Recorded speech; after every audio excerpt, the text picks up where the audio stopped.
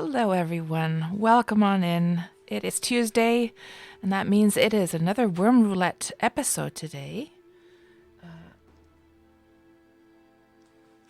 And yes, the audio is working. And hello, Viking, Drogo's Taxi. Welcome on in, everyone. And Serafina, hello. Oh my gosh, Serafina. Oh my gosh. It was so lovely to see you streaming.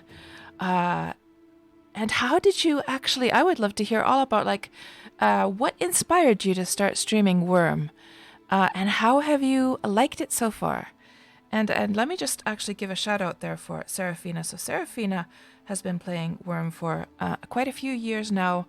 And I first learned of her during it was actually one of our Wurm Roulette streams, I believe. I think it was. Where we stumbled upon, yes, it was a Wurm Roulette stream where we stumbled upon her amazing deed. What was it, on Xanadu, I think? And it was just, I remember that episode very well because I was marveling over how beautifully put together her medieval village was. All of the details, all the way things had been built, the way things had been decorated. It was one of the most medieval looking, sort of like authentic. Okay, authentic is actually the word I'm looking for here. It's one of the most authentic medieval looking villages or towns that I'd seen in Wurm, and just the attention to detail was amazing. And let me just actually check here.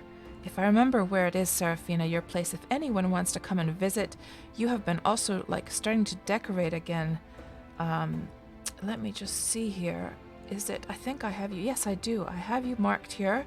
So Serafina's beautiful village is on Xanadu, here in the northeastern corner, and over here. Yes, Lorewood is where you have your place. And you were streaming, and you were building like a high tower, and you were also telling us about the lock thing, which I'll tell people here as well. And let's just do a little shout out for you because I want people to come and check out your stream as well. Hold on, let me just get everything organized here. Yes. So Serafina, you were off work unexpectedly for a night and you didn't know what to do with yourself, so you decided to try out streaming to see if it was fun. Yeah, so how did you like it? Hello there, Bitterinder. Welcome on in. And hello, Fresh Name. That is definitely a fresh name to this stream. I don't think I've seen you around here before. I would have definitely remembered that name. So welcome on in, and are you a Wurm streamer, a Wurm player as well? Well, you could be a Wurm streamer, who knows? So yes, guys, it is Tuesday, and for those of you who have never been to one of my Wurm Roulette streams, let me tell you all about it, okay? So first of all, for those who don't know, we are playing Sandbox MMO Wurm Online, the sandboxiest sandbox MMO there ever was. And in my eyes, Sandbox equals freedom to do anything you want. And what I do every Tuesday, and what we've been doing for over a year now, is we have gone exploring areas in Wurm that I've never been to before. And I've played this game now for 7 years, but believe it or not, I have not actually explored every nook and cranny of this game yet. So that's why I decided to start this Wurm Roulette stream series over a year ago. And so far, let's just have a look at the map at all the places we've already been to. And of course, for those of you who have been to these Wurm Roulette streams before, this is all, I'm sort of going through this stuff over and over again. But of course, we have to consider that there might be people who have never seen a Wurm Roulette stream before, or stumble upon this on YouTube later on. So I just want to go through this all every time when I start. Anyhow, so I put together this map when we started these Wurm Roulette streams, and each of these circles here with the numbers represents one of those streams. And of course, it started on the old servers because the new servers did not exist yet until the Steam launch in the summer. And then, of course, I had to make another map for the the new servers. Now these are of course PvE servers. I do not include the PvP servers. There's a whole other group of PvP servers existing, but I'm too much of a wuss to go over there, so we're sticking to the PvE servers. And last week we were actually the last two Wurm Roulettes were here on the server of Melody. That is where my new character actually lives. And it was quite exciting last week, because last week we kind of stumbled upon Melody's first rift. And so what started off as an exploration, so we left here from my place here on the Shimmering Sands Citadel, and we sailed over, and then it was like, oh my goodness, there's a rift going on. Why not take part? So yeah, we were here last week. And it was very exciting, actually. It was a very exciting episode. Not all episodes are exciting. I mean, there's definitely some that have been quite boring, that I have actually marked with these little ZZZ dots here, because they were so boring that I didn't even bother saving the VOD of those ones or exporting it to YouTube. But for most of them, they've been okay. Some have been pretty exciting, in fact. So anyhow, yes, we have our two characters here, Malena on Xanadu and Safarina here on Melody, and we don't know yet which character we're going to be using today, because we don't know which side we're going to be going to. So why don't we get right to work deciding that right now? So I have this handy dandy spinning wheel here, and northern means the new servers, southern means the old servers. So let's see which side we're going to first. We are going to Southern Isles. Well, I'm really glad to see that, because that means it's a little bit of a refreshing change since we have been on the new servers these past couple times. So in that case, we are going to say our farewell to Safarina. Let's just make sure there wasn't anything in chat that was important to see there. Nope. So we're just gonna log. Actually, you know what? Let's put Safarina to bed so she can gain a little bit of sleep bonus as well. I did have her all raring and ready to go, but no, we're going to bed with her. Bed, sleep, yes. Okay, so that leaves us with Malena, but the next choice we have to make, of course, is where on the new servers we're going to go. So we can shut down the new server map, and then we can go over here, and we're going to press this magical button here in the middle, pick destination, and it will plonk down a marker somewhere on the map. Now, as you can see, this is starting to get quite filled up with these blue areas, and those are areas I've already been to, and obviously if the marker lands on one of those, we're not going to go there again, and of course we're not going to go to the middle of the water. So we might have to, as this starts to get more crowded, we might have to start pressing this over and over again a little bit more until it finally lands on an unexplored bit of land. But yes, guys, believe it or not, but all of these green areas I've never been to before in Wurm. So let's go see what is there. So pick destination, 3, 2, 1. And did I press it? Maybe I didn't press it. I think I might have moved the mouse. I don't see the marker. No. Okay, there we go. So it landed on blue area, and we're going to pick a destination again. And it is actually pointing to the north western corner of Independence, which I have never been to. So guys, we are going to Indy today. That's it. That's perfect. It's been a while since we were on Independence, so I'm actually really looking forward to this. So let's just take a screenshot of that, plonk that over here into our handy dandy map, and we'll update it to the stream there in a second. Independence right there. Let's just clip that, and we can turn off that text because the Independence text is kind of showing just fine. Yeah. Or maybe not so fine. What if we do it like this, and then we take that text, Independence. I have a guilty admission to make, guys. Not guilty, no, an embarrassing admission to make. I didn't actually know how to correctly spell independence until I started doing these Wurm Roulettes.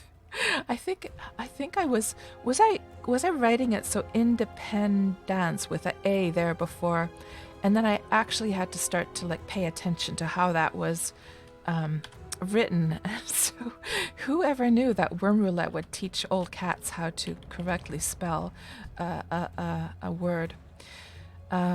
So there it is. We are going there, and let me actually just before I forget, let me just mark that on the map as well.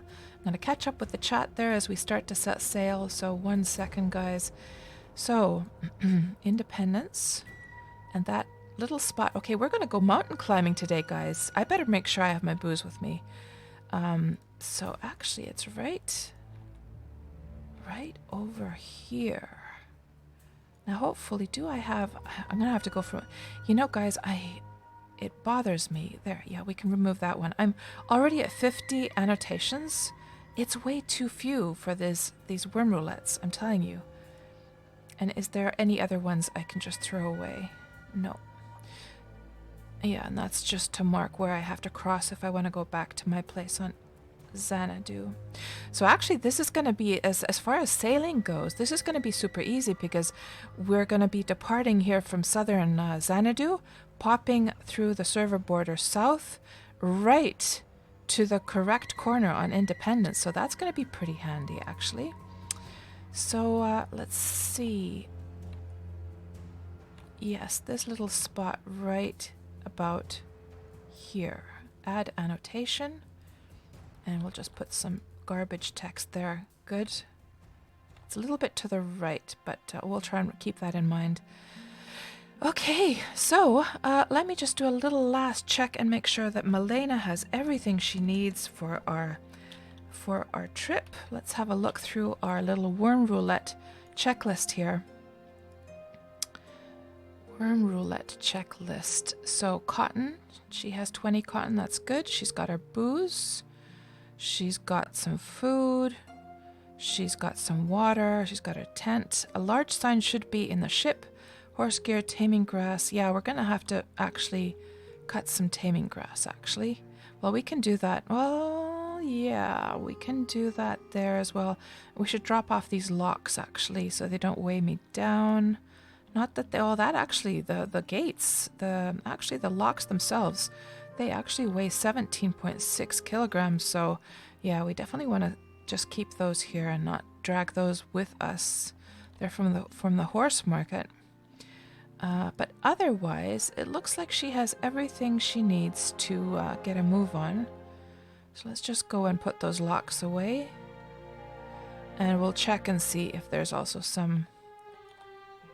if there is some grass here in the BSB. Let's stick those in there. And these old locks, I don't want to be dragging those with me either. I'm just going to dump them here for a later time. I'll sacrifice those later on or something. You know, it bothers me actually that locks, when you put them in the trash bin, at least back in the day, they would not actually decay in the trash. So the only way to get rid of them was the sacrificing. I don't know if that's been changed. And actually, you know, I think that, to me, that feels buggy, in fact. So let's see, do we have any grass in here? Nope. I guess we could just cut some grass. Cut some grass here just to be on the safe side because you just never know. So you might be wondering, why do you need grass, cats? The reason for that is because we're going to have to tame our horse when we arrive to be able to put the saddle on it. So just in case that the spot that we land on is, you know, deeded or something like that, then it'll be kind of its own hassle to try and look for grass there. So might as well just gather some here quickly before we go.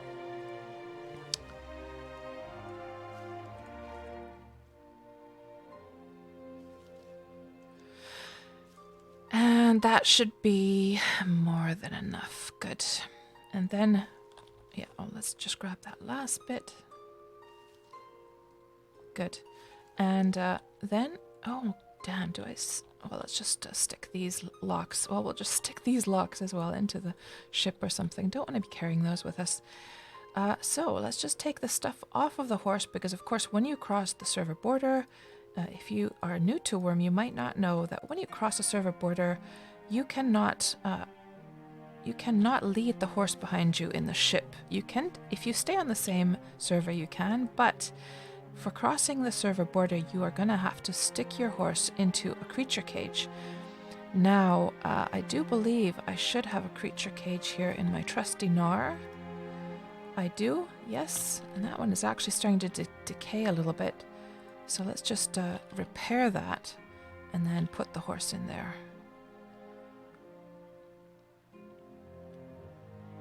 Like so. Good. And then embark the ship, load cargo, raise the anchor, and unfurl the sails.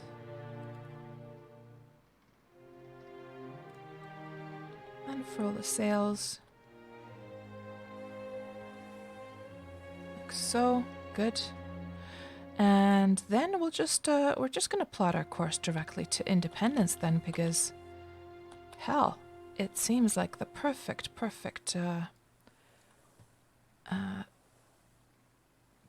way to cross over to the server. It's going to be right in the north western corner. So plot course directly to Independence. No zigzagging is needed today. And as we set sail, let's just enjoy this the sunny fall view here of the island. Actually, it's kind of like the sun is coming up against us, so let's look in this direction instead. And let me catch up with what you guys are saying here. So let's see. Let me just scroll back here. Let's see what we have here. So Serafina, you were saying that it was a little nerve-wracking, but the Wurm community is very welcoming and supportive. Yes, absolutely. So, fresh name, you are a Wurm player indeed. Nice. So have you been playing Wurm for a long time, or are you new from the Steam launch? And Pitt is asking, what is Wurm Online? Hello, Elminster. Welcome on into the stream. Always good to see you. And yeah, that rift was crazy, Viking. And that was your first rift now, Viking. How exciting was that? It's good to know, Bits. Good to know that you got a little bit of a troll there, hiding in somewhere. I'll be on my toes. I'll be on my toes with you. And so you live at number 22 bit on the probably the old servers, right? Let's have a see if 22 is on this map or is it on the other map. Let's see. I don't see 22 here. Let me check on the other one. Let's see. Twitch, Wurm. Actually, yes. And then new 22. No, that would have been the other map then. Where the heck is 22 now? 22. Am I just blind? I must be blind.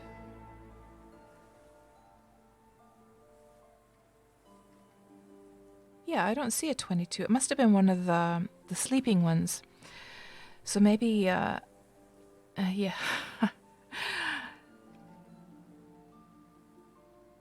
And what is it that you have to, what was the thing that you struggle with, Drogos, that you have to check every time? Oh, the independence. You're probably talking about the independence spelling. And hello there, General Incompetence. We're going to go mountain climbing. Yes, that's right. Well, most likely we are. Yes, bring our booze. That's right. Indeed, Serafina, you can climb any mountain if you bring enough alcohol. Absolutely. Hello, Willow. Good to see you. How have you been? Poor Willow, you've probably been so busy with your new role, because we haven't seen you over at the Alliance deeds for some time now, so you've probably been very, very busy with your new role. How are you doing, my dear? And I hope you had a good, restful Christmas and New Year's time. So you are new to Steam Wurm Online, but you've played Wurm Unlimited for a long time, Fresh. Ah, I see, I see. Uh, so on Exodus bit, I see. You found my wooden sign at 22. Oh, I see. So did I have that? Let me just check. I'm like obsessed with this. Exodus. There it is. Right there. Right there. How did I not notice that? And it's literally so close to this pointer as well. So do you remember? I'm not sure if you probably weren't at that stream bit. Did we actually visit your deed at that point? Because of course I go and check out the deeds when I that's part of the whole Wurm Roulette thing, is that when we're traveling and we stumble across different deeds, we do go and check them out. But you found my wooden sign. Oh, I see, I see. Did I mouse over it like 12 times, Serafina? Hello, River. Welcome on into the stream. And hello, Dresden. You need to procure one of my fine horses soon. Do I do deliveries, or do you need to set up a voyage to my place? I don't normally do deliveries, Dresden, unless it's like an exception, but we can have a chat about that. So do you mean on the old servers or the new servers? And hello, Du Jensen. Welcome on into the stream. So, Willow, you're doing good. Too much food and not enough drink. Oh my goodness. I bet I bet it must have been a nice to have Christmas after a nice Christmas time with your family after this grueling year. Oh, I see, but you don't think you were even playing when I visited. I see. And hello, Game and Ray, and welcome on into the stream. Am I going to be updating the Oh, good. Thank you, Gaiman. I didn't actually save that yet. I didn't save it, guys. Cats, what is wrong with you? Thank you for that reminder. So, let's just make sure this actually updates. There we go. Good. Thank you, Gaiman. I totally... I don't know why my brain disconnected there. I'm getting old and foggy, clearly. And Tuxie, you're surprised that you don't see me in local. You're so super close to where I am now. Almost the exact same view on your screen. Really? Yeah. Oh, there you are. That's probably... Let's have a little sneaky peek with our spyglass. Don't tell Drogos. Don't tell Drogos we're spying on him. There he is. Oh, that's Tuxie, actually. So Tuxie is over there. She's spying as well. That's so cute. You can see her. Her arm is up, and so she's definitely spying on me as well. But where is Drogos then? I am not seeing Drogos here anywhere. No Drogos in sight. Oh, it's just you, Tuxie. Oh, I see. Oh, it was Tuxie. Yes, it was actually you who was saying that, not Drogos. Why did I read that, Drogos? And hello, Joda. Welcome on into the stream. And Dresden, you're on Harmony. No hurry. You never needed to visit Melody, so not a problem if you need to go there. So, Dresden, do you have an animal cage and a ship to use?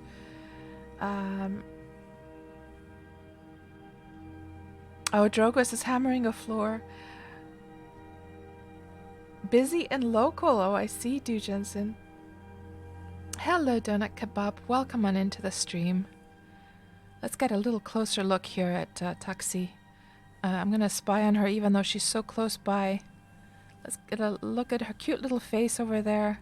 And you've actually got the woolen cap, aren't you wearing? I think you're wearing the green wooden cap, or the woolen cap, aren't you? Ah, look at her waving there. And let me see. Wave. It's a miracle that I actually caught her in time as that was passing by. I'm telling you guys, these spy glasses, I can hardly wait until 1 year is up on on Melody for my character so I can get a spyglass. So for those who don't know, you get, and it should still be working, that you get a spyglass once you have paid for premium for 1 year and you've played the game for 1 year. So it's not enough to have bought 1 year worth of premium, but you have to actually have played the 12 months as well. So yeah, sometime in the summer, of course, when we get to the 1 year anniversary of the Steam launch, that is when Safarina should get her own spyglass as well. Yeah, there's a mission item. I guess I could pick it up. I guess I could. So it's a rotten eye. And hello, Seren. Welcome on into the stream. Drogo says, pick it up, pick it up.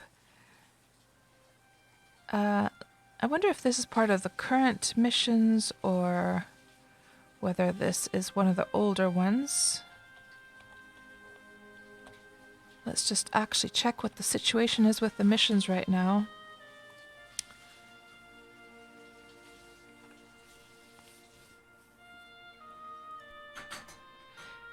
So,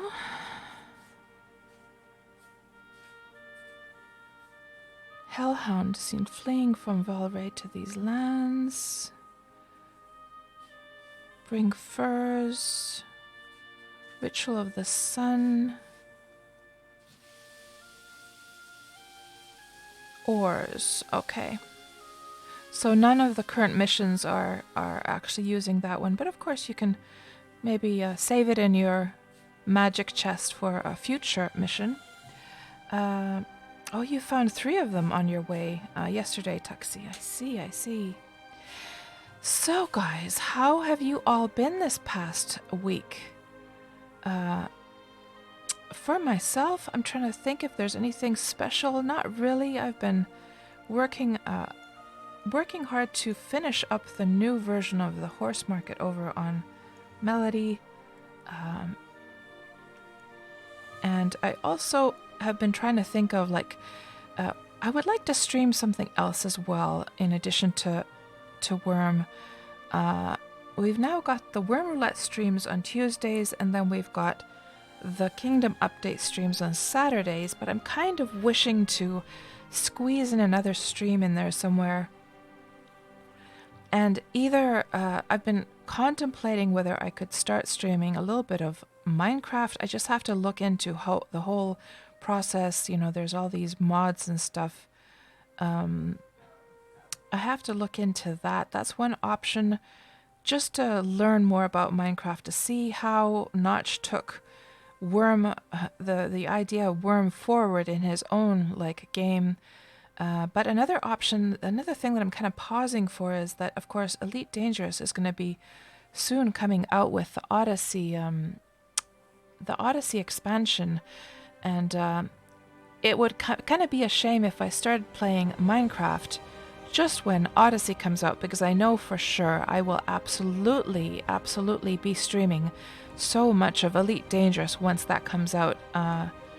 In fact, it might even be, we'll see, it might even be that I only do the Wurm Roulette streams at that point, and then replace the Saturday stream with Elite Dangerous for a while, during the sort of launch hype of that expansion. We'll see. But yeah, I'm really looking forward to that. And oh, I see, Drokos. They cannot be saved for a mission, but can be sacrificed for a deed bonus. I see. And hello, Weeby. And yes, Serafina, you were also saying good for deed rarity bonus. Right.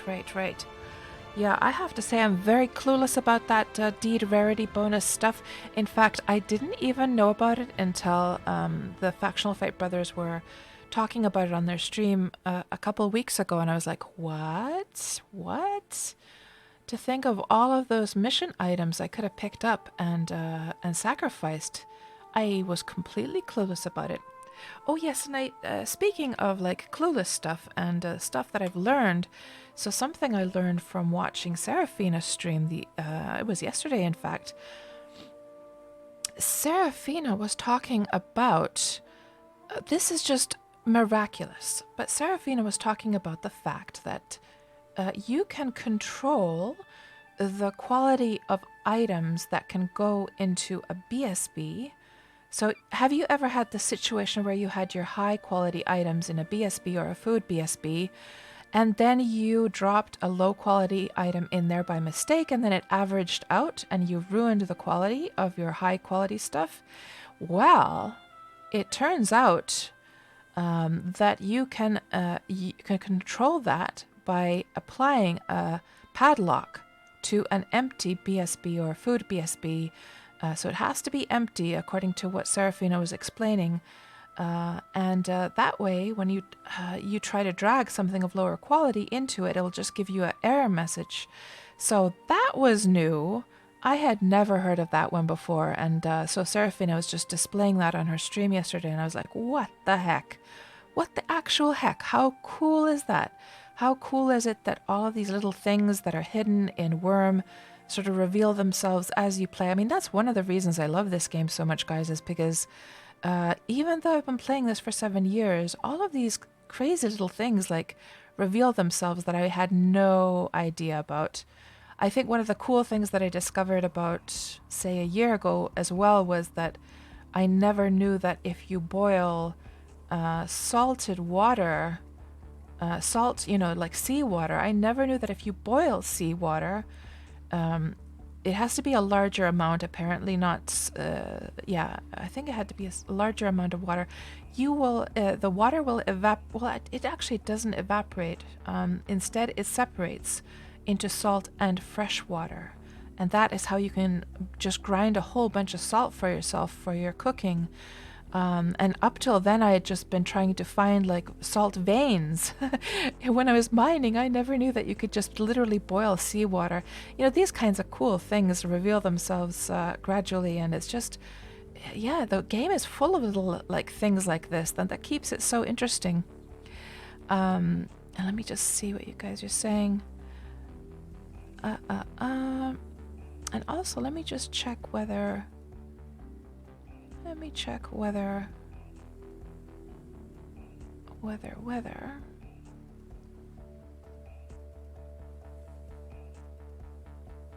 Ah, yes, okay. So, where did we leave off?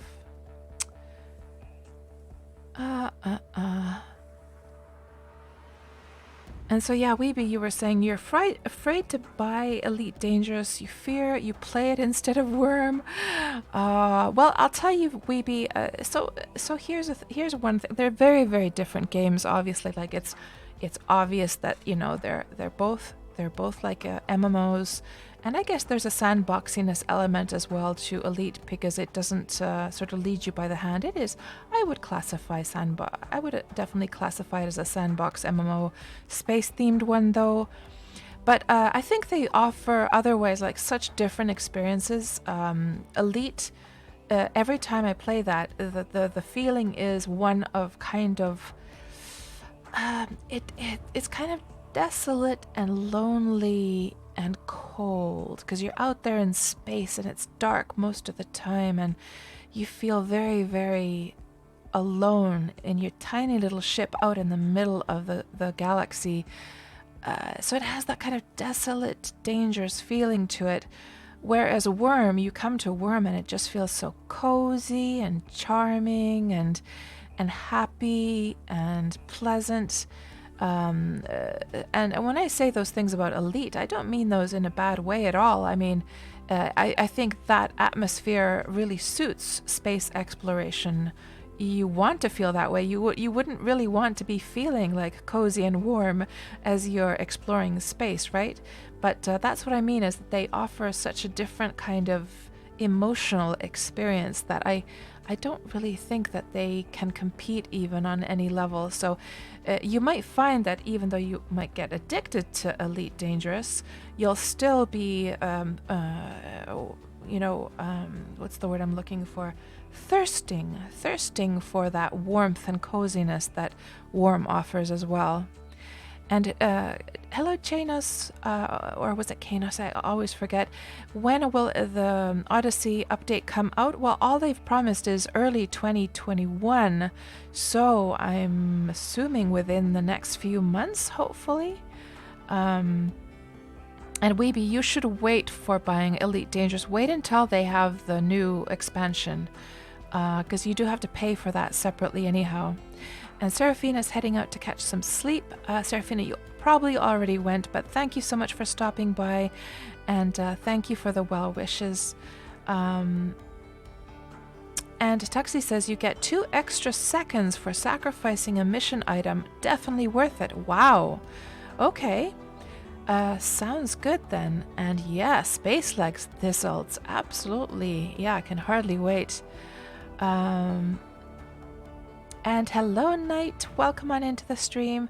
You think you've heard about that, but didn't know how it worked until I explained it. Nice. Oh, the BSB thing. And thank you, Du Jensen. I didn't even get to notice. There must have been a spammer there. Thank you for taking care of that. So it had to have at least 10 kilograms of seawater, says Donut, to be able to get the salt. It is surprisingly satisfying, isn't it, Tuxie? You know what I use is I use those amphoras, the large amphoras, to boil them in, or was it small amphoras? I can't remember, but they fit quite a bit of water. Yes, Viking, yes, salt and fresh water is the end result. And Dujensen says that the lock feature was added July 2019, right? So it's a relatively new one. I wonder what inspired it. Do you think it might have been like a player suggestion? And that's right, general incompetence. Wurm, always learning new stuff. That's right. And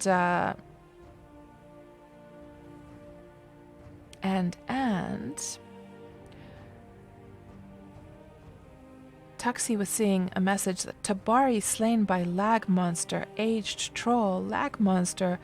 Yeah, I have never seen that before. What the heck?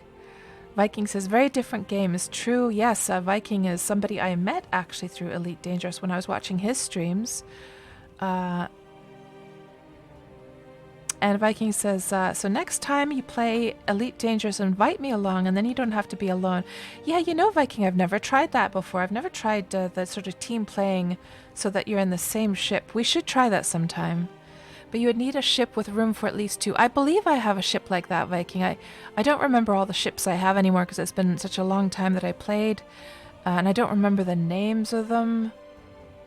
I think I have a Python... a DBX, which was the Diamondback Explorer. Gosh, I don't remember the other names now. Thistles. Could always visit a station to get that warm fuzzy feeling or the warm feeling. I have been in a burning station actually, Thistles. I have, yes. It was pretty exciting. Yeah, Frontier Dev says Q1. So that means the first quarter of this year. So yeah, that should be soon then. But you never know if they then push it forward. I mean, that would be so typical, wouldn't it? And this is how big Xanadu is, guys. It's like it's literally taken us this long to get to that. We haven't even reached the edge of the sea yet.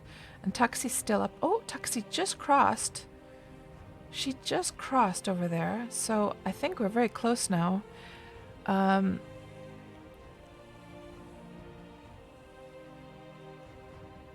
you were talking about the lock BSB thing, Knight, right? Yeah, pretty cool, huh? Yeah, I wonder what inspired that lock thing. Huh. So, let's see what is going on here. Yeah, we're getting the message now, guys. So if you're new to Wurm and you cross the server board, you're going to get all these kind of scary looking messages, but don't worry about that. That's just normal. It's just giving you a warning, and some people might even like wonder about this one that says, because it's a pretty scary phrase, isn't it? It's a pretty scary phrase to read something like, the settlement deed will not leave the server. The personal merchant contract will not leave the server. It almost feels like, oh my god, do I dare cross the server? Am I going to lose my deed? Am I going to lose my merchant? It's kind of a scary message. I wonder if that could be a little bit better. And in this orange text as well, it should be more like, I don't know, something a little bit more positive, I think, because that's I've had actually new players ask me sometimes, or else I've seen in the CA chat new players like kind of panicked about that, and they didn't understand that that's just like a friendly warning, or reminder rather, not even a warning per se. So there's a rift going on here on... What game is this? I don't know, but it looks awesome. Factional Fight Brothers, do you still not know what game this is? My gosh, come on now, guys.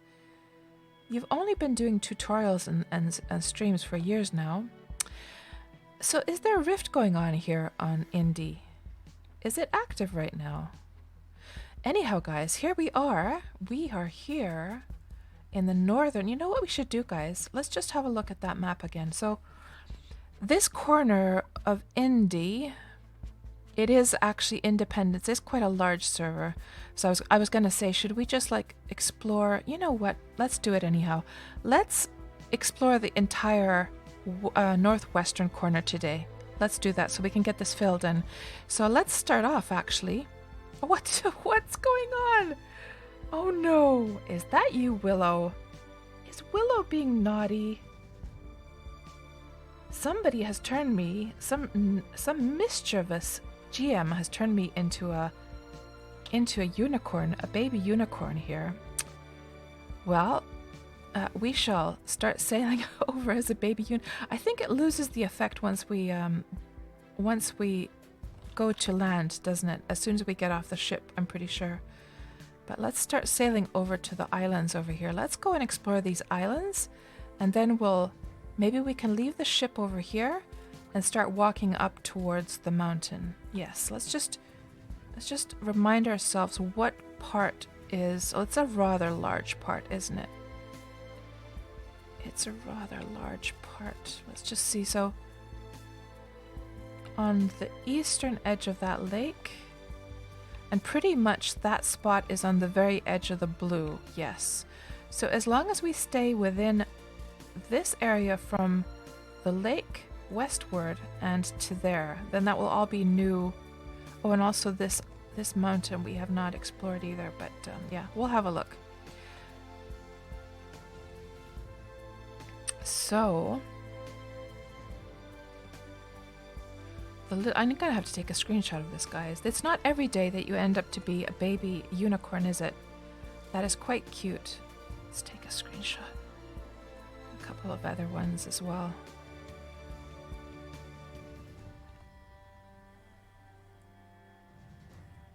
How does it look when we put the... Oh, that's too cute. That's too cute. Yeah, let's keep going in that direction. Let's see what you guys are saying. Willow, moi? Don't you act so innocent there, Willow. I know the trouble you get up to. I know. And let me see what else you guys are saying here.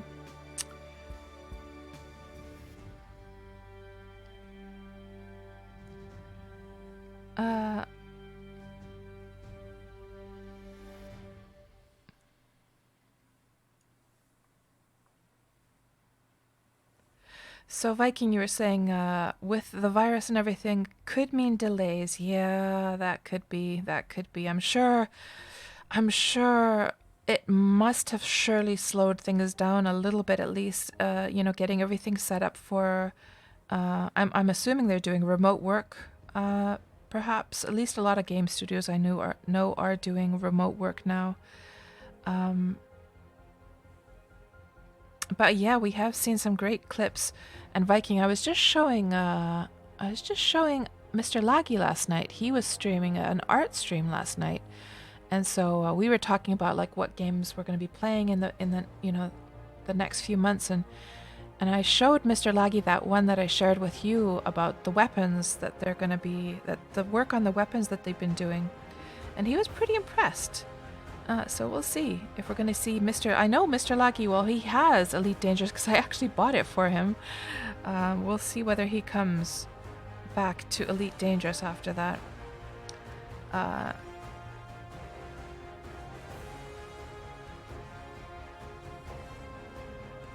And Tuxie, so you agree that text is scary. It freaked you out so much when you first saw it, you stopped and you asked NCA help before daring to cross. Especially when it shows up so many times with that terrifying color. Yeah, that's a very good point, Tuxie, because it just spams it over and over again like warning, warning, warning, warning. Yeah. You're so right. I think it needs to be worded better. Yeah, I think I'll make a suggestion on just making a friendlier message about that.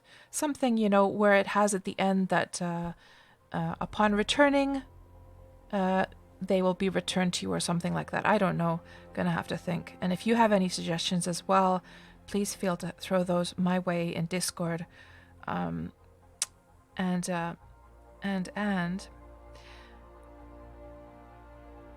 let's see. Oh yes, that's right. General incompetence. It's funny that when the GMs do this thing, it's the creature is always perching upon like a helmet. So it's just my helmet there sitting, and it looks like my silver staff is there as well. It's pretty funny. Not a pink fluffy one though. No, Du Jensen. That's right, Buzzkill. Welcome on in. Wurm Roulette Tuesday. And hello there, Force Chuckle. Welcome on into the stream. And Tuxie says, even just changing to green text would make it feel more informative and less like a scary warning. Exactly. Imagine, Tuxie, if that text was actually red. I mean, oh my god, what a way to freak out a new player wanting to go and explore, right?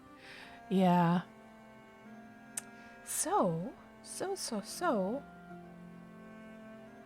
I am assuming, so just for your information, guys, well, that's actually, I believe that is Dragonfang Mountain over there. But for your information, Independence, this server that we're on right now, it is the oldest of the PvE servers. I believe, if I remember correctly, this was the first PvE server. And also, and it's now, let's see, what was it, 2 years ago when the 10-year anniversary was? So that means it must be 12 years old now, right? 11 or 12 years old. And I'm telling you, this is like, this is an archaeologist's paradise, because with so much history on this server, with so many deeds that have come and gone, this is a paradise for archaeologists, because the way archaeology works in Wurm, if you've never delved into archaeology, you can actually go and dig up remnants or you can dig up fragments, but you can also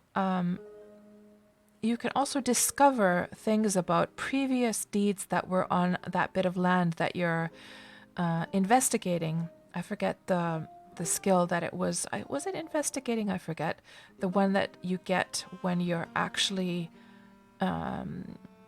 using your troll. I believe it was. Was it the troll or was it the it's been such a long time since I've done the archaeology properly. Either the shovel or the troll, either one, I think it was, that you used on the land to discover new things about it. You do have to have an archaeologist's journal, I believe it was called, and then the information will be written into the book.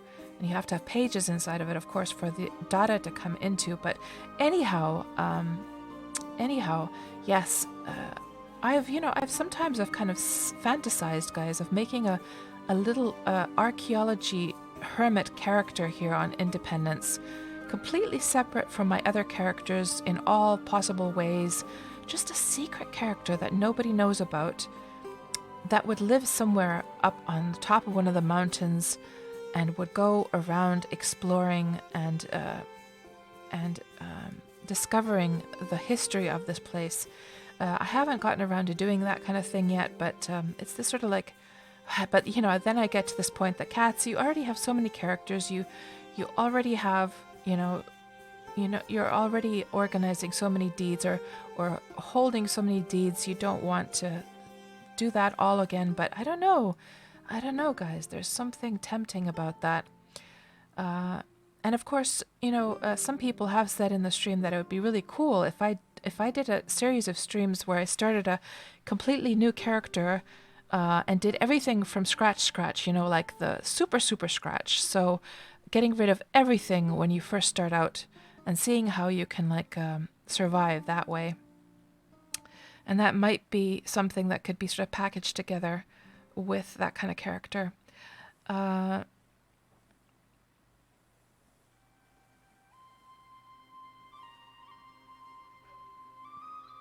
Night, you'll eventually get into archaeology, but not too much to do yet. Hello, Starry-Eyed. Oh, it was restoration. Was it restoration? Was it restoration that's being used when you're digging the ground, though, Starry? Or was that when you're actually brushing away, like, the crumbs and stuff from the dirt from the fragments? And a good way to find some nice statues, too. Absolutely, Night. Absolutely.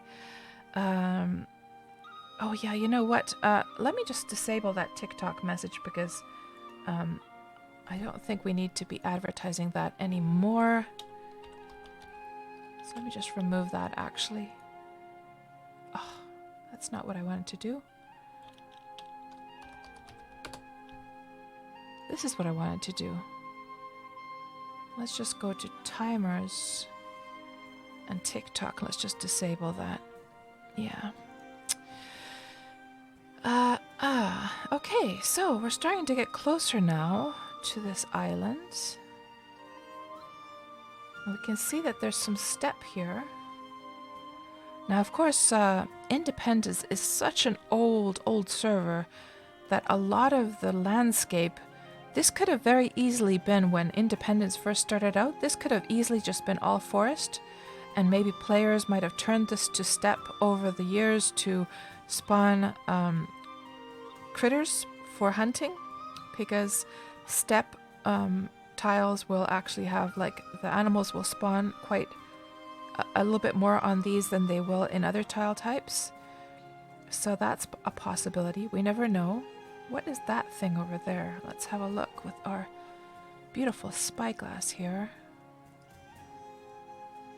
Oh, that's a horse. Just an aged horse. So let's figure out where we're going to land. Let's go over. There's a little road starting over there. Let's just head over to that direction and start checking the place out.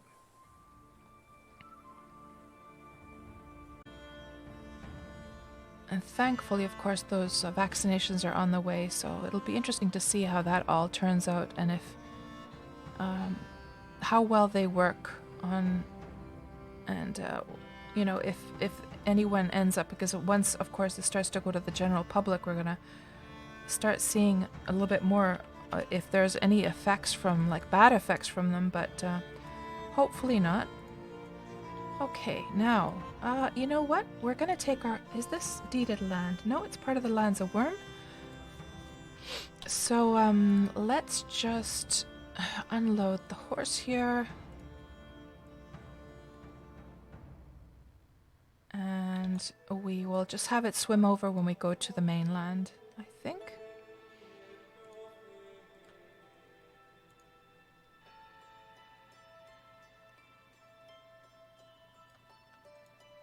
There. And let's just load that back. And now we're going to have to do the taming thing.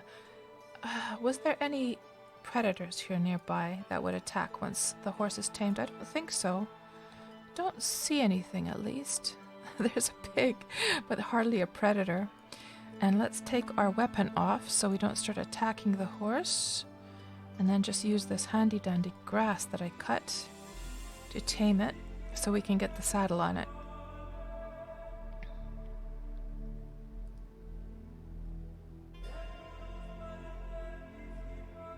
And that one failed.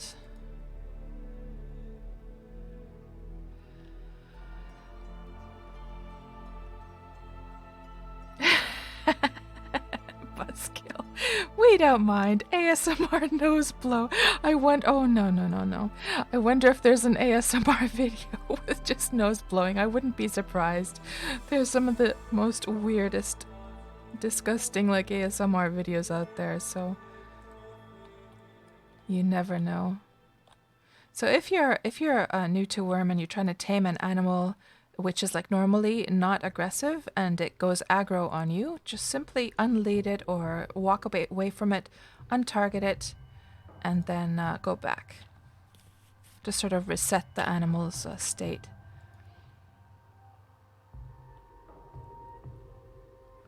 Gonna try again. I'm definitely gonna have to get my taming skills up, man. What is her? Oh, she hasn't gotten a taming skill tick yet.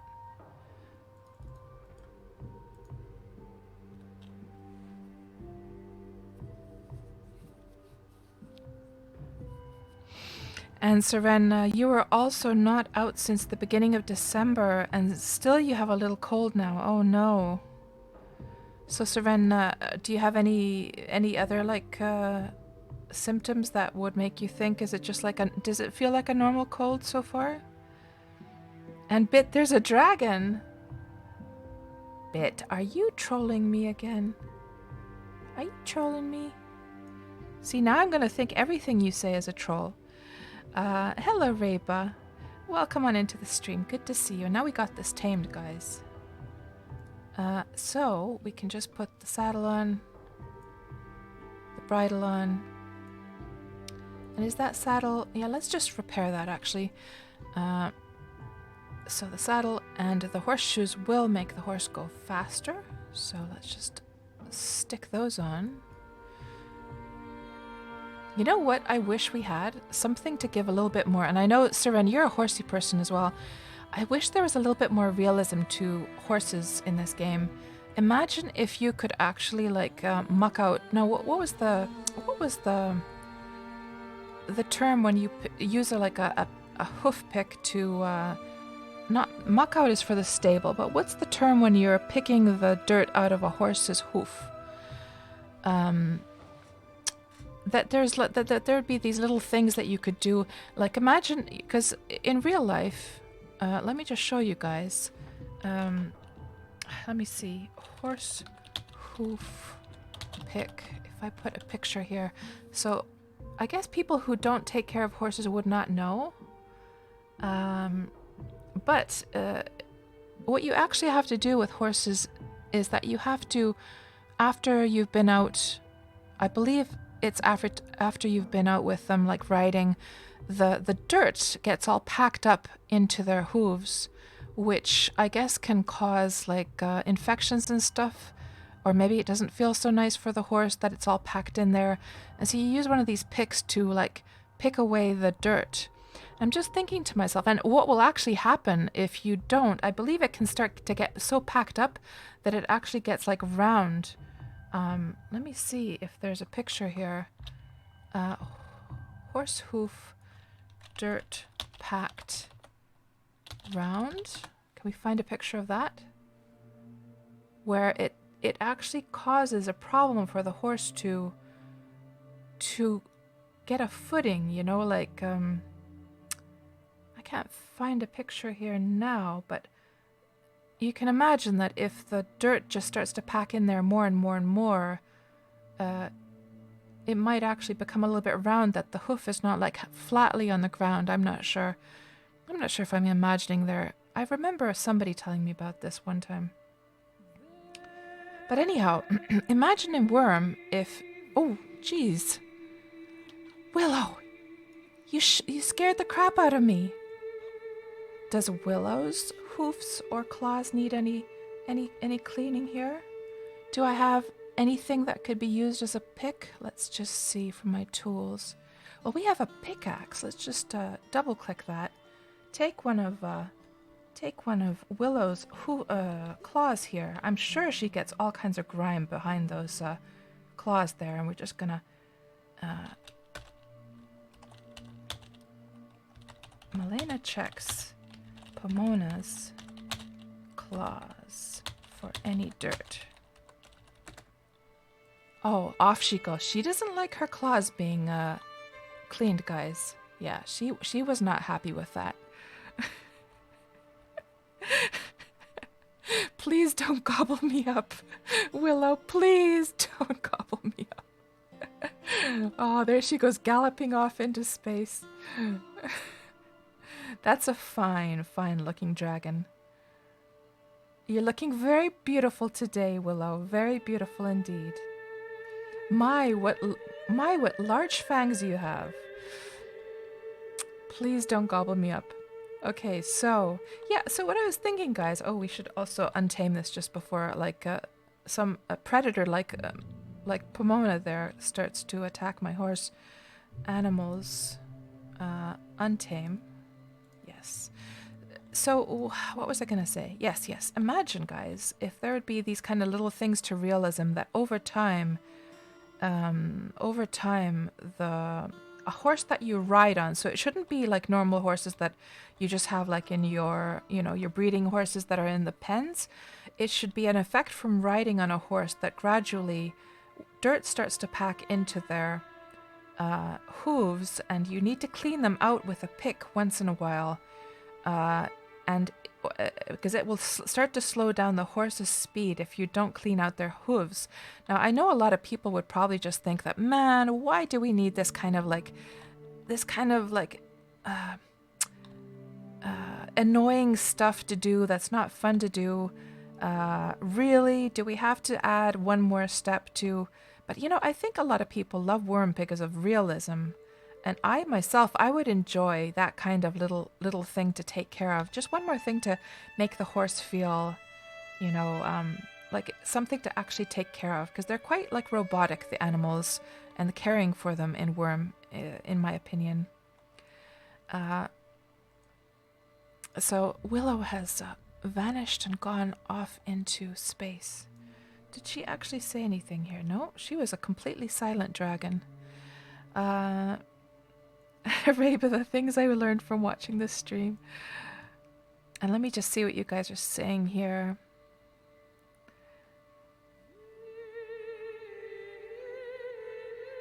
And Buzzkill, you're a horse breeder that can't tame?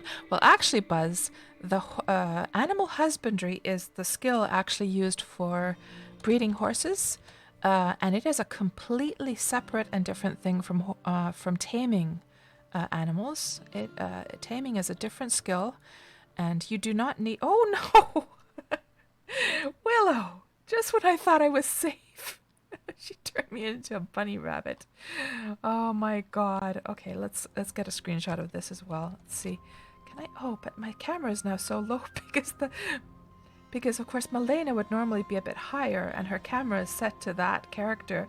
But now I can... Oh, maybe we can get a screenshot from here. It's a bit on the low side, yeah, because it's the camera according to Malena's head, but now the bunny rabbit is much lower. Let's see if we can get a screenshot like this as well. Like so. What was I gonna say?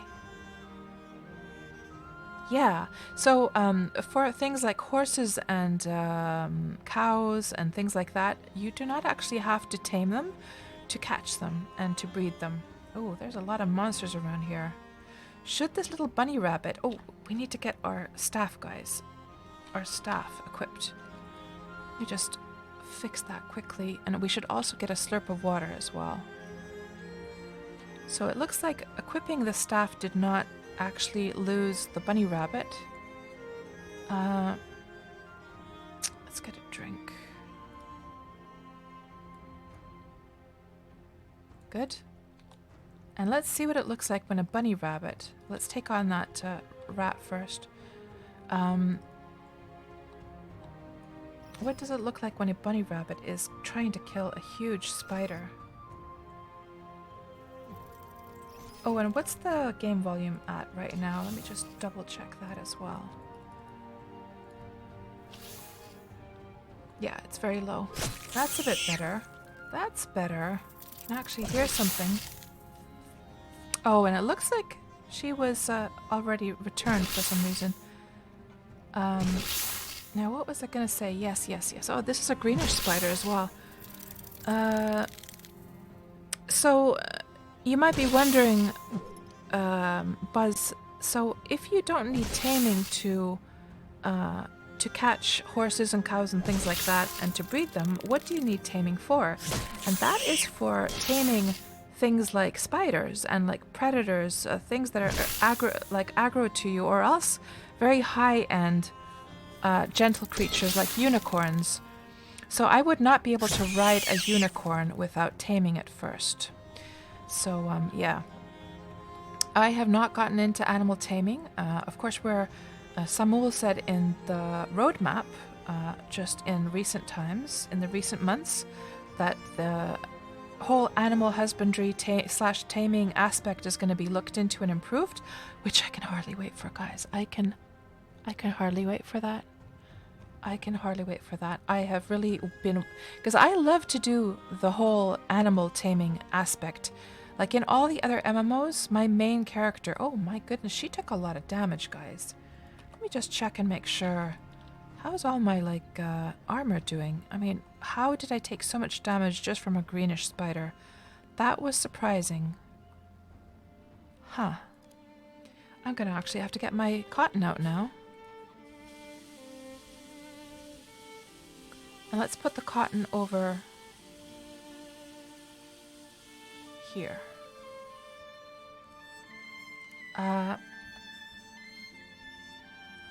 Yeah, that's crazy amount of damage that she took just from a greenish spider. That wouldn't normally happen, I don't think.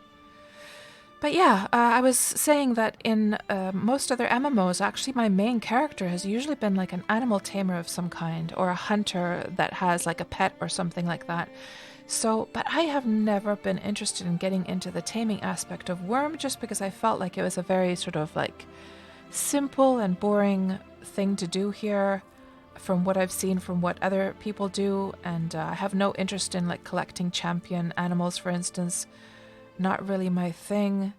I mean, what I would really wish for is you could tame things like really high-end predators and have them as like hunting buddies, you know? Let's just bury this guy. You don't get any special loot from green creatures, do you? It's just from the humanoids, isn't it? And where did that rat go? It's actually over here. Let's see if we can get a nice pelt from this rat.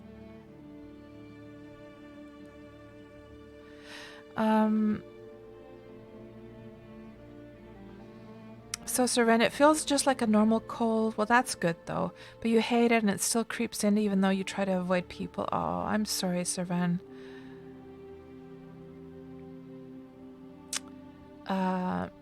And Bicorpse, hello there. Welcome on into the stream. So they changed your YouTube interface. You're mad.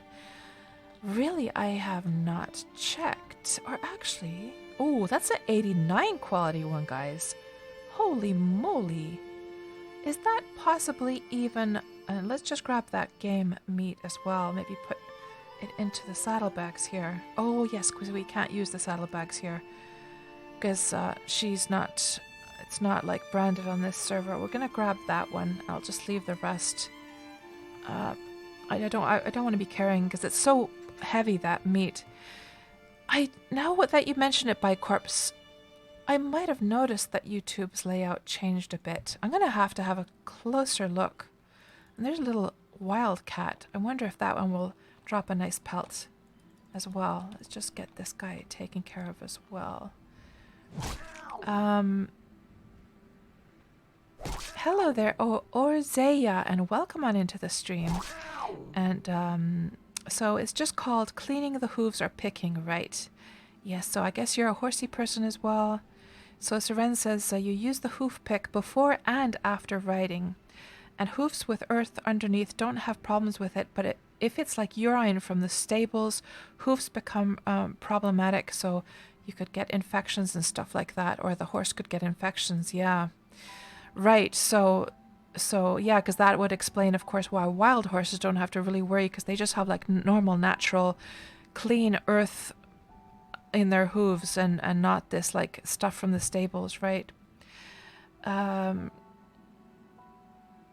Orzea, you're also saying that bigger risk of infection is from rotting manure, right?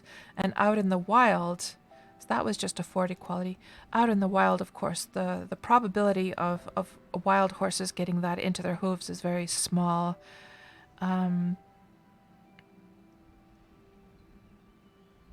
She's a touchy dragon, yeah.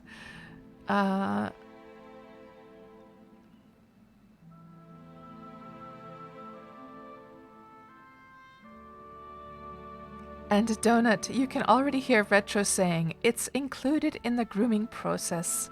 Yeah, that we shouldn't need to have like a separate thing for that. Hello Zehtran, welcome on into the stream. Sneaky GM and indeed general incompetence, absolutely. That Willow, she's such a sneaky one. I mean, she literally, like, when she appeared with that dragon, I totally was, I almost had a heart attack. I was like, what the heck? What the heck is happening here? And I believe this is an abandoned place, guys. Just something I wanted to say is that, yeah, it's a part of the Lands of Wurm, is that if you plant this kind of hedge, it is the one fence that actually will not decay once your deed is abandoned. It will stay there forever and ever. So until somebody chops it down. So we actually don't know how old this hedge could be. This could have been planted here literally, guys, 10 years ago. Can you imagine? Isn't that kind of crazy to think that a player might have planted that 10 years ago and that it's still here today?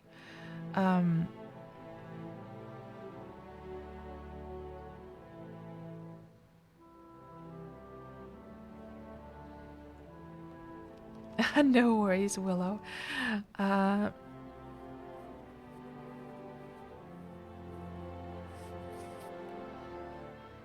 Let's see what else you guys are saying. Weeby, you were saying that you need to level your taming so you can ride a unicorn for the journal thingy. Oh yeah, that's true. And of course, it would be so cool. It would be so cool to be able to ride a unicorn, wouldn't it? Just for the experience, and not to mention, guys, that unicorns, you can actually take somebody riding with you. You can have somebody riding behind you on your unicorn. How cool is that? And for those who've seen my video, the crazy things you can do in Wurm video on YouTube, you'll actually see some footage of, I tested that out on Wurm Unlimited, and it was pretty cool to have my character, two of my characters sitting on the same unicorn. It looked pretty regal. So this island, I wonder if anyone lives on this island, guys. So right now we are on this island here. I wonder what it's even called. I guess it would be on the community map. I mean, I'm not seeing a single soul out here. Just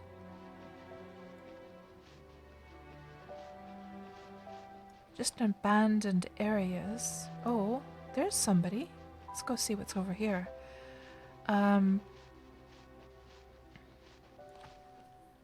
Knight says that younger unicorns are not so hard, but mature and older is probably like 40 plus taming. Actually, Knight, I didn't know that the age has an effect on your success rate of taming, or like that the amount of taming that you need to have has any connection to the age of the animal. That's good to know. Interesting. Weeby, you want a champion wildcat. You love when they're so big. They're so cute, aren't they? Big fluffy kitty cats, yeah. So it's around 35-ish for a unicorn, but they fight a lot, so better that it's around 40.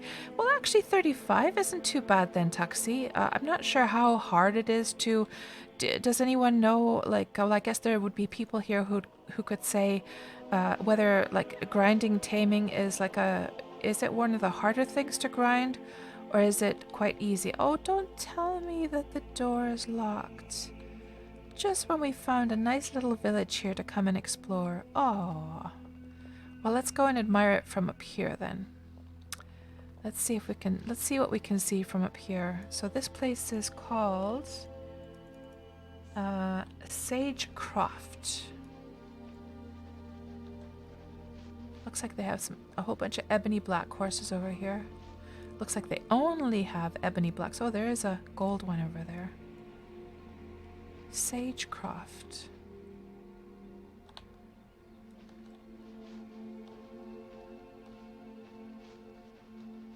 Oh, interesting effect. There's Baloo's house. Does Baloo live here? I know Baloo from Xanadu. If that's the same Baloo that used to live over on... There was a Baloo that lived here over on the island of New Spring. Is that the same Baloo? I wonder.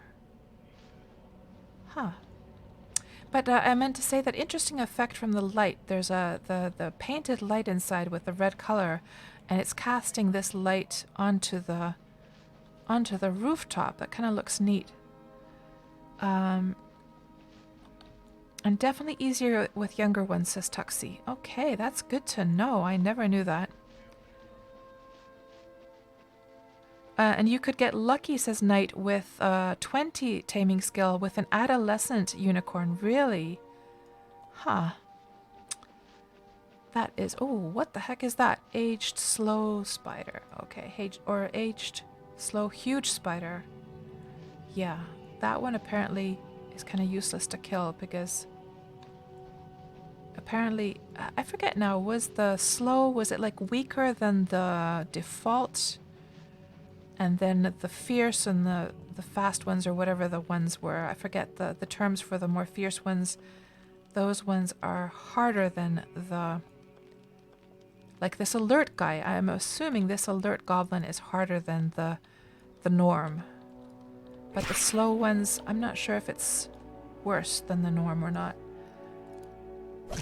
So it makes me feel like I don't want to even bother with those ones, even though they look gigantic.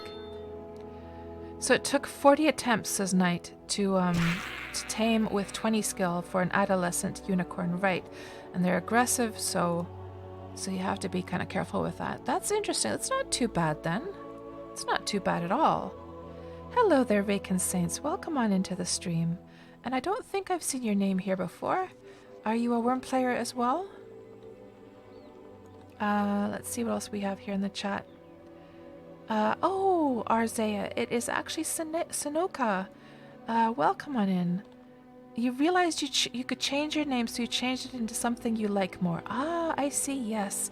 Yes, in Twitch, I think it was so that, in case anyone else is interested in changing their name in Twitch, I believe it was so that you can change it once immediately, but then if you wanted to change it again, to change it back or whatever, you had to wait 2 months, was it? Something like that. I had to do this with another Twitch account. And so you made some gold horseshoes for your unicorn knight. Yeah, the unicorns, you cannot actually put the normal horseshoes. They have to be... was it Knight that they had to either be silver or gold, or one of these like finer metals, and they were done with jewel crafting, weren't they? So does this entire island have just this one person living here? I mean, I wonder if that person likes the fact, or that they can just sort of have the whole place to themselves or not, or whether they feel lonely here being all on their own. There is abandoned deeds here, though. So it used to be a busier place. And so you were asking, so what are you saying, KatsPurr, that you can ride a unicorn and can sit on behind it, and you can be your knight, and you can be somebody's knight in shining armor? Absolutely. I mean, we can bring up that video. Hold on. I'll show you guys. Let's see. KatsPurr, Crazy Wurm Let's see if we can find it here. And I'm just going to keep the audio muted. And we'll go directly to that spot. Let me just get this guy killed.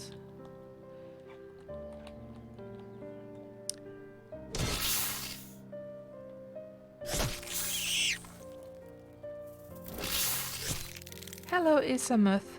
And so Bit is saying that Baloo lives on Exodus. Aha! And Isamuth saying still does. So does Baloo still have a place on I keep on forgetting the name, guys.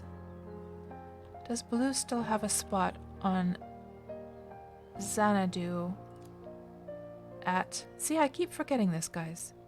On New Spring. Why do I keep forgetting New Spring? The name of that. I always have to check, like, every time. Maybe Baloo has several spots then. So, yeah, anyhow, let's go to see the unicorn thing, which is... here.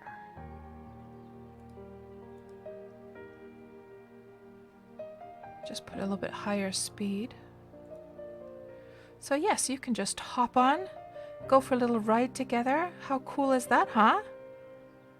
How cool is that? You could like literally open like a unicorn taxi service and have people ride around. And if anyone wants to see that video later on, there is the link. Yeah. Now, where were we over here? Yes, we buried that guy. Now, what is going on? There seems to be something going on over here. So Knight says, yeah, silver or gold horseshoes for the... And it has to be jewel crafting skill for the unicorn. Okay.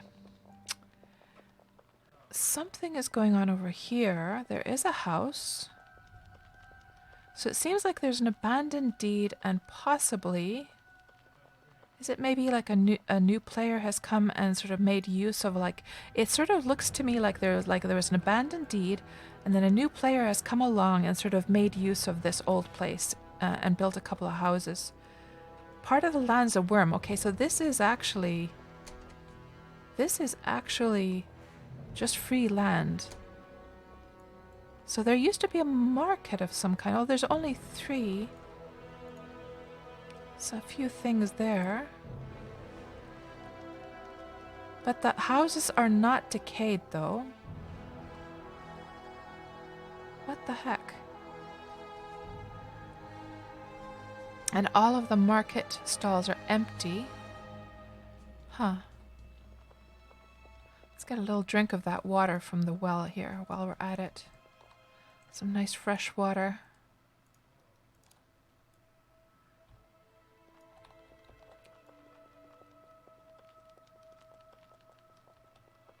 Yeah, it looks like this place used to have much more life back in the day, but has since become quite abandoned.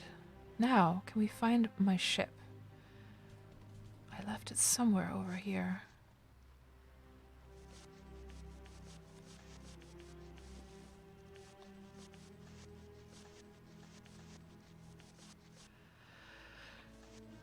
And Buzz, you want an island all to yourself. Yeah. It definitely has its charm, that's for sure. Was it over here somewhere, my ship? Yes, there. Yeah, there's the guard tower.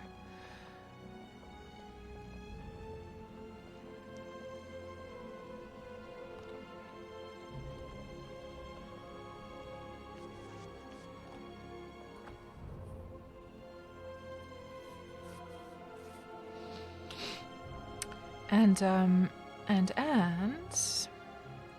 yeah, let's just get on the ship and I'll catch up with you guys as we're sailing.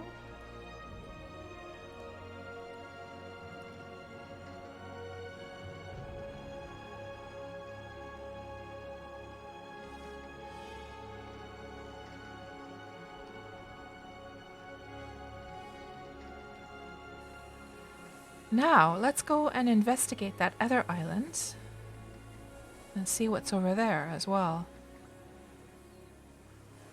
So, just as a reminder for those who are not aware where we are right now, we're here at the northwestern corner of Independence, the oldest PvE server in Wurm.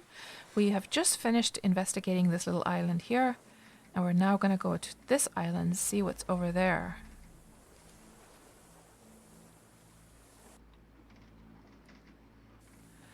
Now let's see what you guys are saying.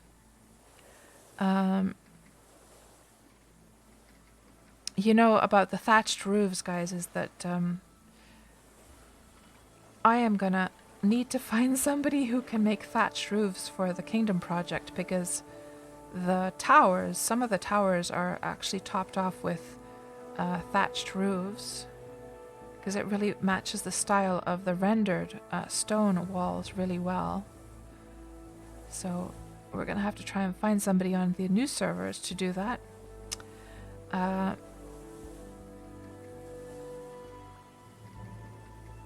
And Weeby, you leveled thatching just so you could put one thatched roof on a sixth floor, on the sixth floor of a house.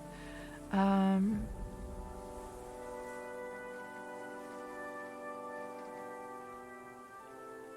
you used many hours to level it up back on Epic many years ago, just so you could make it. And now you realize you need to level it up all again. Oh my goodness. Let's see what else you guys are saying. So, general incompetence, you were saying silver, gold, and electrum is what you can use for the unicorn horseshoes. Okay. They're very selective indeed. And hello, Bun Bun. Welcome on into the stream. Always lovely to see you. You heard that there was an Easter bunny. Yes. Willow was being very mischievous and came by and turned me into an Easter bunny. That's right. But you lose the effect, I think, as you disembark. So we lost that effect already. And she has flown off as a mysterious red dragon already. So she,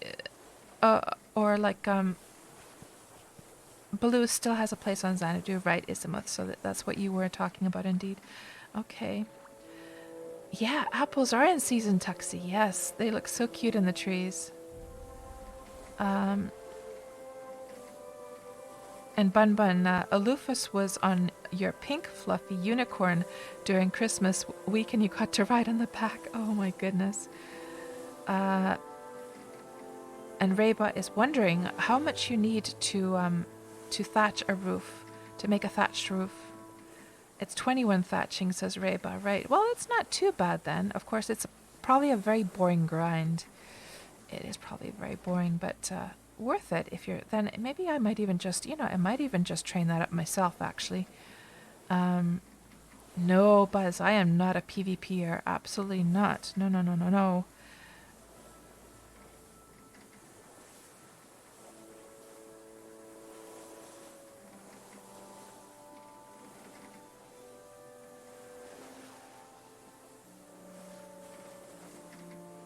Right, Weeby, so are you saying that the higher the building, the higher your thatching needs to be able to make a thatched roof?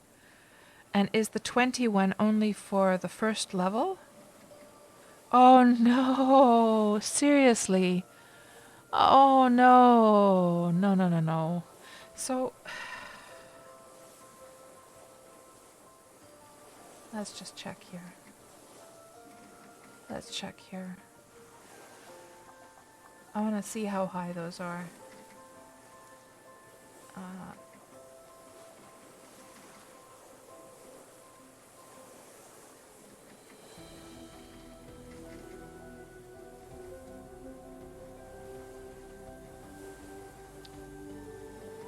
So, okay, actually, so the higher towers have the stone walls, the stone fences, high stone fences, and it's only the lower houses that have the thatched roofs. So that would be 21 skill needed for that one. That's a little bit higher, and then those are the highest ones right there. So I wonder how much thatching you would need for those. Is it always like 10 skill levels for each layer? So would this, if this is 21, would that one at this level be then 31, 41, 51, 61? Yeah, better pay a thatcher. It might be, yeah. Seems like a lot of work to get to that height even. How Reba cries in casual. Oh.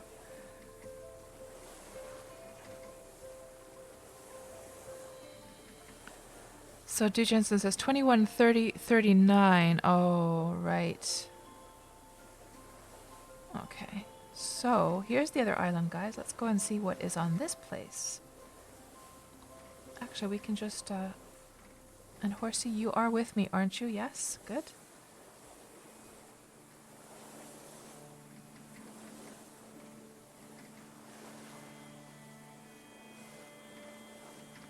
Ooh, there is a bear we're going to have to take care of.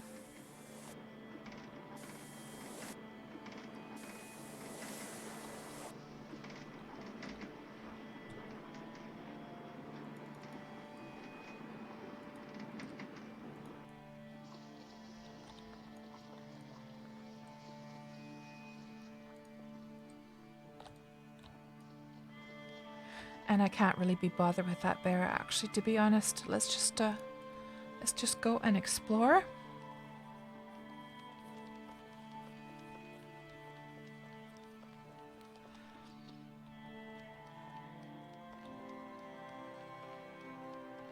I kind of want to go and see what's over here first. So it seems like some more abandoned deeds. It'll be interesting to see if anyone lives on this island at all. Or is it completely abandoned? Because if it is, that'd be a fantastic place for somebody to take over, right? Ooh. Lots of grape bushes. If anyone wants to start a vineyard.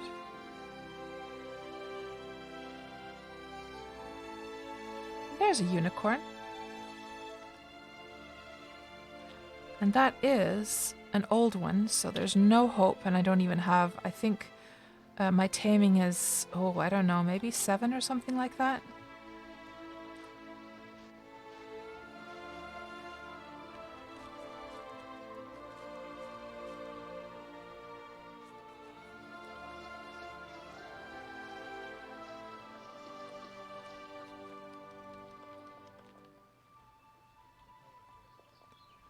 Lots of just roads and terraformed little plateaus.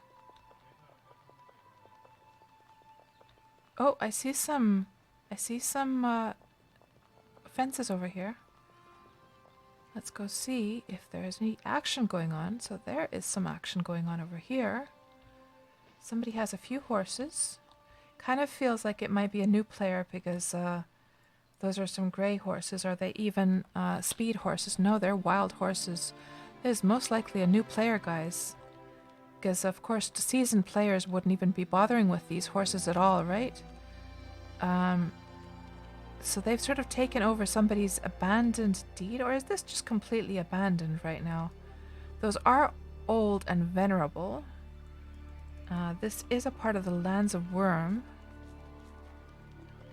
So it seems like it's another abandoned place.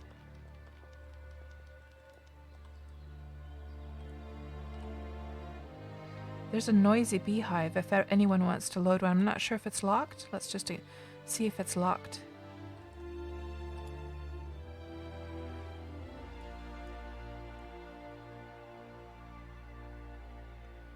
It is not locked, guys. If anyone needs a beehive that already has a colony in it, you can simply come over with a ship. It is not locked, is it? You can come over with a ship. You have to have like a bee smoker, or else they're going to sting you. Have a bee smoker and have it like lit up. Come over with a cart or a wagon, load it into your cart or wagon. And is this cart actually open? No, it is a locked one. What about this wagon over here? That's also locked.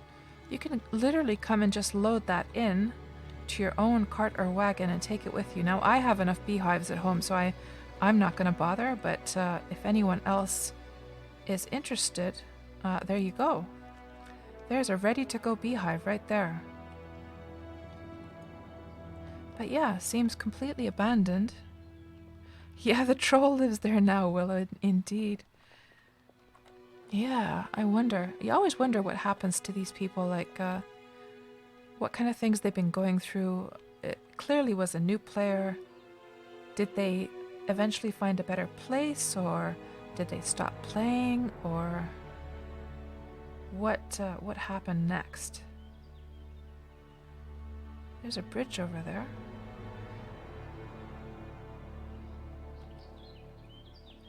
And Duchanson says green apples on the trees. What? Did you see green apples on some of the trees? I have only yet to see red apples on a tree.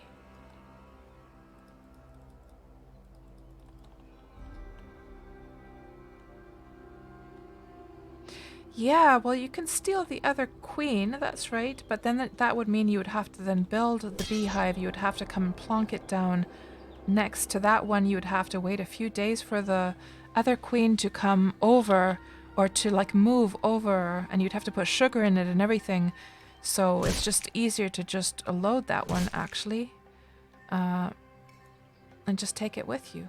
And then you could take it with you and make 2 beehives when you got home.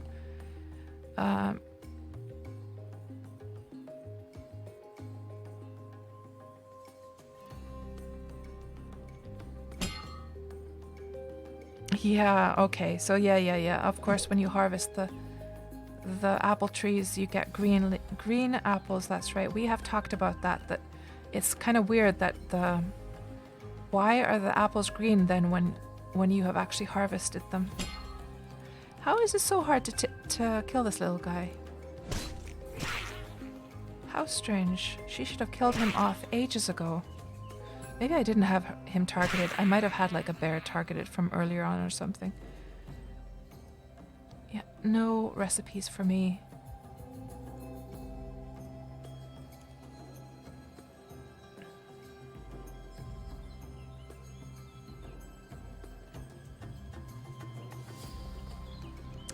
So what's going on over here? So some abandoned... Oh, that was weird. Look at that, guys. What is going on?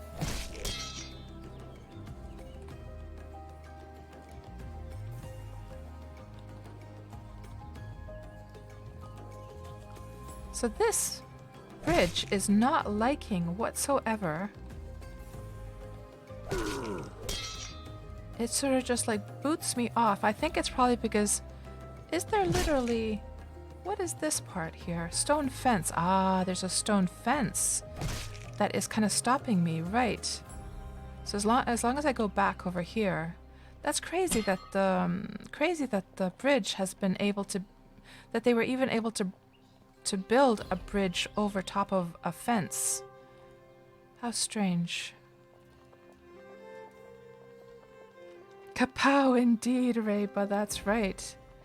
And let me just check and make sure I didn't get any bad boo-boos from that. Nope. Yeah, medium one. They're gonna heal off later on. I'm not gonna bother.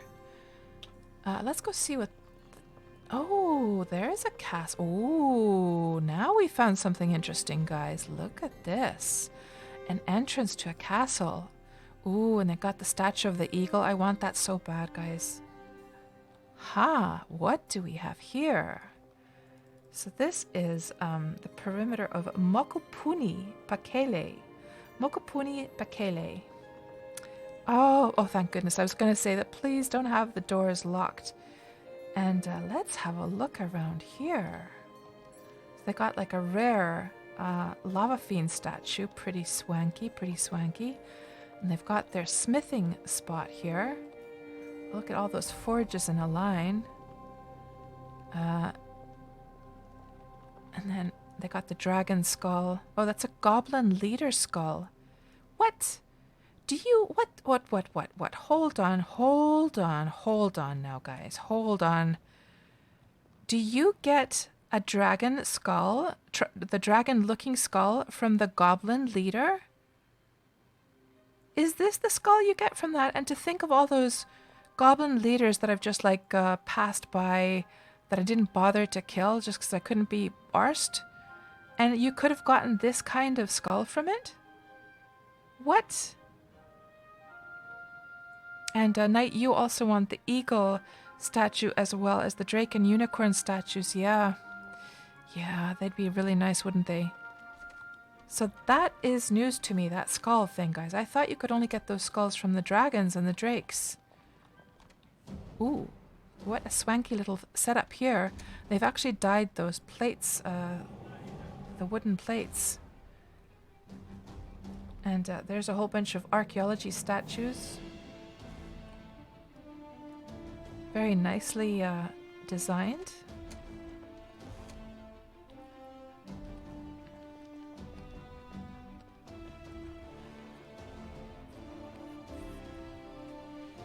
So, Pnut says that you get one from all uniques. Oh, really? Right.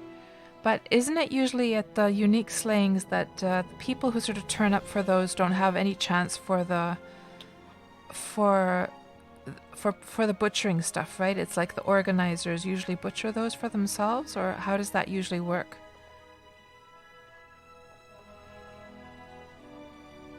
So that's an interesting choice. They put the floor plans, but then they haven't actually built them in. What do we have over here? That's right. Lazy cat. Kill those goblins. Yeah. Viking, I want those skulls to make cups from. Well, Viking, you can make the goblin skull cups very easily because the normal goblins actually drop those skulls, just the head skulls. So that skull here, this is not what you use to make the skull cups with. You need just the ones that look like human skulls, and those are really, really easy to get. And Goblin and Viking, I think I have some extra goblin skulls I can give you. You can make your own skull cups from those if you like, because I come across those all the time. Yeah. Don't need those ones. That was the goblin leader. But the normal goblins drop the skulls, and we actually killed a goblin just a while back. But we're, of course, here on the old servers with this character. But I think I have some extra ones I can give you. So here is the sort of pottery making spot.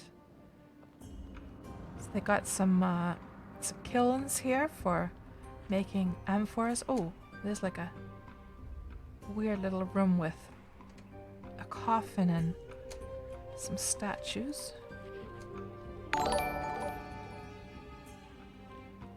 And thank you so much for the follow, Imoni. Welcome on into the stream. Are you, I don't think I've seen you around here before. Are you a Wurm player as well? And here is, so there used to be a merchant here, but due to poor business, they moved on, right? So there's some cooking stuff over there.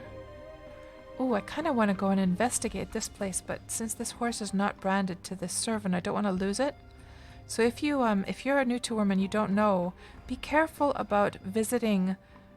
If you have a horse that is not branded to the server and you come to this kind of place and then you dismount, there is a little bit of a danger that since you're on deeded land, since the game does not understand that the horse belongs to you because it's not branded, you might lose the horse if they have the permission set that you cannot lead. So that is why when we're going to other servers, I never dismount my horse. I just go inside of the houses. I'd really like to go and see those floors up there, but I can't really do that because I would lose my horse, most likely. I think there's a certain amount of minutes within, like if you dismount, I think there's a certain amount of minutes within the time that you have to lead it again, I believe, before you lose it. Like it doesn't happen immediately, but yeah, just good to be aware of. So that's why I'm always I'm always just going on horseback when I go to these places. So Pnut, you're saying that it drops when you butcher it. Oh, so are you saying, Pnut, are you saying that it drops into somebody's random inventory? That is not like a butchering item? Oh, hold on. Knight says... so the ones hosting the slings probably get it then. But then Pnut says it drops when you... It drops... Oh, it is when you butcher it. Yeah. So just normal people showing up to the sling wouldn't have a chance to get it anyhow. Reba says, you haven't seen a single goblin on Harmony yet. Where are they hiding? And so for those who don't know what the goblin skull cup is, let me just show you guys. Of course, Worm veterans, you guys already know. But for those who have not seen them, they're pretty cool.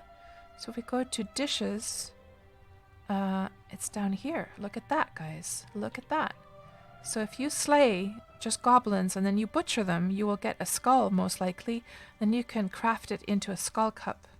And for that you need activate all, right-click goblin skull, and then you have to add beeswax and wires to it as well. So there you go.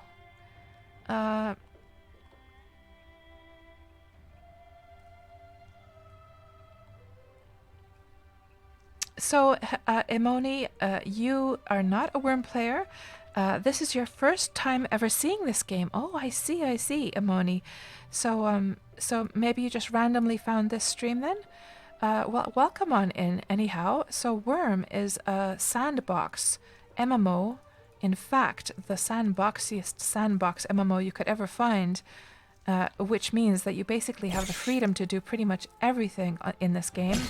So players can tunnel. We're right now inside of a cave, which a player has tunneled into the rock. So they've literally made a hole into the rock. They've tunneled in. They've made this kind of like space here. They've made an underground harbor for their ships. So they've made another tunnel out to the edge of the stone over there, and they've made a bridge so players can build bridges in this game. Looks like they have an underground planter area for growing mushrooms and stuff as well. And players, everything you see, Imoni here, that is like man-made. So the bridges, the ships, the buildings, the pavement, everything is made by players themselves. So when a Wurm server is first born, it is just pure wilderness, just forests and lakes and deserts, and then the players start to take the land, claim a bit of land for themselves, and start to shape and form the land themselves, and start to build the highways and the roads that connect the different places where people live. It is a very, very cool game, and this doors is locked, so we can't go in there. And I've been playing this for 7 years, and I never get tired of this game. So they have a whole stash of wagons over here. Let's go see. Is there a way? How do we go back out? So that was locked. I guess we have to go through here, don't we? Yeah, let's go up through here. And you can actually build houses underground as well. So if you tunnel into the rock, you can build houses underground. So that means you could have a whole dwarven fortress underground inside of a mountain if you wanted. And we came in through here. Let's go see what's over at this end. Oh, that's just another opening. And Knight, you haven't been up here yet. Yeah, it is a nice deed, isn't it? Very, very nice. Very nicely put together. And it looks like they're using these bridges as kind of like a wall around their fortress.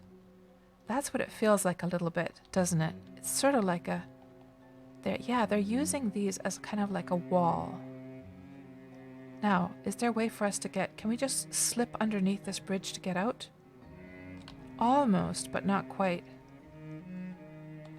Let's see if we can find a way out here. Hold on. So there's a little fence. No, she's just peeking up through the... We might have to just go back the way we came. Yeah, I think we're going to have to go back. Yeah, that's why that fence was there earlier on. So they were kind of using fences to block off people from entering their secret garden there. So we're going to have to go back through this way.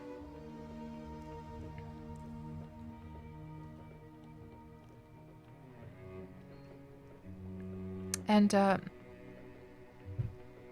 Ray, but you feel that it should be possible to get back onto your horse if the horse was wearing a saddle or a bridle that you had made. Yeah, I guess the only problem there is that, I mean, I like the idea. The only problem is what if you actually bought the saddle or the bridle from somebody else, put it on your horse, and then it's not made by you, you know? So that's a bit of a tricky thing. And there's some lava tiles over here. You don't see those very often in this game. And lava tiles, guys, do not step on lava tiles. They're going to burn you up in seconds. Yeah, let's stay far away from those. Let's turn off the UI here for a second. Well, actually, let me just get this out of the way. There.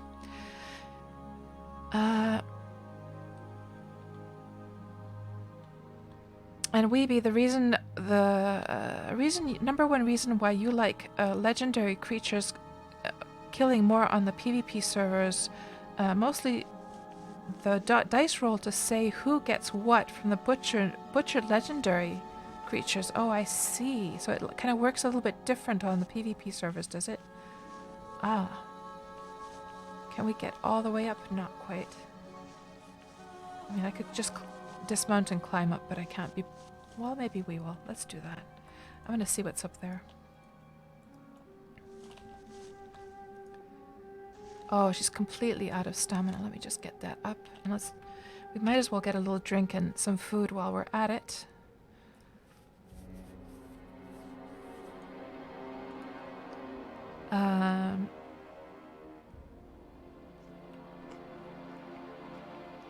And Imoni, you're saying that it sounds really neat. And what you do is make items...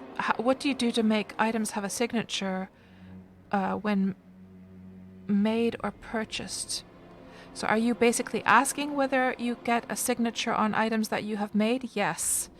You do. So any items made by you. Let's see if I have something on this character, for instance.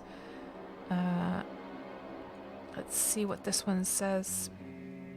So that one's actually made by Zaroon. So for instance, this file I have in my inventory, you can easily make out the signature of its maker, Zaroon. I've probably bought that file from somebody. Let's see if there's something made by me. Perhaps her armor? Let's see. Yeah. You can barely make out the signature of its maker, Malena. Now it's missing the N just because the quality, so the lower the quality, the less letters you see, but the more you improve it to be a higher quality, you'll reveal more of those letters. So it's just missing one letter at this point. Okay. Yeah, let's get up here and see what we can find.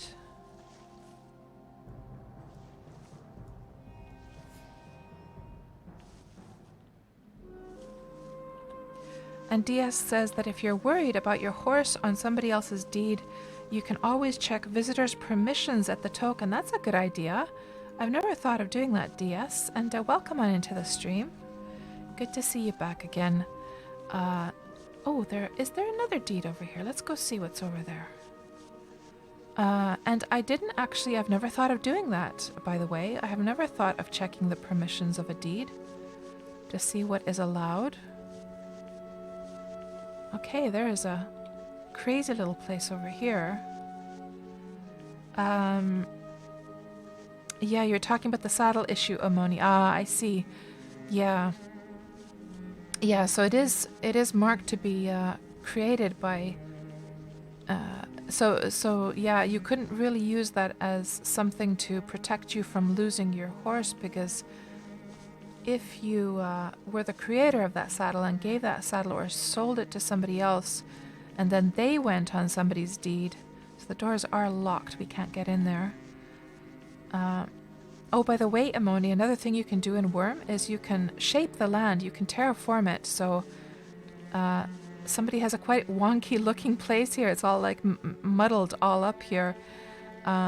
It's all uneven, which is quite interesting looking. But if you wanted to make the ground go lower, you would simply dig away the dirt with a shovel. If you wanted to make the ground go higher, you can just pile dirt on top of it or sand, and it will actually raise the level of the land.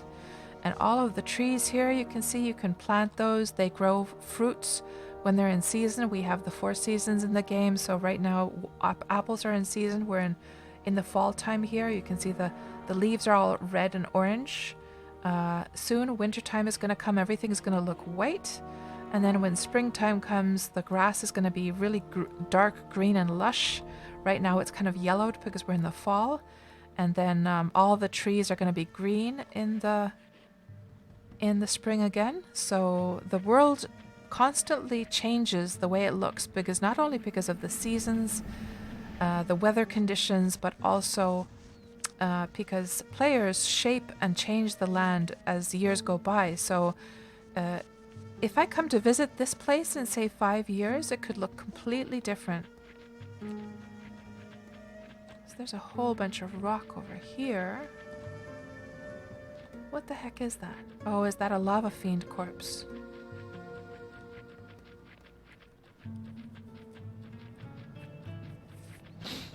Yeah, Viking, we're going to be getting winter soon, because we're already in the fall time now. And Izamith hates the snow. Yeah, at least we're going to get the snowballs. I love the winter in Wurm. I think it looks so beautiful and fresh and pristine with all the snow all over the place. I love it. But it's very hard. Oh, is that a recipe? It's very hard, of course, to terraform. Unfermented rum. I have that recipe already. So I'm just going to leave that there for somebody else to find. So guys, what we need to do now is we need to get to the mainland. And just as a reminder of what we're up to today is that if we just look at the map here, we're on the server of Independence. We're here in the northwestern part. And here's another neat thing, by the way, Amoni, is that in most other MMOs, you know how servers are sort of duplicates of each other, and then you have to roll a separate character on each server if you want to play on other servers. But in Wurm, you can just have one character, and each server looks completely different. And we're here on the oldest PvE server, Independence, which is now about 12 years old. And you can sail on your boat between the different servers. You can actually go and visit the other servers, and they all look different. How cool is that? That is just one of the most cool things about this game. I love it. And that's why we do these Wurm Roulette streams on Tuesdays, is because I go and explore. Because I've played this now for 7 years, and I literally have not been to every reach of the world yet. There's a lot I still have unexplored, so that's why I started this series of streams, because I wanted to go and see what's out there. So I have literally never been to this place, for instance, where we are now. Never been here before. And we also have mailboxes. You can send packages and letters to other players. And people buy and sell items through the mail as well. You have the COD system where you can like set your price, and then they can pay to receive it. So that's very cool. There's so many cool things about this game. Like, I could go on forever and ever and ever. I don't think there's any other MMO that quite offers the amazing things that Wurm does. It really is a special game. Viking, you just sold some stout. Congratulations. Viking is making his money in the game by making alcohol. So there's a whole huge alcohol making process in this game. You have the stills to boil the alcohol in. You have wine kegs to ferment the alcohol in. You can grow grapes and make wine. And Viking has been making money selling alcohol, and not only does the alcohol get you drunk, but it also has practical uses as well. So it will restore your stamina. If you want to go and climb a mountain, you can drink alcohol on the way so that you don't lose stamina and fall down.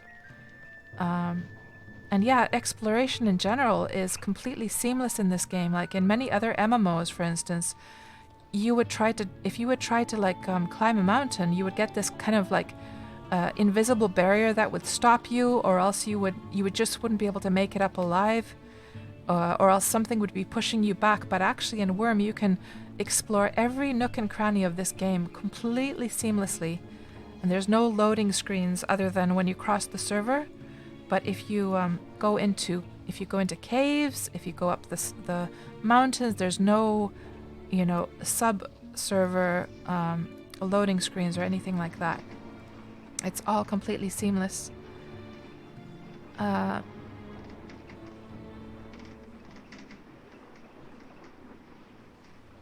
that's true, DS. The winter time is nice because then you can find the drop stuff on the ground much easier. That's so true. So now, Horsy's coming with us, and we're gonna go over to the mainland. Now, we should make a plan, shouldn't we? So let's just see here. So, we are now departing from this island. We need to get to the top of this mountain, which is it this one? So that mountain is this one. And then the one we're going to go to the top of must be this one. Those farther two mountains are probably these two here. Yep, that's definitely... And this sort of squarish looking mountain over here has got to be this one over here. So yeah, this is our goal, guys, to get to the top of that mountain today. So we're gonna have to figure out a spot to... we need to find a spot where we can... that kind of looks like a nice even area to go up. I might actually... Let's go and actually park our ship over there. There does seem to be some deed action going on over here. Wonder if we should go and investigate.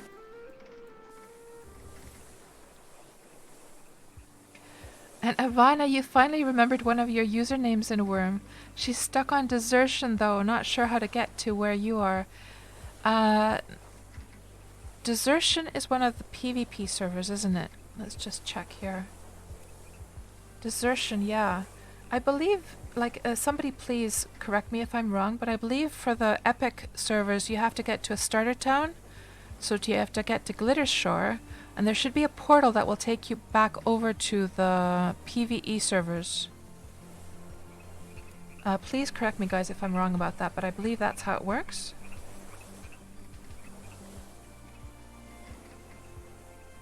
Yeah, Isamuth, my favorite seasons in Wurm are also the spring and the summer. They're so green and lush and beautiful, aren't they? Yeah. And Kenneth, welcome on in. So you're saying yes, so that's how it works. Okay. Yeah, good luck with that, Ivana. I hope you're able to find that starter town. And Sky, welcome on into the stream. What's this game about and like? You're not familiar? Well, what we could do is, since we have a couple of new people here in the chat who have never seen Wurm before, let's do this. Let's play the Wurm trailer to give them an idea of what Wurm is all about. Because that, I think, just tells the whole story. So let's go over to here, and we'll go over to here, Wurm trailer, and just look at this for a couple of minutes. And put the volume on. Thank you so much for the follow, Sky. Okay, let's have a look at this now. And let's turn, actually, the Wurm sounds off for a moment as well. Because that ship sound is a little bit loud. Okay, here we go.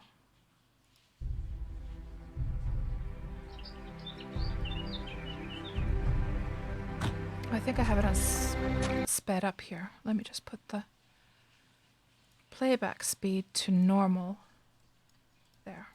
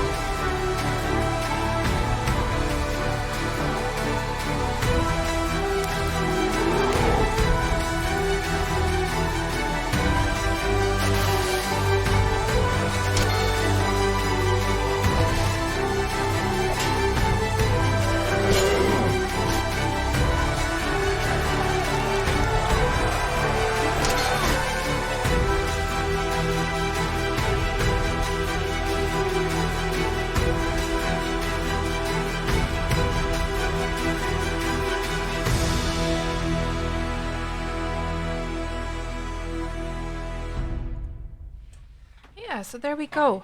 That gives you sort of like a nice little package of all the cool stuff that you can do in Wurm. And what was I going to say next? Oh, by the way, Tuxie, you were asking about walnuts.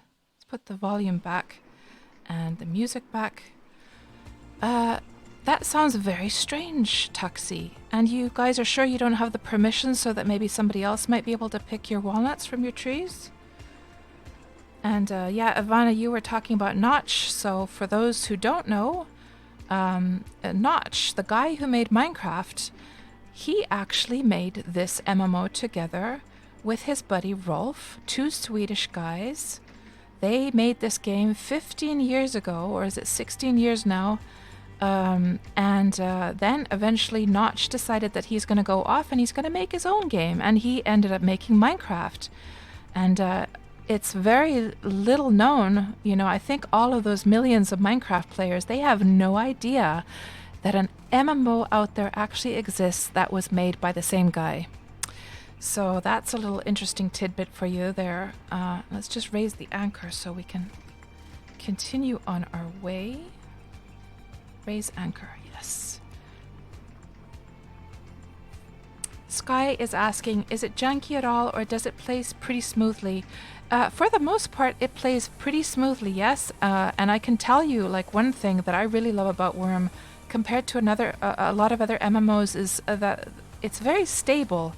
Like, I don't know about you guys, and please do share in your chat if you disagree here, but for me at least, the game literally never crashes, and there are very few like bugs that have a direct impact on gameplay.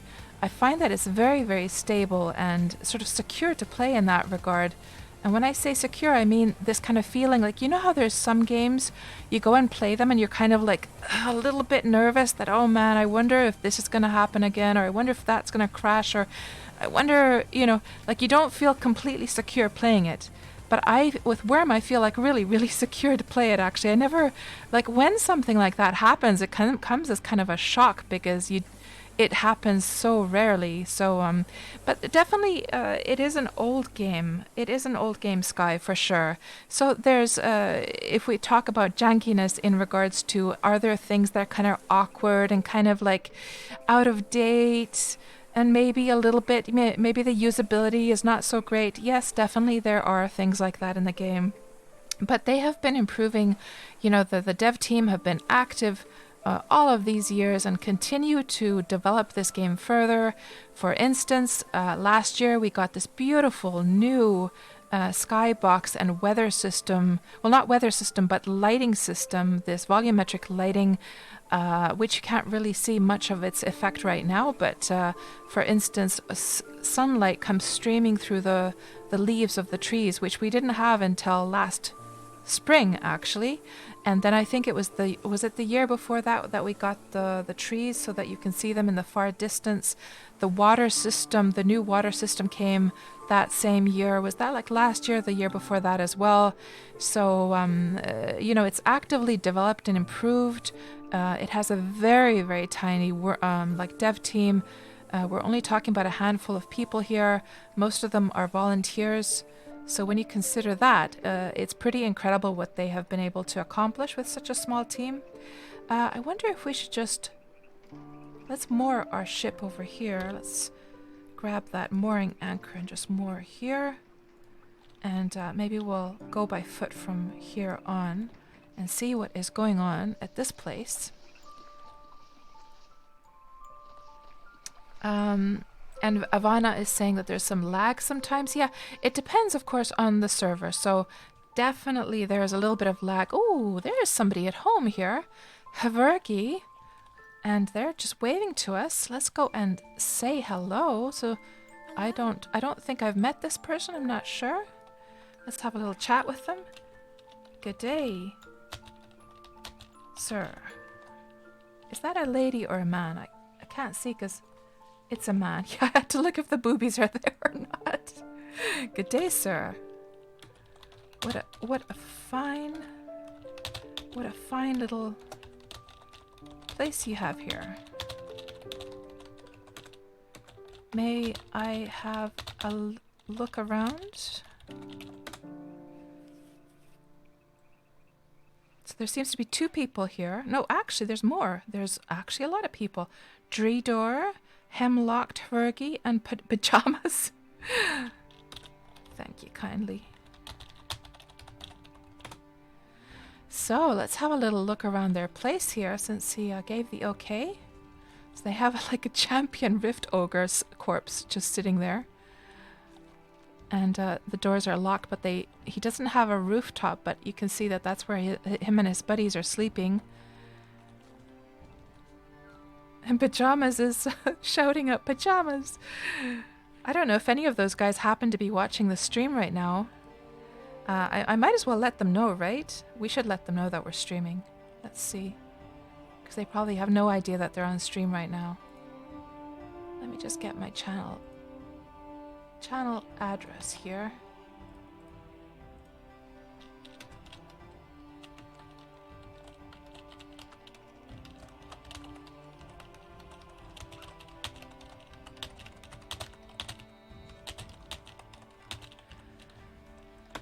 There we go.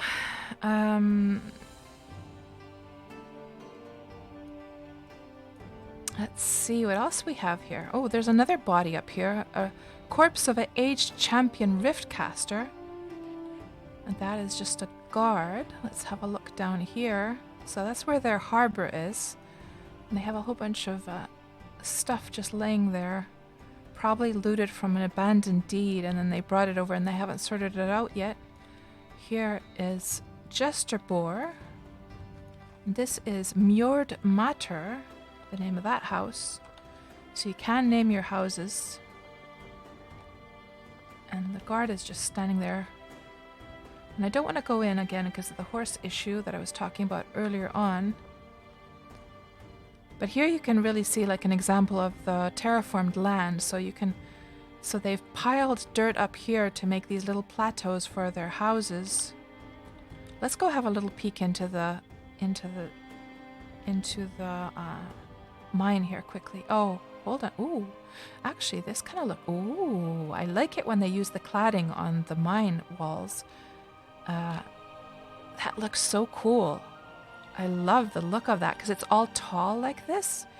I wonder if that's that looks very much like that could be the maximum cave height that they have mined out. Ooh, and I'm liking that the doors are open so we can do a little exploring. So guys, we were just talking about the portals to go over to the PvP servers. The Epic portal. This is the one you should be looking for, Ivana, if you want to get through. If you find that starter town, look for a portal like that. I believe that's how it looks also in the starter towns. So these guys maybe hop over to the PvP servers once in a while. Not seeing very much. I think this is just like a normal mine here. Yeah, they've got some iron vein over there. I'm not going to go in any further than that. But let's go back up here and explore some more. But yeah, it's quite like seeing those cladded walls is quite impressive somehow when you see them all tall like that. And Sky is asking, what's the difference with FTP and the other version on Steam? The game is exactly the same. They're just two different launchers. You can access the same servers with both launchers. So Wurm used to have just its own launcher all these years, and then last summer they introduced a Steam launcher, okay? Now, one thing to be aware of is a character created on a certain launcher has to be played on that launcher. So if you've created your character on Steam, you have to use the Steam launcher to then play it also. But you can definitely access all the servers from both, although that the new servers and the old servers are still disconnected from each other. So if you start your character on the new servers that were launched at Steam launch, you will not be able to travel over here to the old servers and vice versa. Whether they're connected someday, we don't know yet. Now let's go see. I wonder if this almost looks like these are different. There's a place over there as well. There's the stables. Let's see what else we have over here. It looks like somebody used to have a place here, but it's now abandoned.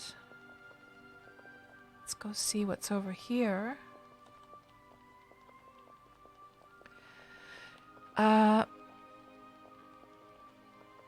Buzz, no, we're not on a PvP server right now. We're on Independence, which is a PvE server. Hello, Havargi. Welcome on into the stream. And yeah, Havargi, let me tell you, you probably haven't been, have you been to any of my streams before? But Havargi, of course, is the guy that we met down there and who waved to us. So Havargi, what I do on Tuesdays is I go and explore areas I've never been to before in Wurm. And I've got this series of streams called Wurm Roulette, and today the marker landed on Northwestern Independence. It's a little bit hidden there by my little map there that is on top. Let me just disable that for a moment.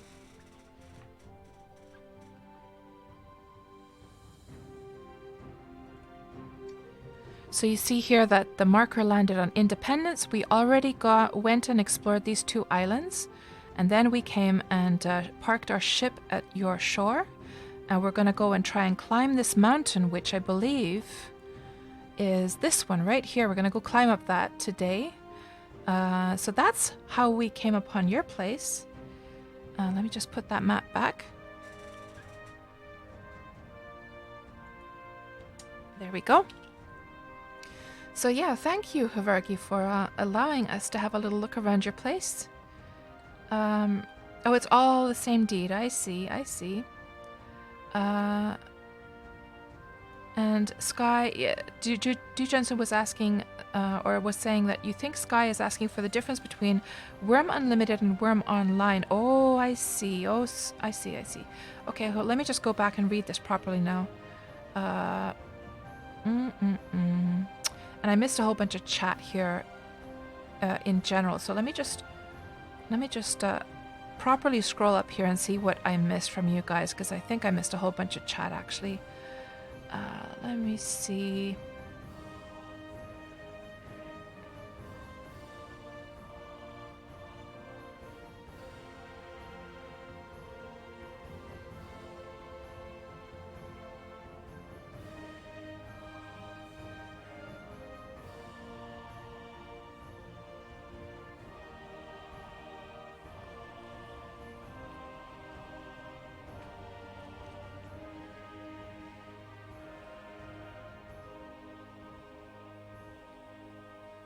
And Tuxie, about your walnuts, so even if it was the case that you had the permissions to allow others to pick them, you should have been able to harvest after pruning. So it's not right. That you're absolutely right about that, Tuxie. That is very strange. I have never come across that issue myself. Maybe ask about that in the CA help channel. And Ivana, Wurm has never crashed for you. And Weeby says, Wurm Online is literally the most stable MMO game you've ever played. Yeah, Weeby, I would actually say the same thing. Yes. Yeah, and we have lag on the larger servers. The smaller servers don't suffer from lag. Hardly at all. At least when I'm playing with Milena on Melody, she never has any lag whatsoever.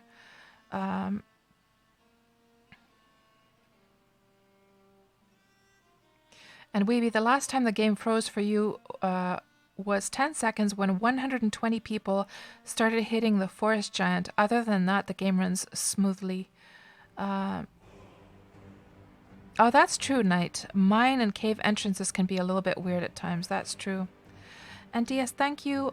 You've probably already gone, but have a good evening. Thanks for stopping by. So actually Sky was saying free to play.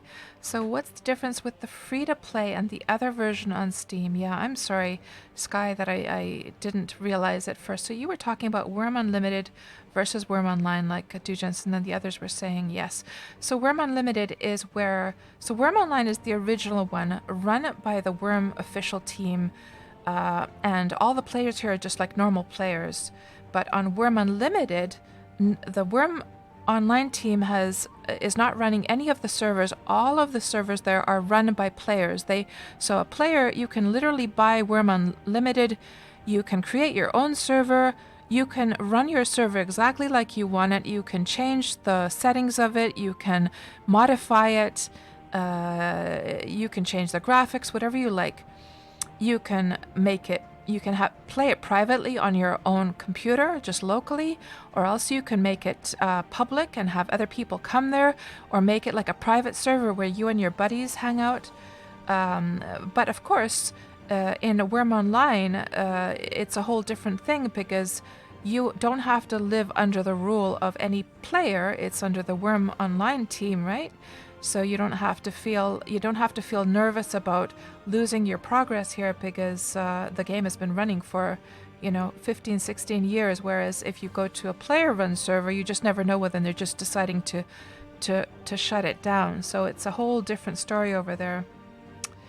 And let's see what else we have here in the chat.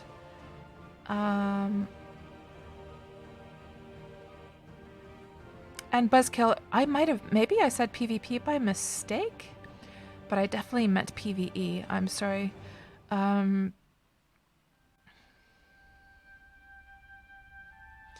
Sky, so Wurm Online is the free-to-play one.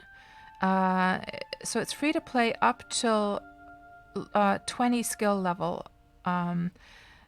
And after that, so the skills go from 0, or actually they go from 1 to 100, and they are capped at 20 when you play as a free-to-play player on Wurm Online. Wurm Unlimited, so you can download and play the game for free. Wurm Unlimited is something you have to actually purchase in Steam, and I believe it's on sale right now in Steam. And we are here on Wurm Online, of course, the MMO version, which is free. And Havergi says, sure, anytime. Deed is still under construction. Yeah, that sounds familiar, Havergi. I think most Wurm players can relate to that sentence. But anyone is welcome to stop by anytime and look around. You try to keep it open to visitors. That's lovely, Havergi. And Knight is going to come and check your place out someday.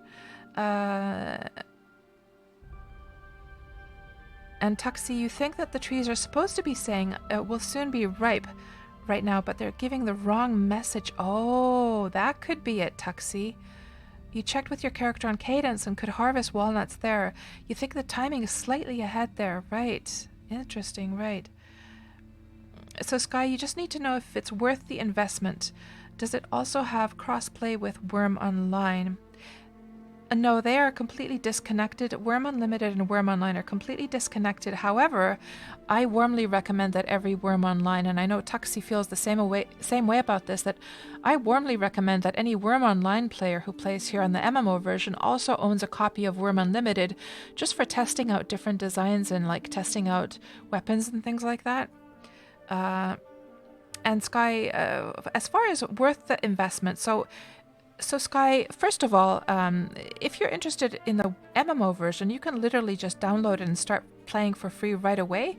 And by the time your skills get capped to 20, it'll take, a couple months to get to that point anyhow. So by that time, before you've invested a single penny of your money, you will have very easily seen whether or not you like this game or not. So it's no loss, So give it a go, give it a try, see how you like it, yeah, I think you'll have ample time to figure that out before you have to put any money into it. And the cool thing, Sky, also is that actually, if you really work hard, actually, you don't actually have to put any real life money at all into the game, because the game has in-game silver with which you can pay for your sub, and also you can pay for you're owning land, and if you earn the money in the game, you can literally pay for the game just by playing the game itself. For instance, this character that I have, she's 7 years old. She breeds horses for a living and sells them to other players. She has a horse market, and I pay for my game with the funds that she has been able to produce selling horses, so I don't have to pay for the game with Malena at all anymore at this point. And no problem at all, Sky.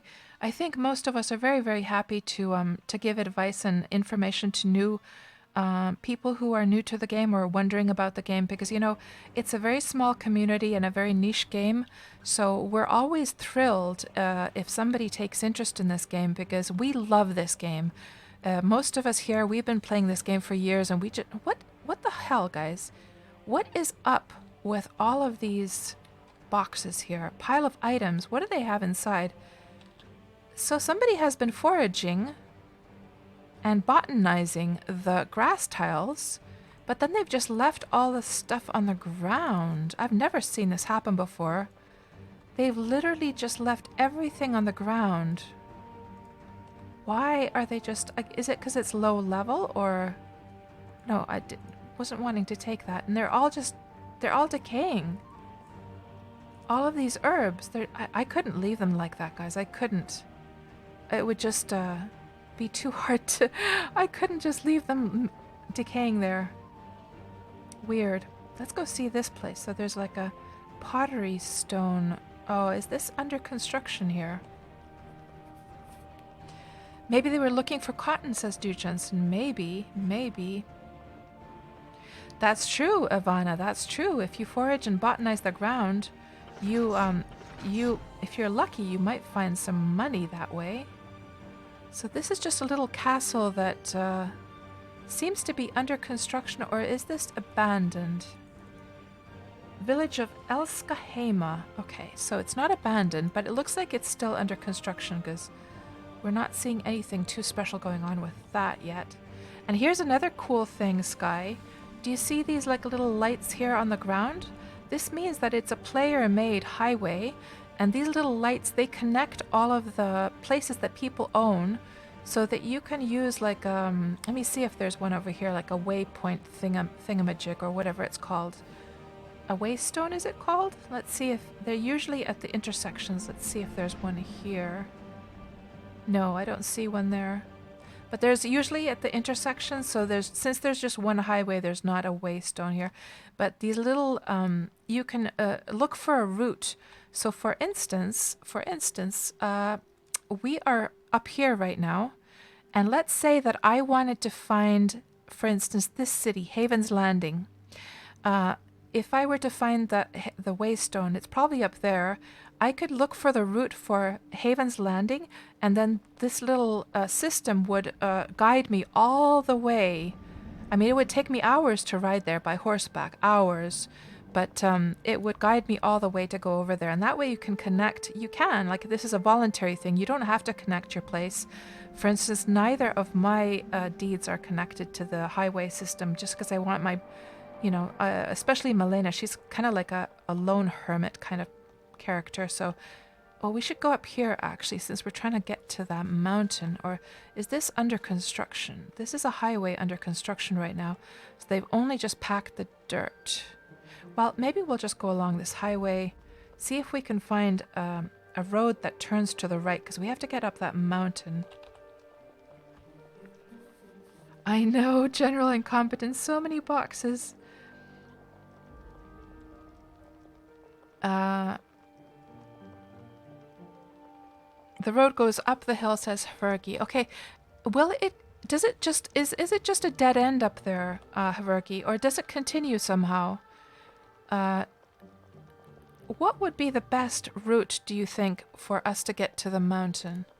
So we're trying to get to this spot here. I'm trying to think of the best route to go up. And Knight, you were typically into action quest-orientated MMOs, but now you're hooked into Wurm Online these days. Let's actually kill this guy. Venerable, fierce lava spider. Now, for those who don't know anything about Wurm, the older that animals get, the harder they are to kill. And Venerable is the oldest, like, age... Oh, there's a goblin. I can show you, Viking, if you're still here, about the goblin skull. Let's get this guy killed off first.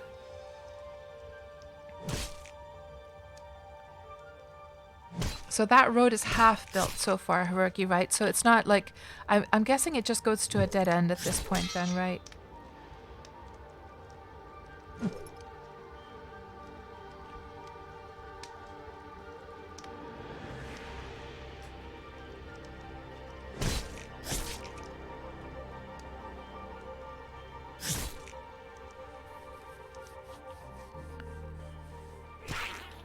Now, goblin time. Where are you, little goblin? Come over here. That's right. Don't you hide behind the edge of the road there.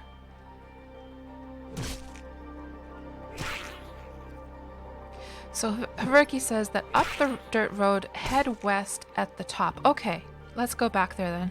Let's just see. Let's butcher this guy first, and we'll show Viking how you get goblin skulls, because he wants to make some of those beautiful goblets. Butcher. Oh, that was actually a fierce lava spider, by the way. Oh, don't place it open. Here we go. See that? And then you take this, you can take this goblin skull. I'm just going to leave it here on the road because Malena actually has like 1,000,000 of these. And we're on a different server set than what Viking is. Otherwise, I would take this home with me and give it to Viking. But he's on the new servers, so I'm just going to leave that for somebody to find. But that's what the goblin skulls look like, Viking, if you're seeing this right now. And Ivana, taking the portal made you leave all the stuff on your toon on the original server. That's right. So you can't take stuff over between the PvP and PvE servers. But if you go back ever, you will just get your stuff back at that point. Yes. So I guess you have to start from scratch here on the PvE servers. Did your character have anything, by the way, when you came over? I'm just curious to hear, like, did you start your character... Ivana, did you start that character on the PvP servers, like, to begin with? Just curious to hear what the character actually has on it if it pops over to the PvE server after that. So, dirt road and then turn right. No, head west. Yes. So that is west. Okay. Yeah, here we go.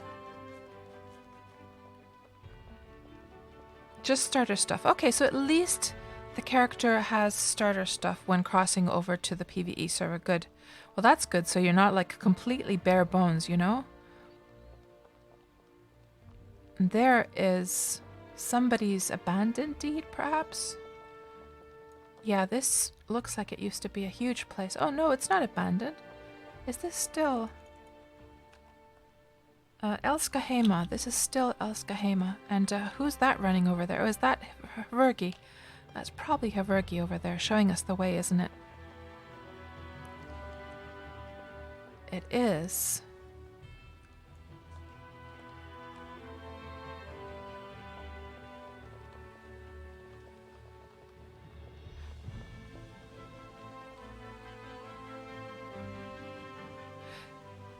So, Verki, you don't have to come with us. You don't have to. You don't have to show us all the way. Part of the Wurm Roulette is for me to eventually sort of find these places. Like part of the challenge is for me to find the place at the end. But I wanted to just see the general, like whether I should go the dirt road or the stone road. But yeah, this is a perfect point to say our goodbyes. So so let me just give you a little goodbye wave there and give you a nice little thanks. Thank you kindly for the help. I shall be off here. And let's see now if I can find my way to the top of the mountain from this point on. Let's see.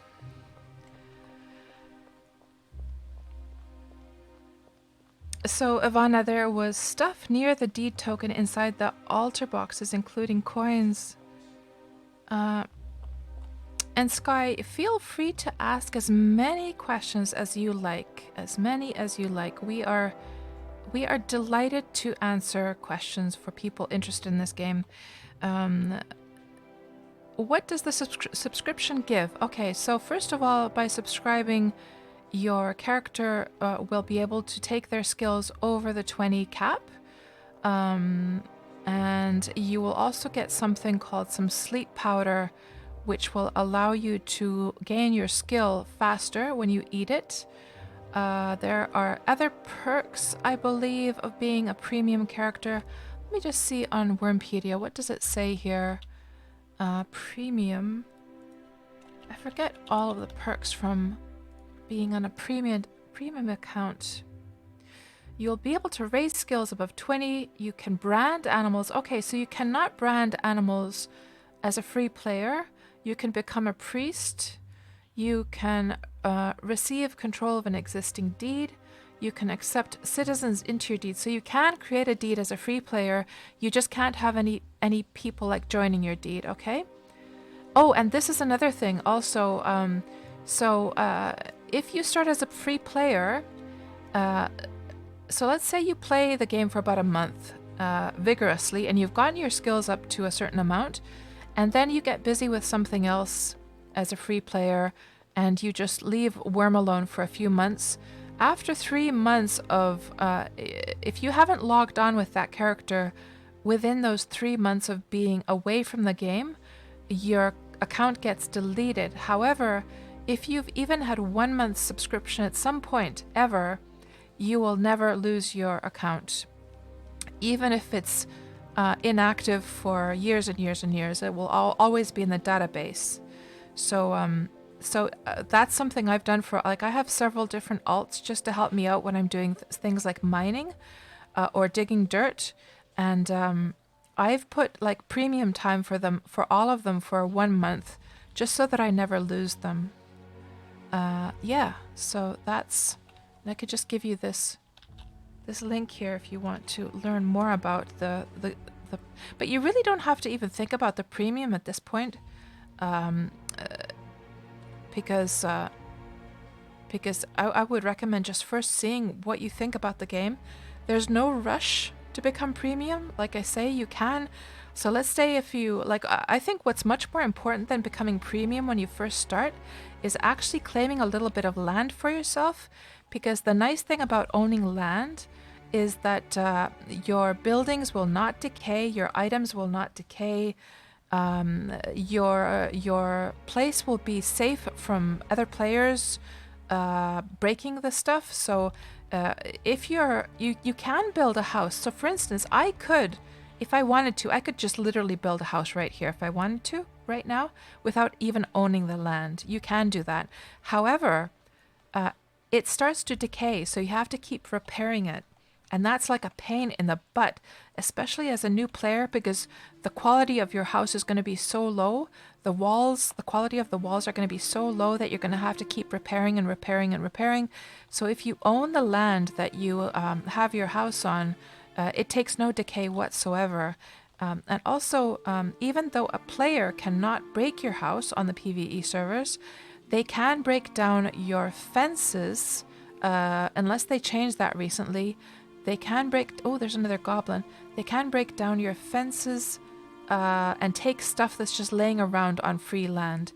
Whereas if you own the land, they cannot pick the stuff up if your permissions are just the default permissions, which do not allow anyone to touch anything.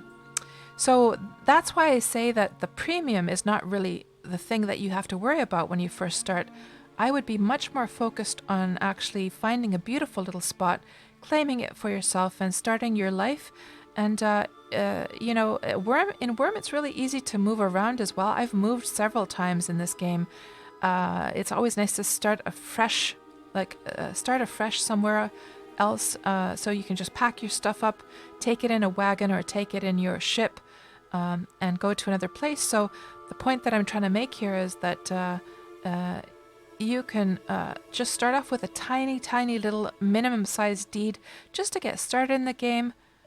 Oh, there's the mountain there. There's the water. So we need to get down this thing and get to the mountain, which is over here. Okay.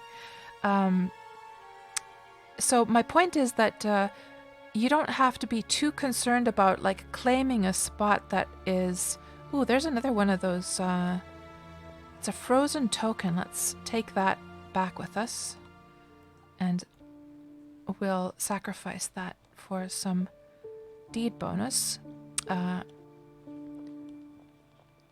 Yeah, so you don't have to, like, it's not like you have to find the perfect place to deed when you first start. There's the mountain. Do you see the size of this thing that we're going to have to climb? Let me just get off the horse and show you guys. Let's go to first person view. And let's just get a gander of how huge this mountain is. This is what we're climbing today, guys. And it looks like somebody has made... have they made the little steps over there? It almost looks like somebody has terraformed the little steps, doesn't it? Let's use those steps, because I've never actually climbed up a mountain using those steps.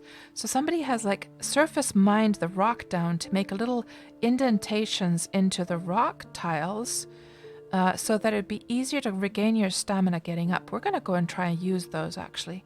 So let's just grab the horsey, and we're gonna... let me just make sure I have... let's just eat up and drink up. We're going to have to climb down this hill to start climbing this one up. Yeah. That is a big mountain. Thankfully, I have a lot of booze with me, so we're going to be just fine. I have some orange gin with me. And Ivana, before you were using a mod to get to third person. Really? I never knew. I know there's one for Wurm Unlimited, but I didn't know that there was one for Wurm Online. Well, thankfully we don't have to use that kind of thing anymore. Is somebody attacking me? I don't think so. Okay, we're gonna start climbing down this steep spot here. And I do have my booze. Is the horse coming? Horse is coming with us. And let me just get my booze out, because I'm probably going to need it to get down this thing. And let's make sure my measuring jug is set to 1 gram. It is. And then let's make sure I do have a keybind for drinking. Drink is Alt D, yes. Okay. Okay. And we'll just start drinking this as we go down. Let me get my HP bar here next to me, to my booze drinking, so that I can keep an eye. So this, as I'm climbing down, you can see for new players, the stamina is going down, down, down, down. Once it gets to the very bottom, I would drop it down and die, basically. So I have to drink some alcohol to regain stamina. And you can see when I drink this stuff, that green meter starts to go up, right? And I'm dragging it into a measuring jug that is set to 1 gram, so that I use just as little alcohol as possible, because the amount of alcohol you drink at a time, it has, no matter whether you drink like, a whole bottle full or just a 1 gram at a time, the amount of stamina you get back is identical. So that's why you want to be, be sparing Oh, is it, yeah, drinking time. Okay, I'll have a little slurp. Thank you, Tuxie. Thank you. Hello, Taylus. Welcome on into the stream.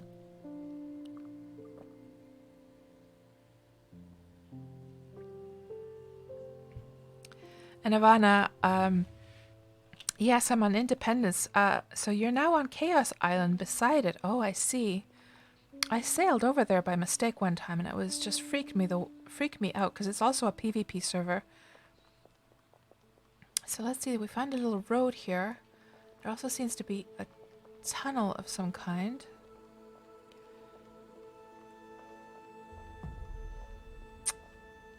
Let's see.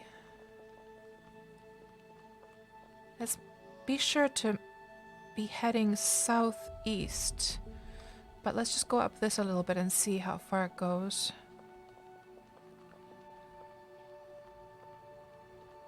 Skystorm says, full disclosure, you stream different games and it looks up your alley, but you wanted to know what it'd be like in the long haul.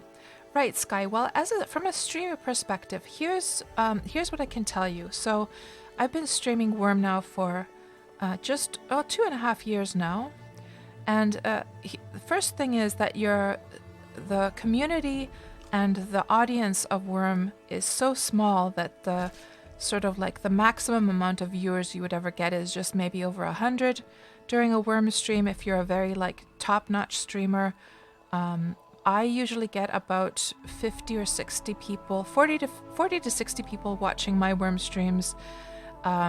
So you're never going to make it big as a streamer streaming Wurm. It's not for... Oh, maybe I remember now what... I think when Dujans was talking about green apples, it almost looked like green apples from a distance. Yeah, maybe that's what you were talking about, Dujansen. However, one of the really nice things about the Wurm streaming community is, first of all, most of the streamers are really lovely, lovely people. You know, guys, I think we're going to have to... What to do now? Do we just go around this mountain? Or do we... Let's go around the mountain. Instead of... Or like this hill, rather. Instead of going over it. Just keep in mind that we have to turn right in a moment. Let me just look at the map here for a moment. I'm just thinking, is this literally the mountain that we have to climb? Surely not. Is this actually this mountain? Maybe we should climb up this thing. I'm not sure now.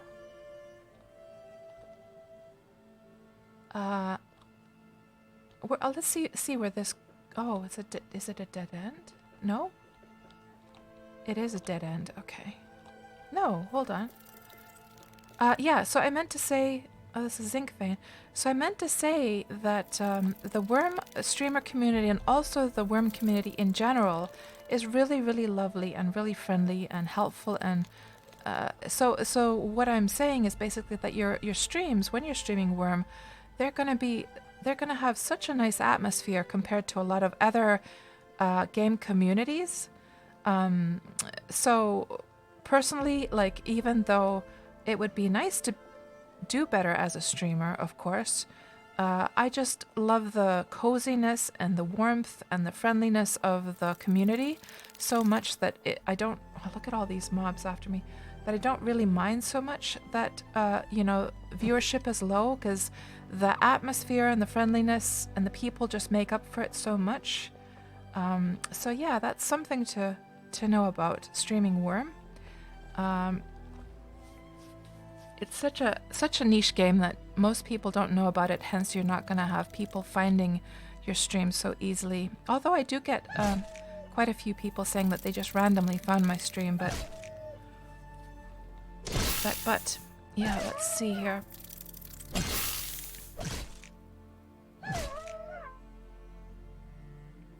And Talos asks, how long am I planning on streaming for this evening?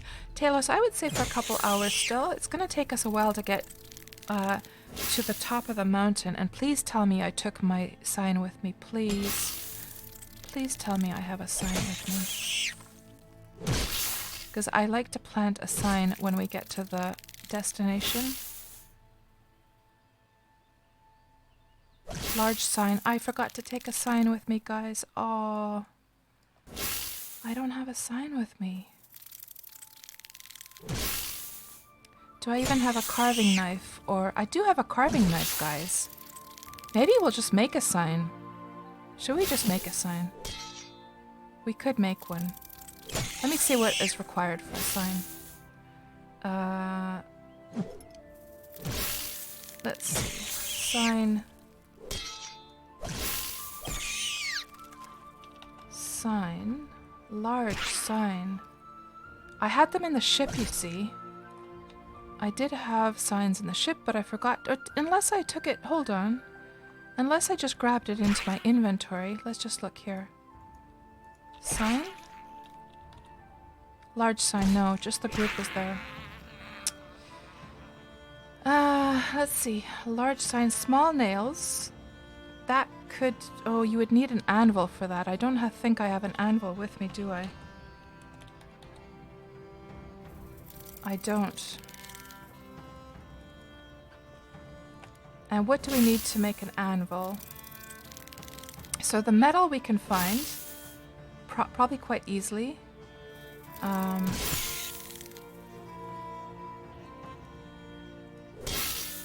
Small anvil.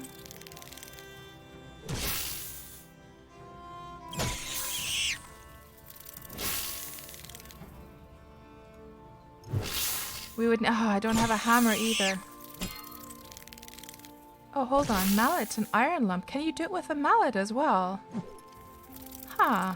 I never knew that you could make an anvil with a mallet. Okay, so iron lump and mallet. Seriously, is that... I'm gonna have to check. I'm gonna have to check here on Wurmpedia now. Anvil.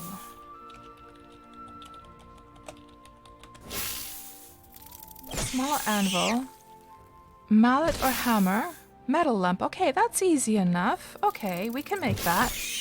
That's not too bad. And a mallet is super easy to make. I think I have a hatchet with me. Okay, I'm up for the challenge for this, guys. Let's see what else we need to make the large sign. Let's see. Large sign. So, plank. Do I have my hatchet? Well, I can always chop down, but then I need the hatchet to actually chop it into planks. Do I have my hatchet? I do. Saw. No, we would need the saw for making the planks. Was there a crude saw? Oh, dear. Oh, yeah, dude Jensen, could I find a mailbox? You would just send over a sign, would you? We saw a mailbox. Okay, I'll tell you what, dude Jensen. I tell you what, let's go down here and see. We'll probably bump into a mailbox, yeah. If you could send a sign, that would be really, really lovely. So there's one of those waystones I was talking about, which you can check the route for. This was a dead end. So is this actually just... Maybe this used to be like a proper... That used to probably be a proper like tunnel. And then it maybe closed down. So let's see if there's like an abandoned village or maybe even a live village here somewhere below. I'm just starting to wonder, guys. Maybe this is the mountain actually we're supposed to... Oh, this is like... I'm not sure. I think this is the mountain we're supposed to climb right here. This is the one. That's the one, yeah. Okay, so let's go down here. See if we can find an abandoned deed or something here somewhere.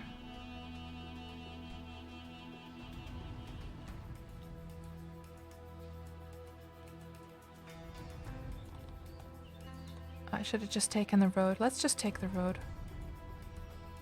Let's take the highway. We'll be bound to run into some kind of city eventually.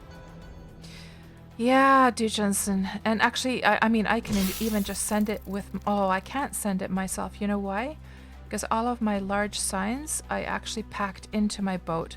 And my alts are not able to... They don't have any crafting, like, skill whatsoever. So, Jensen, are you planning to send one over? Let's go over here and see what we can find.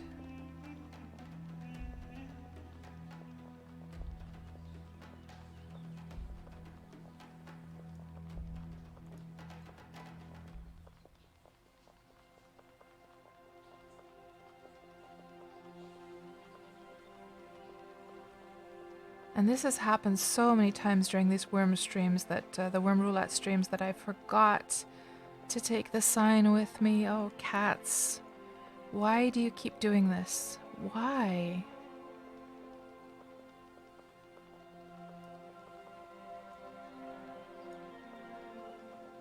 Let's keep our eyes peeled. There is a catapult.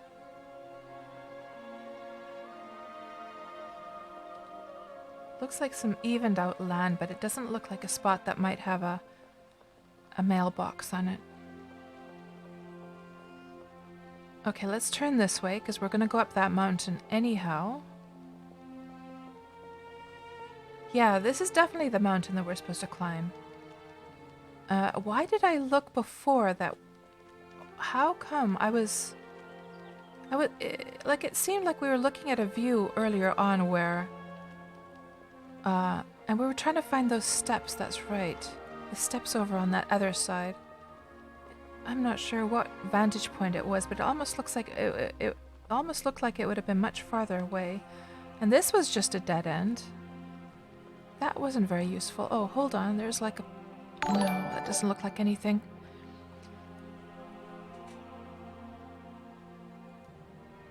And, thank you so much for the follow, Jalix Brown, and welcome on into the stream. Are you a Wurm player as well? I'm almost wondering if it isn't just worth my time just making the tools to make a sign, because that might be kind of cool as well to do that. And thank you so much for the follow. Oh, that's actually a host. Thank you so much for the host. That is actually a host. Thank you very much. Man. Okay, there's a guard tower. Usually if you would see a guard tower, you'd usually find a mailbox pretty close by. And we're not seeing one though. Let's see what's down here. Because I'm just thinking to myself, would it be kind of cool to show the process of just making a sign from scratch? What a beautiful little spot, guys. Look at this. You got your own private little lake here. And there's a road, but is there no like old deed spots along the lake here? That's definitely the mountain we're supposed to climb today. There's some rock tiles that we can rummage from. So you know what, guys, maybe we'll just make our own tools to make the sign with. Because I am not finding a mailbox very easily now. Where does this go to?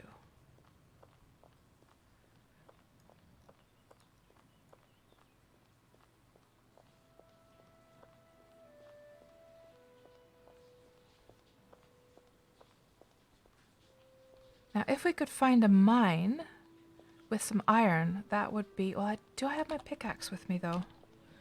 I do have a pickaxe, I do. Let's see where this road leads to now. There seems to be some secret little hideaway up here.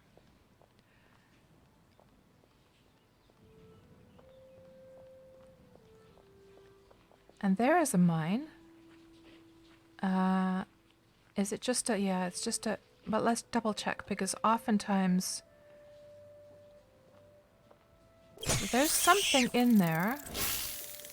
There's something in there. I'm trying to see up against the edge of the wall to see if there's like a tunnel behind. It seems like it's caved in though. I'm just wondering if I used my pickaxe to like mine through that, whether it would... Because see, here's the thing. This is actually reinforced. The edges of this is reinforced. So I almost feel like just mining that out. It's only, what, about 50 mining actions to tunnel through, isn't it? Let's tunnel through that and see what's inside there. I'm just curious now, because if it didn't have reinforced walls, I wouldn't even bother. But the fact that it has reinforced walls makes me think that there's like a proper mine in there. So let's actually mine this out. Oh, so Dujensen probably just sent over a sign. But yeah, Dujensen, we weren't having any luck finding. I know, Isimuth. I had just one job. I know. And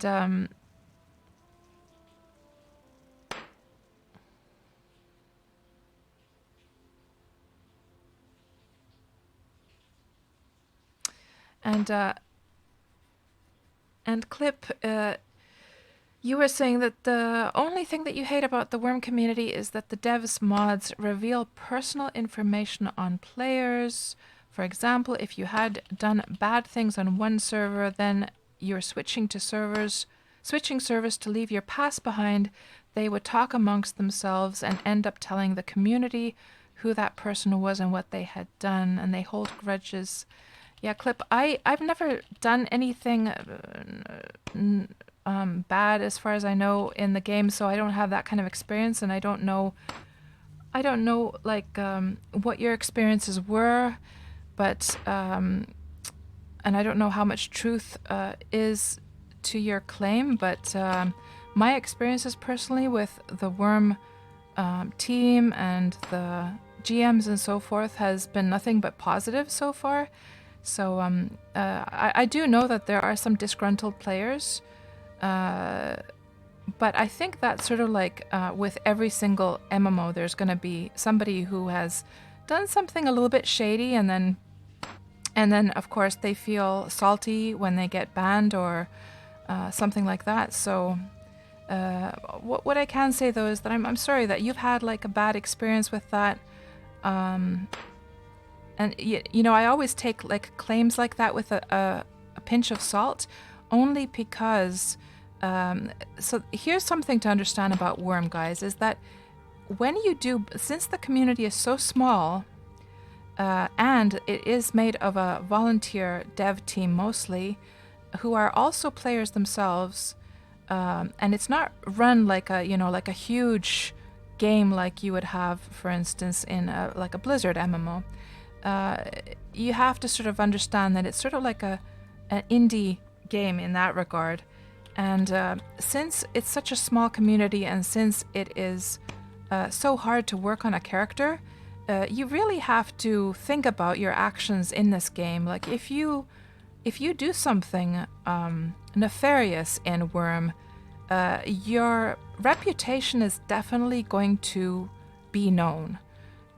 You have to be much more careful about how you behave in a game like this, because it's such a long process to skill up a character that if you do something bad, people won't forget that, regardless of whether they are devs or GMs or whether they're just normal players. So, Clip, are you absolutely sure that, like, how do you know that that would have been GMs that would have done that? Because my point here is that it could have very well just been that players from your original server who knew the things that you had done, that they just spread the word over to the other server that you joined.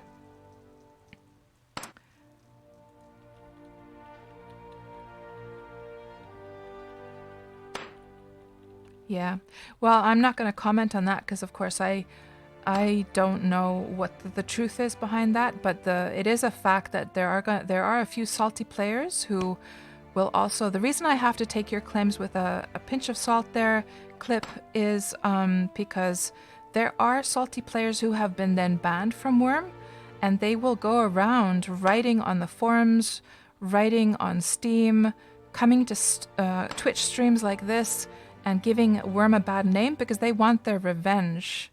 They want to get back at GMs who had to ban them for whatever reason.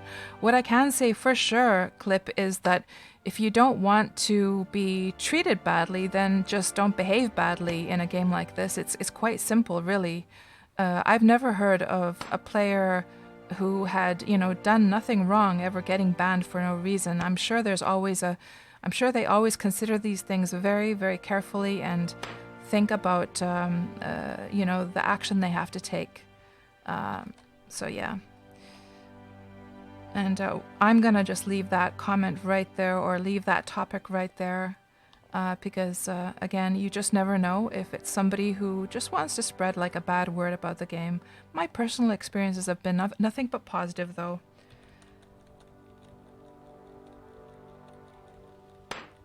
And Clip, I would say that in general, although I can understand your frustrations, I don't think it's very polite. Like, there are so many like outlets for your frustrations. You can leave a bad review on Steam. You can leave your comments on. There's like so many places where you could talk about, like you could talk about Wurm in Reddit, or on the forums, or wherever. But coming to somebody's stream, where somebody is who loves the game and wants to promote it and wants to show it off to other players, and coming and talking about these kinds of things, I think is a bit unfair. So I'll ask you to leave your frustrations right there, and you can go and vent them somewhere else, please, because I mean we definitely talk about negative things as well on the stream about Wurm. We'll delve into some negative things from time to time as well, for sure. It's not all just like roses and unicorns over here. However, those types of things, I think I don't have a place in my stream, so.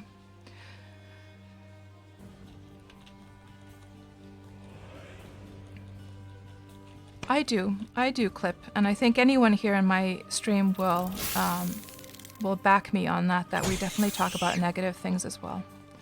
But that is not your personal experiences of how you were treated. That doesn't have a place here. So I'm going to ask you to move on.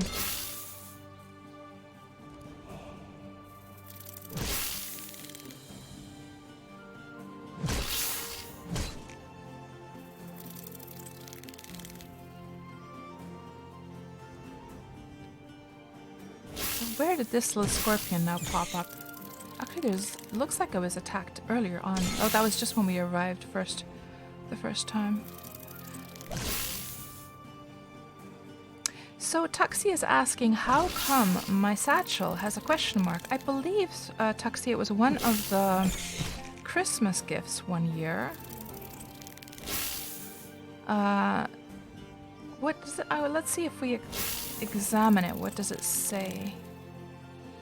So it says, oh, it was like a 10-year gift. A knapsack for keeping 10 years of Wurm, logic, and memories. Make sure not to burn it up. This is a supreme example of the item with fine details and slick design. Yeah, so it was the 10-year gift that everyone, I guess only premium players probably got it. Yes, general incompetence, cat skills, kill scorpions without even noticing. Yeah, with Malena, she's pretty good at... she's pretty... she can pretty much just like kill those lower level monsters without really thinking about it.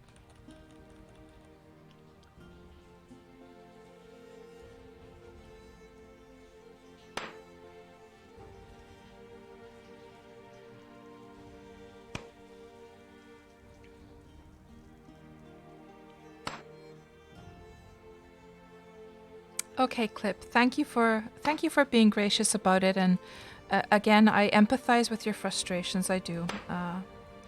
I'm glad that you still enjoy the game, though, and you know, generally, I do agree that it's good for new players to be aware of both the good and bad sides. But you know, I think the experience you had was just such a sort of niche thing that most players would never encounter if they behave nicely. So yeah, I don't think it's fair to really go into that here. So, but thank you very much for being gracious about that, and the best of luck with your adventures in Wurm.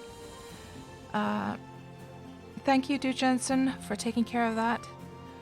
So, how many mining actions have we done so far? 40. Okay, so we're almost through, guys. Let's see what is inside this old abandoned mine. Let's see what we can find.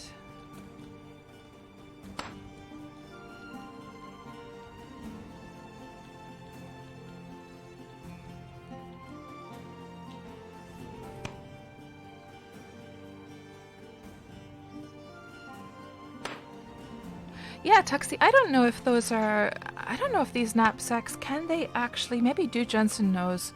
Can they actually be sold to other players? Or given to other players? I have never... I wonder if I've ever seen these on sale anywhere.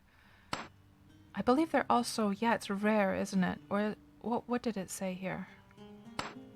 Did it say that it was a superior one? I forget. How many... So 45 stone shards. Does it say that the wall is going to break? Yes, the wall will break soon, guys. We're soon going to see what this musty, dark, old cave has inside of it.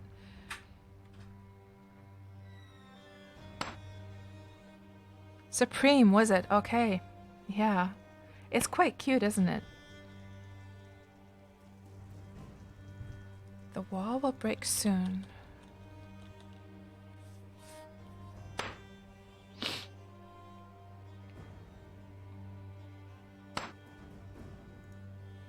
There. Oh, hold on. Oh, don't tell me it's just an... Okay, let me just look through the wall here. So if you find the right spot, if you have like the low wall, like the mine cave settings, no, the high ones actually. You need the high cave settings because in the low settings it's just going to be flat actually. So here we can sort of look through the wall. I want to see how far this tunnel continues. So there doesn't... It's funny, guys. I'll tell you what I'm doing in real life.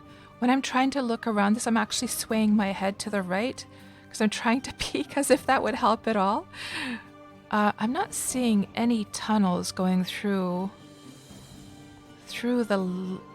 here. So basically, if you look through the wall this way, you would be able to see if there was a tunnel going through. Do we see any iron veins, by the way? There's like literally nothing. Why would somebody make a reinforced cave wall to a little tiny mine that has nothing in it? Unless this used to, perhaps this spot here used to have like a good ore vein of some kind. They made the tunnel just for that ore vein, and then they just abandoned it after that. But yeah, we're not seeing any tunnels here. Nope. Okay, so that was useless. There was nothing in there. Talos, did you miss anything exciting? Only that we tried to mine out an abandoned tunnel. I was hoping to find like an iron vein, but I didn't find anything. We're gonna try and start to climb the mountain now. So what we're trying to do, Talos, we were trying to find... Oh, what do we have here? So this... Let's go see. Oh, there's some iron, guys. There is some iron. Would we be lucky enough to find a forge as well? No, there's some zinc.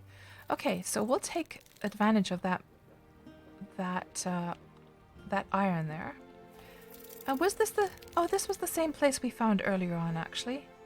Yeah, okay, let's take care of the scorpion. We'll mine out a little bit of iron. We'll make a campfire.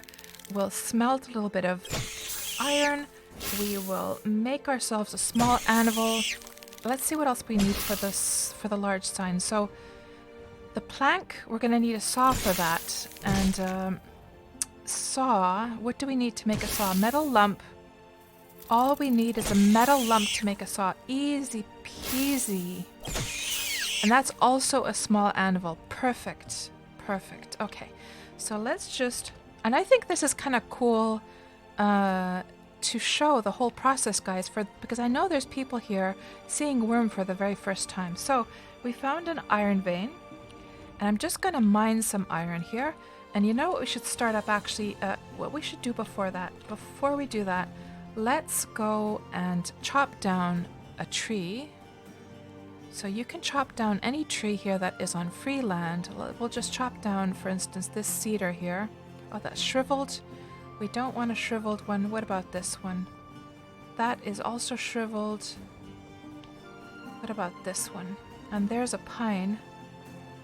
What's the situation with this one? Overaged, perfect. So we're gonna chop down this overaged pine tree. And we're gonna get a little bit of wood because we need to create a campfire. And there, it's falling. And we're just gonna grab that, take it with us. Oh, we're a little bit too heavy. Okay, I'm gonna chop it up right here in my inventory then. Chop up.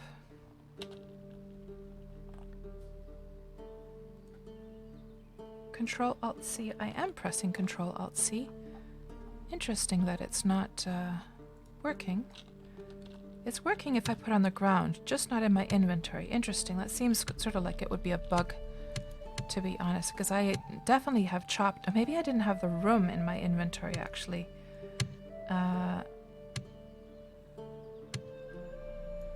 What does it say here?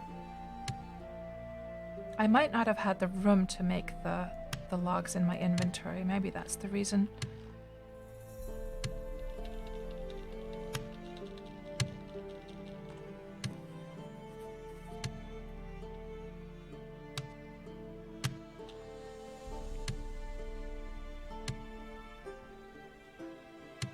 There.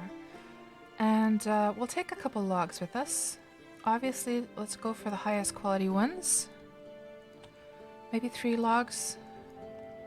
And we'll go over to the iron vein. And start up a little campfire. And since we're going to be needing... oh, yeah. Okay, so we're going to carve from one of the logs. We're going to carve some kindling. Create kindlings. And start a little fire.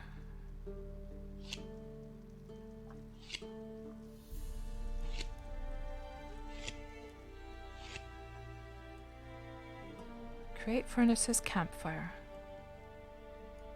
I wonder what happens when you put a corpse into a campfire. Let's test that out and see what happens. There's our campfire. Can we actually move this around, by the way? Place. No, you're not allowed to place that. Okay. Let's see what happens if we put a corpse into the campfire. I've never tried. Oh, it doesn't actually go in there. Okay. So I'm just gonna bury it instead, and we might get a little bit of silver from burying it. Never know. And we need to fuel the campfire so it doesn't run out on us, or it doesn't like get it extinguished. So I'm just gonna fuel it with one of those logs, like so, and we'll get to work mining out some iron. Now you might be wondering, Cats, you're mining out an iron vein. How come you need a campfire? This isn't the time to roast marshmallows and take a little nap next to a warm campfire. No. We are going to use the campfire to smelt the iron. Now, normally you would want to have a forge, but obviously I'm not going to start building a forge here. We don't even have a source of clay to build a forge. So we are just going to have to do the bare bones option here, which is a campfire. And this is what new players can use to smelt their metals. So there's the campfire, and we'll just... Oh, we got a diamond. Okay, nice. We'll just start putting this ore... as I start mining it, we'll start putting it into... I also need to drink up, by the way. We'll start putting it into the campfire as soon as we start to get a little bit of a larger pile here.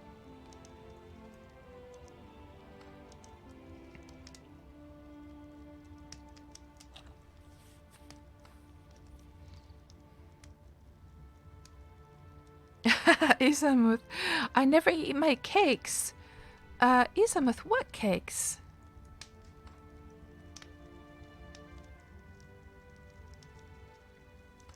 Is there cake somewhere? I love a good cake.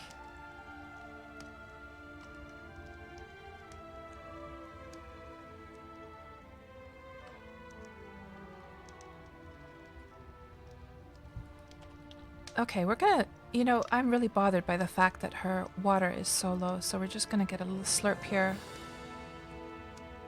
And also eat up as well. Gotta put these in order. Food.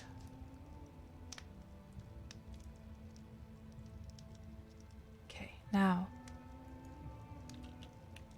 let's continue mining, and also we can check, of course, how these are being, like what heat they're at. So this one is very warm, this one is hot. We have to wait until they're glowing hot. Thank you so much for the follow, Petals. Welcome on into the stream, and that's a lovely name you have there. There's something so pretty about the word petals, isn't it? Isn't there, guys? It's so soft. It's perfect for a flower petal. Petals, do you play Wurm as well? And Yuo Cakes mainly, says Isamuth. Oh man. I do have an evil side. I do have an evil side, Isamuth. Are you remembering my story about how I had a poisoner, somebody with poisoning skill and baking skill, or like cooking skill in Ultima Online, then I used to poison the cakes and leave them on the road and then watch as people came across them, ate them, and died? Yes, I have an evil side, I do. I did evil stuff like that in Ultima Online, guys. Bad, bad cats. Bad cats.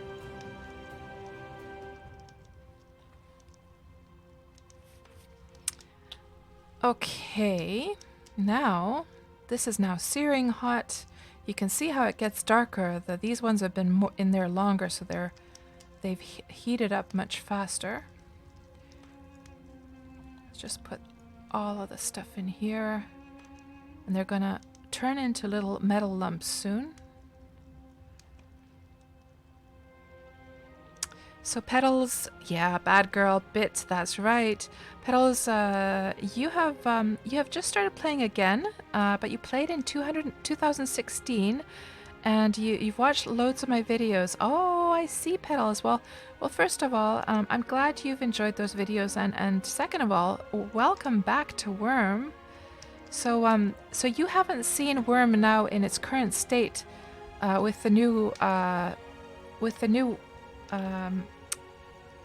volumetric lighting, have you? Or like now you've seen it now, like the difference from 2016. It's so pretty, isn't it now?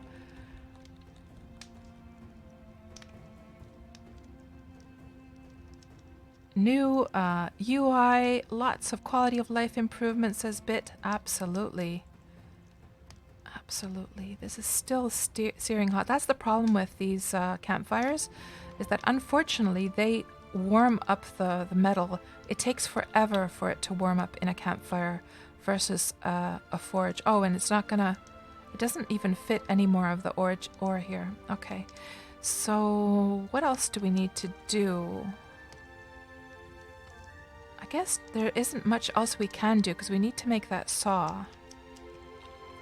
So let's just check again. So activate metal lump, small anvil, and we're going to have to make the anvil, which is simply... Do I have a mallet with me? Please tell me I have my mallet with me. Well, of course, mallets are very easy to make, but I do. I have a mallet. Excellent. Good. And yeah, I didn't have a saw with me, unfortunately. So now this is glowing from heat, and very soon it's going to turn itself into a little metal lump, guys. Then we're going to be able to make that anvil.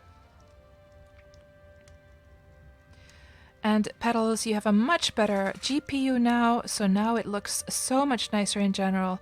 Oh man, that sounds so good, Petals. Yeah, it's a world of difference playing with the low graphics settings versus what you can really get out of this game visually. Absolutely, absolutely. Yeah, it's so pretty now. There, now we got our first lumps. Now, normally, under normal conditions, I would actually wait a while for those lumps to just gain enough of the heat so that they're going to stay hot for a while. But I'm kind of like, what's the word I'm looking for? Impatient to get started. So we're just going to merge these together, combine them together, use our mallet, and then, well, we should probably use the tool, shouldn't we? The crafting tool, just to do this in a more visual way. Put the lump here, put the mallet here, and make the small anvil. And it seems like that is the only thing you can make with a wooden mallet and a lump. There, we got a small anvil, guys. That's that taken care of. Now we're going to drag the small anvil in here, and now we can make, look at all the juicy stuff we can make now. So the saw is right there.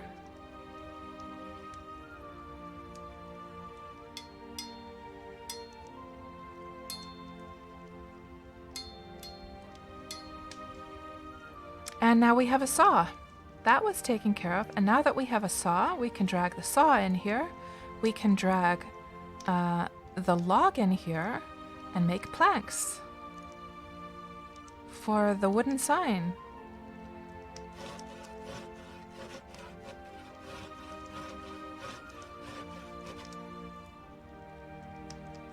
And of course, a lot of new players don't notice that there's an action queue. When you first start the game, you have an action queue of just 3 dots. I have 6 already. I'm almost on my 7th. And that way you don't have to keep on pressing create. You can just let it go through the queue.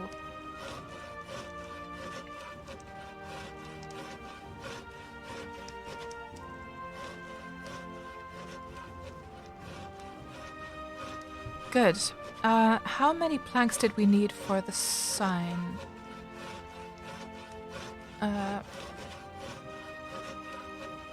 So 2 planks, 1 shaft. Easy peasy.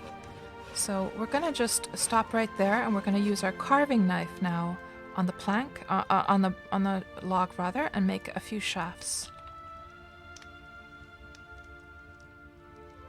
1 shaft is all we need. Okay.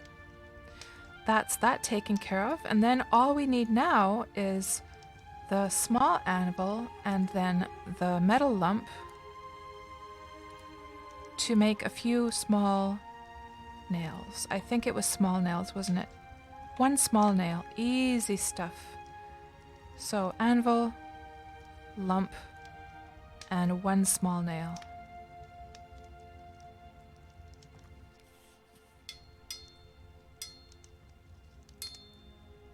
And it looks like the campfire is already starting to cool itself. So let me just actually fuel it with these wood scraps that were created when I was sawing to fuel it again, to make it, let's just get the rest of these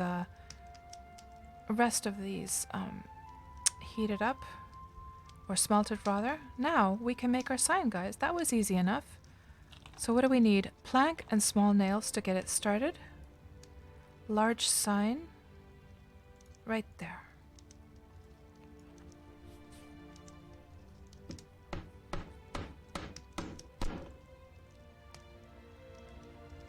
And that's that. Unfinished large sign still needs 1 plank and 1 shaft. I should have set the UI to be larger because I'm pretty sure you guys probably can't see a thing because of the quality of the stream. And then a shaft, and we're done.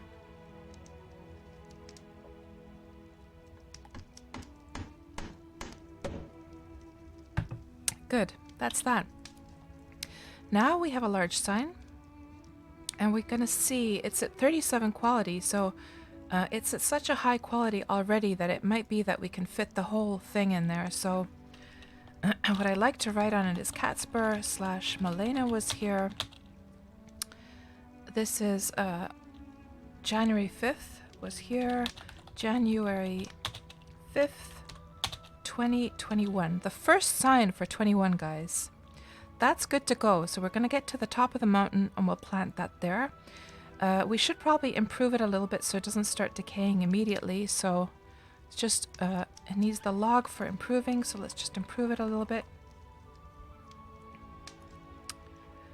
Oh, the log. No, what is it saying here? In the event window, the large sign doesn't need repairing. Oh, my improve keybind is not working. There we go.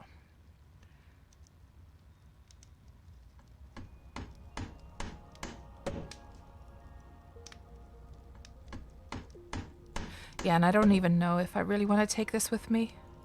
We'll just leave the metal here, just in case somebody else needs it when they find it, because it's going to weigh me down when we're climbing the wall, actually. Let's just improve this sign just a little bit more. So it's now at 39 quality. We'll just improve a little bit, because the higher quality the sign, the slower it will start to decay.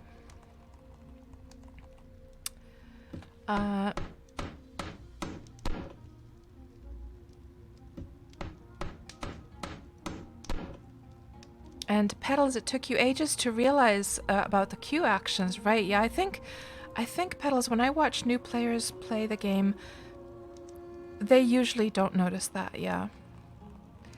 And Bit says that Chaos is one of the most beautiful servers, and that was the map for Chaos was made by Notch, wasn't it? I do have a file with me, actually. Oh, Sky, I didn't notice your question about animal branding. Sorry about that. So, animal branding, what does it do? When you have your own deed, in other words, a plot of land that you have claimed for yourself, you can brand your animals to that deed. And in the case of that will mean, I'll show you actually. Oh, I can't show you on this horse actually, because this horse is not branded to this server. So the branding is tied to the server that you branded it on. Now this horse is branded to my normal server, but I can't show. But normally you would be able to right-click your animal, and there would be an option for permissions, and you would be able to set the permissions for that animal, who can lead it, who can ride it, who can control it. So, for instance, if we were on my original server of Xanadu, I could set permissions for this horse so that nobody else can lead it or ride it. And that way, if I went out into the wild, and then let's just say I left my horse there, or else I logged off, my horse is going to stay there after I log off. So it doesn't log off with you unless you're riding it, I believe. But if I just left it there, it would be completely safe, other than like dying of hunger.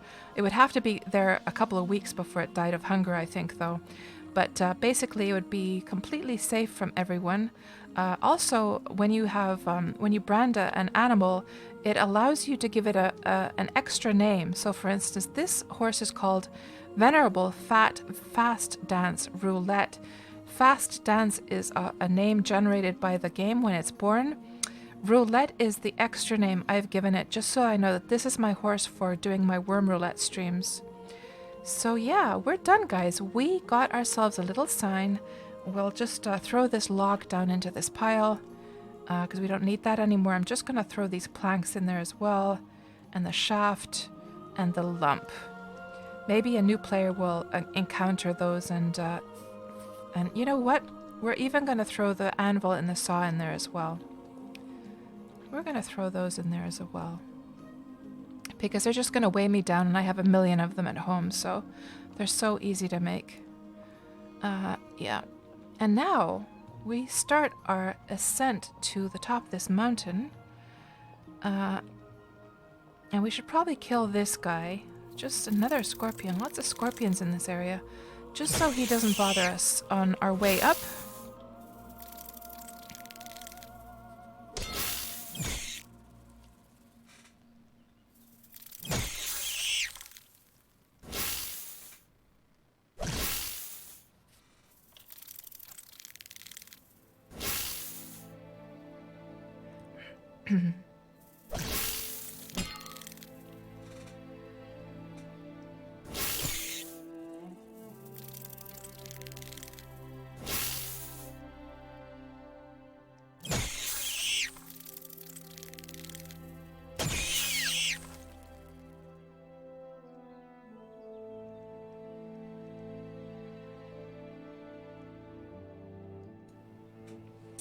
Okie doke.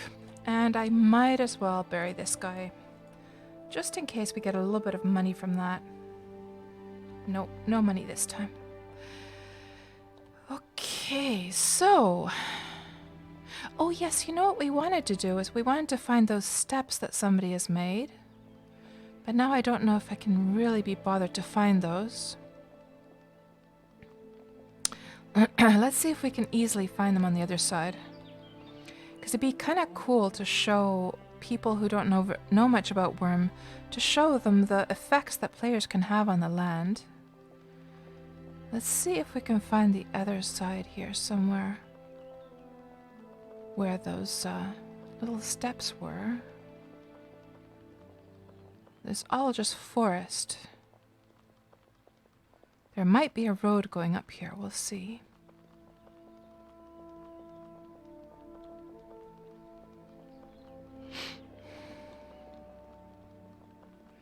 So there's the mountain, guys. That's what we're going to be going up today, believe it or not.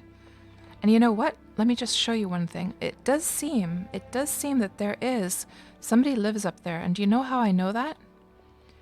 Because I can see a square bit of land up there. So if we use our spyglass and we spy to the top here, do you see how this looks terraformed? It looks square. That's not natural. Like the mountain would naturally just go round. So somebody has terraformed the land at the very top there. So there just might be a deed up there. Sky, no, you can absolutely own a horse, yes. You can, as a free player, you can just catch a horse. All you need to catch a horse is just a rope, and actually new players come with a rope included in their starter gear. And the horse, to keep it safe from other people taking it, you can either hitch it to a cart, or else you can build a little fenced area that is locked so other people can't take your horse, or else you can keep it inside of a house. You can also, inside of a house, you can plant grass, so you can have your horse safe and sound inside your house. Yeah, I'm not seeing that little part with the steps, guys. So what we'll do is we're just going to go to the highest point. We're going to start climbing from there. Yeah. Yeah, the branding is only just like an extra thing that you might want to do if you own the land. Yeah, yeah, it is very cool. The only thing to say, Sky, is that when you start as a new player, you will not yet have the body skills to be able to ride a horse. You can lead one, you can breed one with another horse, you can attach it to a cart that you make, but you will not have the body skills to ride the cart, nor will you have the body skills to ride the horse. So it takes a couple of weeks to get your skills up that high. So it's a little bit, it's just like any other MMO that you know how in other MMOs you have to work very, very hard to get your first mount? Well, it's the same thing in Wurm to be able to ride. Okay, guys, we're going to start here. So let's whip out the old alcohol. Whip out the alcohol. And where did it go again? There's the food. Let's make sure we've topped up our food before we start. I would probably also want to, you know what we're gonna do? We'll keep our armor on, actually. It might be best to keep the armor on, actually, just in case like some mobs come in. I don't know. So here's the thing. You can actually walk faster without your armor on. So maybe we'll try it without our armor. Let's just unequip all. And we'll put our armor back on if we run into problems along the way, which we probably will, but we'll deal with that when we come to it. Just repair everything, make sure it's all tip-top, and then our alcohol is ready to go. I want to just get these in a different order, though, so let's just put this like so. Good. Okay, here we go, guys. Into climb mode, which I have a keybind for, just so it's easy to go in and out of climbing mode. We've got to make sure our horse is following us. Yes. And we'll just start climbing up. I'm going to move my HP bar over here. Let's get this to be as small as possible. Put that right there and start slurping away at the gin as we climb. And since I have drunk a lot of alcohol in this game, as you can see, this process of drinking this 1 gram at a time is going pretty pretty fast. And it's raising my stamina there. So this is going to be a long climb. Good luck, says... Good luck, Alex Honnold says Bit. So who is Alex Honnold Bit? Is that like a famous mountain climber or something? Aw, Viking, no. It's not made from you, I'm afraid. But Viking, this is how fast it will go if you have a quite high... So this is actually... This gin is quality 87, so it is pretty handy. So the higher quality your booze, the more stamina you will gain when you do this kind of thing.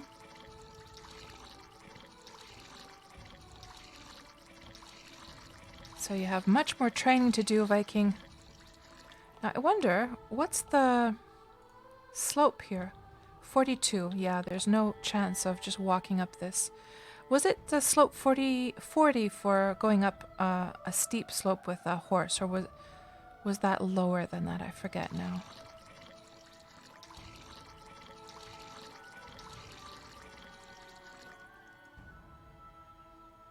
And we'll look down once in a while to see how far we've come, but not quite yet.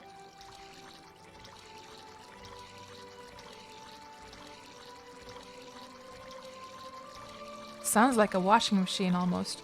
It's like a little washing machine going on in Malena's tummy.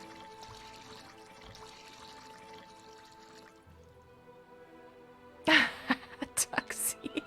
Now we all need a pee break from that sound, yeah. And let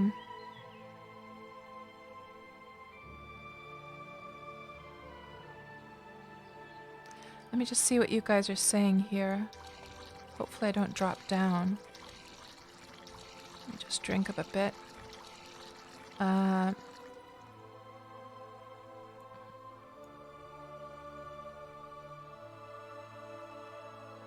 Yes, that's true. Taylus is saying that you can't ride them as a free player. It's not because you're a free player, it's rather because of the fact that to get your skills up high enough to ride a horse, you would have to get them over 20, you see. That's the reason. And I think it's the same. Or can you ride a cart? No. To ride a cart, you had to have, what was it, 20... Was it 21 body control? And 23 for the horse? I forget now. Or was 21... No. I'm remembering incorrectly now. Or was it mind logic to be able to ride a cart, guys? Was it 20.1 mind logic to ride a cart and 21 body control for a horse? I forget now. Okay, what's the slope like now? So we're at slope 29 right now. That's the steepness. Once it reaches... Oh, you know, if we go over there, we'll be able to see if we can find those steps. So let's start heading in that direction. The steps that have been terraformed. So at slope 23 or lower, you can actually just walk normal. You don't have to be in climbing mode. But the slope is still 20. Oh, that's 22, so I can let go of my climbing here. So now, if I go up on this tile, she can just stand there, basically. Or she should be able to. Oh, the slopes of the other ones are still... That's slope 26, okay. So, yeah. It wasn't quite enough. It was only one edge was 23, the other ones were 22. The other ones were too steep still.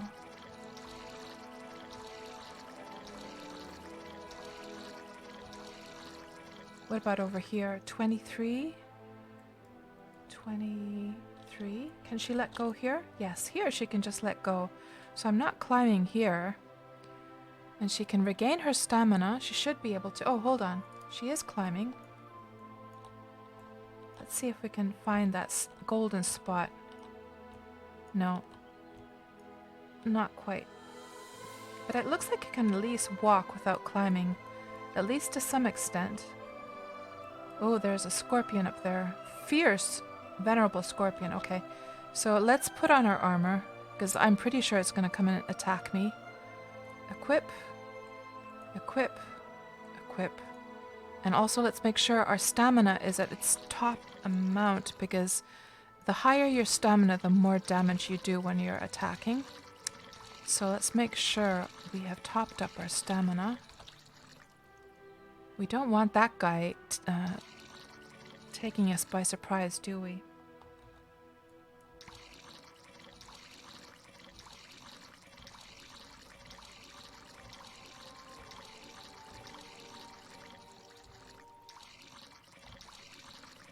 And here's, I remember there was this bit of, that's gravel, this tile type. I remember the little steps were right next to the gravel part. I can see something over there. I wonder, and there's also a spider we might have to deal with. And Horsey's still coming with us. Yes, good.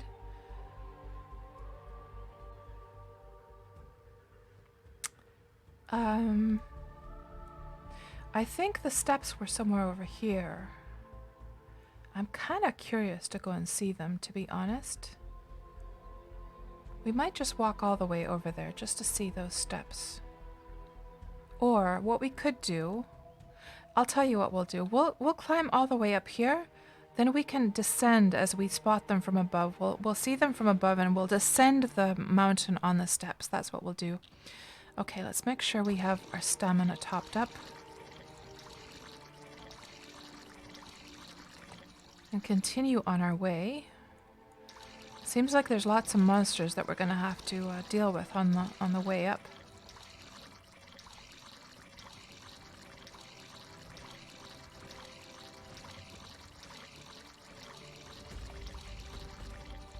Okay, and the slope here is 27, yeah.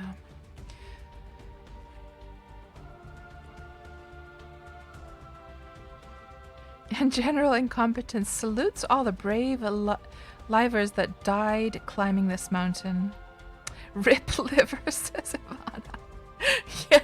Yeah, Malena's liver is pretty much gone at this point. Very true. Oh, I see. Bit. So this guy you mentioned, that Alex Hunold, he climbed El Capitan without safety gear, right?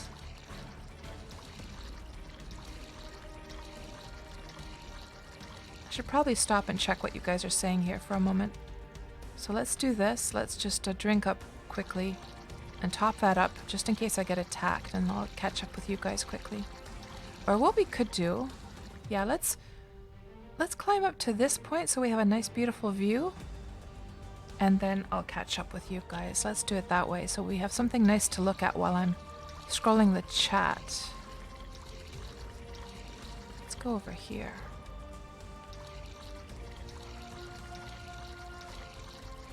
Oh, we should probably do a prediction, shouldn't we? Is Kats gonna make it up alive?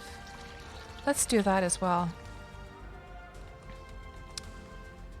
Start a prediction.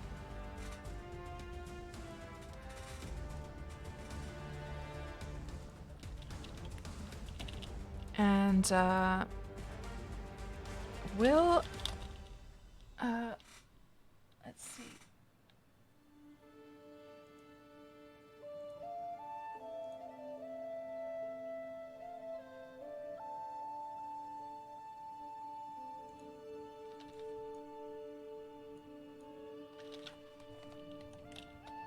Let me just put the responses here.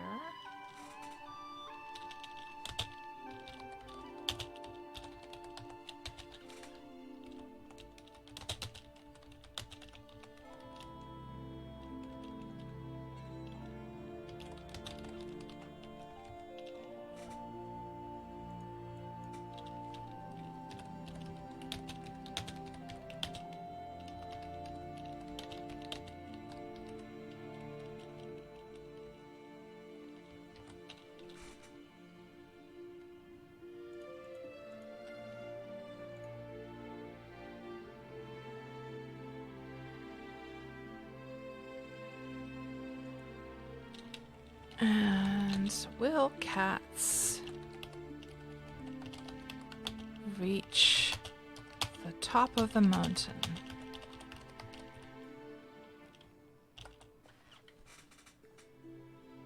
And there we go. We've started the prediction. You guys have 5 minutes to vote whether or not I'm going to reach the top or not. And if if you're correct in the results, you will get some channel points. What do you say to that? So now, yeah, let's just stop here for a moment. Malena's just going to admire the view from up here. And I'm going to scroll through this chat and see what I've missed here quickly.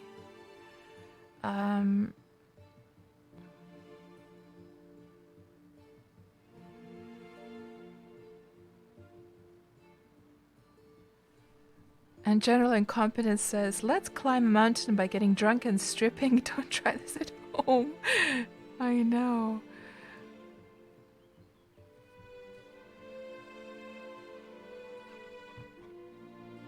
So Tuxie says the cart is, to ride a cart is mind logic 20.1, yeah. And the horse is 21, body control. Yep, yeah. So I guess I remembered right in the end. And Viking yo-yo, yes, you can. You can play a yo-yo. There's even yo-yo skill Viking. And thank you for that. I shall slurp a little water.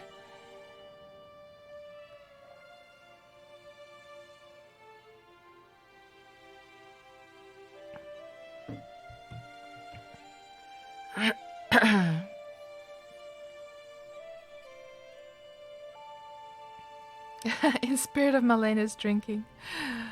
Okay, guys, good. I'm all caught up now. So, Viking, are you gonna make yourself a yo-yo now? Okay, up we go. Up, up, up. High into the skies.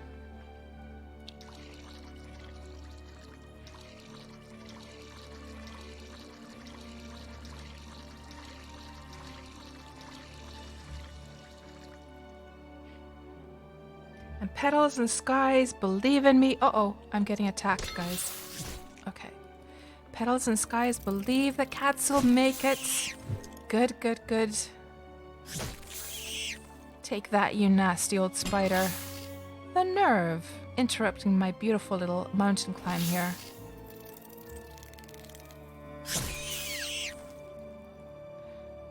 Okay, up we go.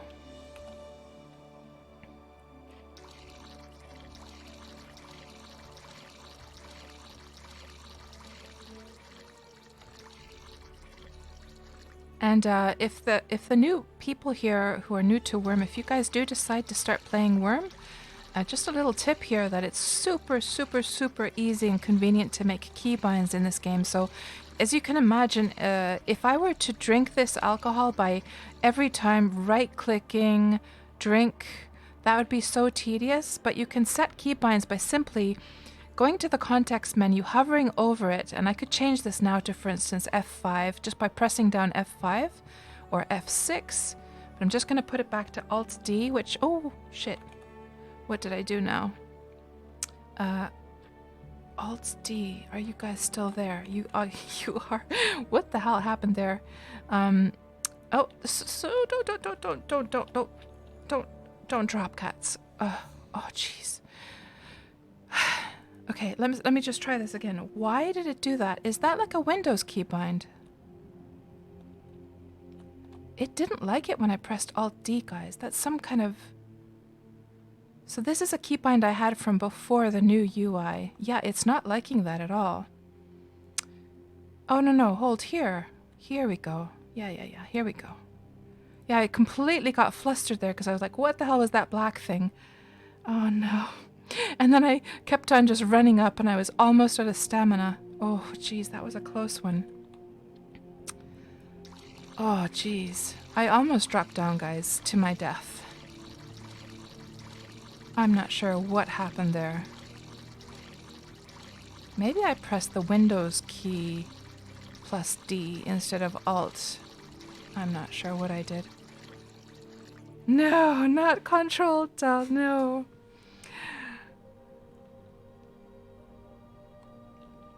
And Win-D minimizes all windows. I must have pressed the Windows key. Yeah, you're right. I think that's what must have happened. Okay. Whew. That was a close one, guys. That one was a close one because I sort of like, I got so flustered that I didn't even remember how to stop walking there for a moment. I literally went into a panic of some kind there.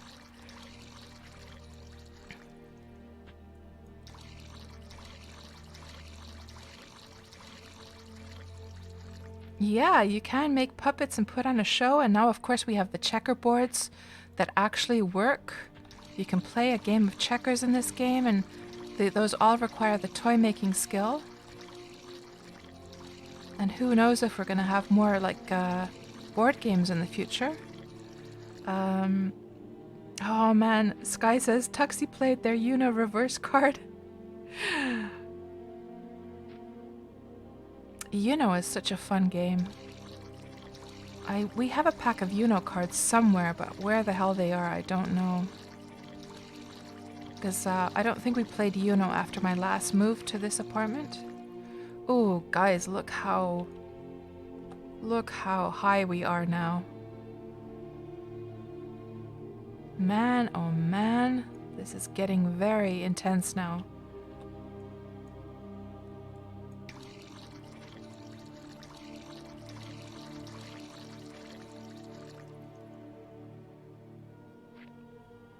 So Bit says you can turn off the Windows key during your on your Logitech keyboard when gaming. Oh, that's handy. Yeah, I have a Microsoft keyboard myself, like a gaming keyboard. It might just have something like that as well. I've never looked into it. That is. Hello, Schmo. Welcome on into the stream. It is a tall mountain, isn't it? But we're doing pretty well. Thankfully it's just scorpions in the area, which I'm not too scared of, with this character at least.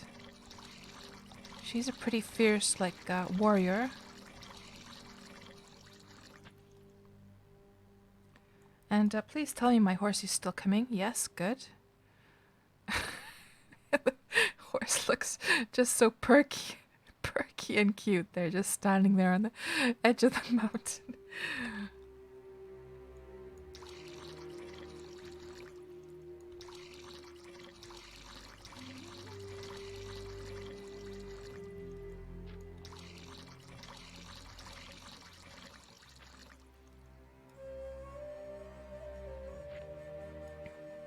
Man, this is so slow. Yeah, I wonder if I should take off my armor at this point. Let's see how fast. So her speed right now is 1 kilometer an hour. Unequip all 1.12 kilometers an hour. So it does make a little bit of a difference. It does. She is going just slightly faster.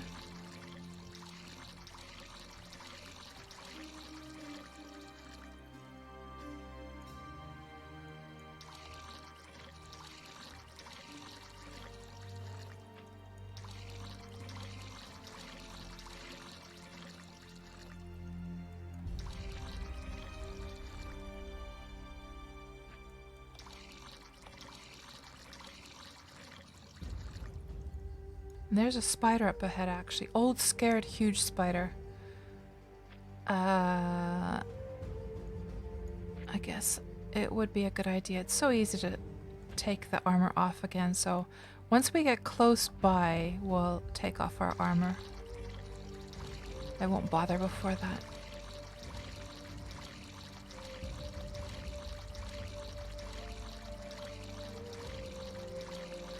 I still have 3.89 kilograms of the orange gin, so I think we'll be just fine. It does have a reason to be scared, incompetence for sure. River Dog, you voted against me getting to the top. The nerve. Don't you believe in old cats? Come on now, River Dog. Come on now. What is this?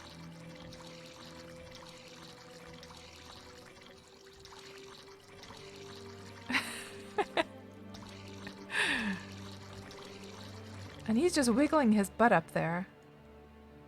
But soon he is gonna... That wiggling is gonna be stopping pretty soon. So maybe... Yeah. Let's equip everything now. Just to be on the safe side.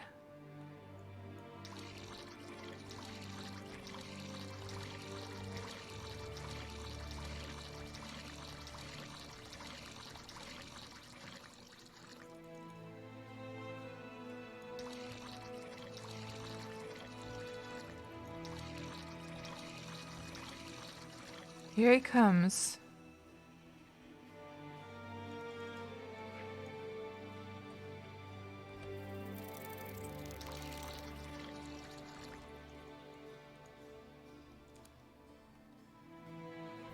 Now he has an advantage over me because he's higher up on the ledge. But it seems that I'm doing just fine. He's just going down pretty fast here. So I have nothing to worry about. Now, unless some, like, troll comes along. We're not seeing any other mobs nearby, though. So I think we'll be able to take him down just fine.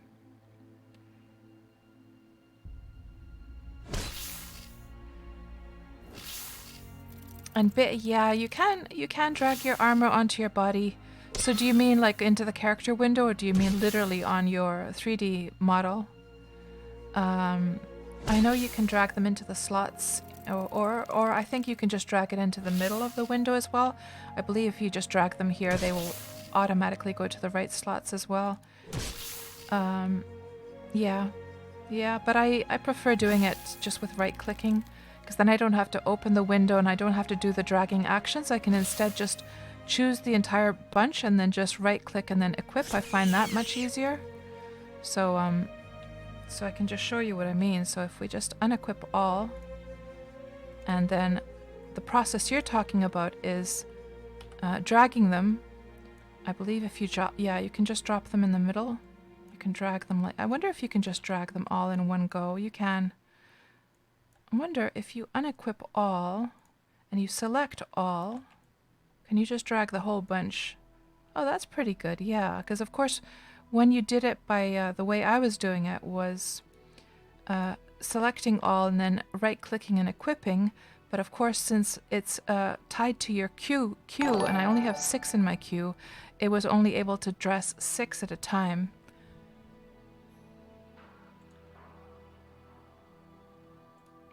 And thank you so much for the follow, Shadow. Welcome on into the stream. And that is, I don't think I've ever seen your name before. That is true, Bit, that actually, that is one benefit for sure, is that that is one benefit, that you can just do it all in one go. Unequip all, select all, drag to the middle, and it's all good to go. Yeah, that's pretty handy actually, because then you don't have to do the 2 actions. Yeah, that's pretty handy. Okay, so she got a little bit of damage, but it's so little that I'm not going to bother healing that right now. So we're going to continue on our way. And actually she can unequip her stuff right now, just so we go a little bit faster. Hello Joshua, welcome on into the stream. How are you doing today? We're here on the server of Independence for our Wurm Roulette today. Climbing a mountain. I'm not sure if the prediction is still up and running. I put 5 minutes for it, but there might still be time to predict whether or not I'm going to get to the top or not. All is cool over there, good to hear. And Ushado, you stumbled across my stream in the recommended channels, not played Wurm for a while. Oh, so you have tried Wurm? But you've been watching the stream for a wee bit and making you want to play again. Oh, I see. So do you remember, Ushado, when it was that you last played Wurm? How long ago? Like, are we talking years? Months? Because then I could tell you a little bit about, like, how Wurm has changed from that point on. And it's such a great game. I've been playing this for 7 years, and for sure, Ushado, I do take breaks from Wurm once in a while. But I always come back to this because there's just no other MMO like it. There's nothing like Wurm out there. Well, of course, there's similar ones like Life is Feudal, but really there's nothing with the amount of depth that Wurm has. 2017, I see. So it was like a few years ago. So what we have gotten, Ushado, after that is, of course, there's a lot of like game futures that we've gotten, lots of new things you can do in the game. I'm not sure if archaeology was in the game yet at that point, but you see you can see the trees in the far distance. That was not there when you last played, so they made that kind of graphical change. We have a new water system. We have a new lighting system. So the game, look at the sky, how much nicer it is than it was before. Before it used to be this kind of purplish blue, and then there was no light. It didn't go lighter to the horizon. And now it actually gets lighter to the horizon. It has this much lovelier, more like turquoisey kind of color to the sky. It's so pretty. And actually, you can kind of see do you see the light beams coming from the sun? We'll see that a little bit better once we get closer to the trees, but light beams come shimmering through the leaves of the sun of the trees now. So yeah, lots of as far as game futures, what have we gotten in these last few years? There's been so many things. Maybe some of you can remember. Well, of course, there was the Steam launch during the summer, so now there's the Steam client that you can log on with, but you have to, your character, whatever client you made your character with, so you obviously made it with the old school launcher back then, you would have to use that launcher to also use that character now. You have to use the same character you made the launcher on, or you have to play the character on the same launcher that you made it on, basically.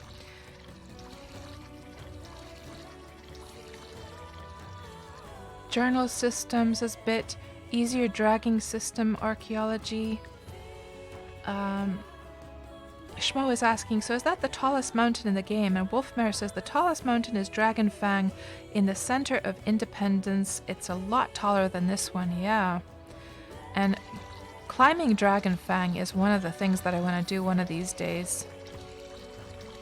For sure. I've been to the base of Dragonfang when we had that Independence 10-year anniversary quest, but I've never actually gone to the top.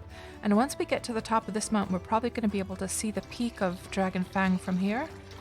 We're almost there now, guys. Almost there. Almost at the top.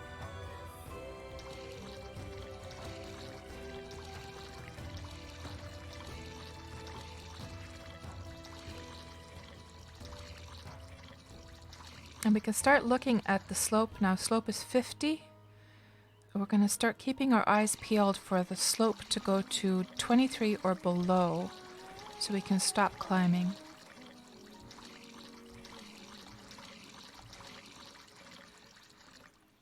Ushedo, you'd made your claim when you played, got your wall up around, but didn't get much further. Took ages, yeah.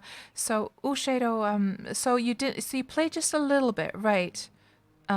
So the thing with Wurm, which I think is really cool, is that actually the beginning when you first start is the most tedious, harsh, demanding, boring, time-consuming part of the game, because the action timers take forever. You keep failing over and over again. There's very few things that you can actually make with those skills. But actually, the cool thing is that the longer you've played Wurm, or the higher your skills rather, the easier it is to... Oh, we're on flat land, guys. Yay! We're on flat land now. We got to the top, almost.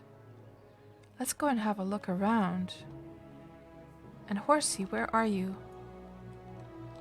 We can put our armor back on. So let's try this thing again, just dragging it to the middle of the character window. There we go.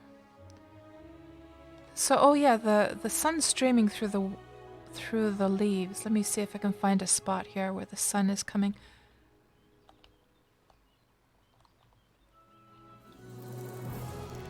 Oh, there's a spider, is there? Oh, here's a spot where we can probably find the sun coming streaming through. There we go. You see that? Look at that. So that came in the spring of last year, 2020. That is new to the game. So you played for a few months, O'Shado, and it was really enjoyable. You opted to do a lot of terraforming right at the start to build your claim, and in hindsight, maybe you shouldn't have strayed away. Yeah, I think that's one of the problems with this game, that people, they start the game and they become so excited about it and they have these grand plans and they take on way too many things than they should. I think we're at the peak of this mountain, guys. And then they end up burning themselves out on Wurm. And really, what you need to do when you first start the game is simply just enjoy the process of survival. Getting your first tools, your first armor, your first weapons made. Making yourself a little house. Making yourself a cart. Catching some animals. Just survival, just enjoying that survival aspect, because the thing in Wurm is that you can terraform and you can make grand things. There's lots of time to do that later on as well. I can't count how many people I've met who just went all out right from the beginning because they were so excited about the game. You know, this is an old mine. If we were to mine away at this, we would find a mine inside. And it was kind of fun to open that other mine. I wonder if we should open that up. Let's just kill this this spider here. And you know what would be kind of fun, guys, actually? We could plant. Let's plant the sign inside the mine. Let's do that. So if somebody ever mines this out, they will find the KatsPurr was here sign, because it's probably going to collapse again at some point. And maybe somebody opens it up 5 years. Well, the sign wouldn't be there anymore at that point, would it? But yeah, I think it's kind of an exciting idea to actually open this up, plant the sign inside, and leave it there. Oh yeah, because this is the surface. We're going to have to tunnel this one. Okay, let's just tunnel it then. Malena has such high mining skill that this shouldn't take too long. And that gives us a chance to catch up here as well. You're going to be off, Sky. Thanks so much for hanging out with us today, and I hope seeing the stream gave you a little bit of an inspiration for Wurm. And you don't quite have time to see the accomplishment, but you're going to check out the VOD later. Okie dokie. So you'll probably be hearing me say this to you later on. And Bit says, that's a boring mountaintop. Yeah, I mean, a lot of times when we get to the tops of mountains, we see a beautiful view. We'll go to the edge of the forest in a bit and we'll check the view from there. Not to worry, Bit. Not to worry. Let's just place this sign in here first, and then we'll go see the view from the edge of the forest. Joshua, Wurm burnout. Bad juju. Yeah. It's very easy to burn yourself out on Wurm. It's, I warmly recommend just going at a nice slow pace, just enjoying the game, doing things as you need them. Of course, it's good to have a bigger plan in mind, but there's no rush to get to that. For instance, that kingdom project that we're working on now, I envision it's probably going to take us a couple of years to get to the end result. And I'm in no rush. We're enjoying the journey with the Factional Fight Brothers.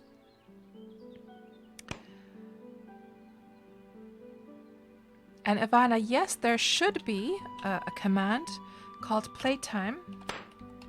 And I can just check my own. So what does it say here?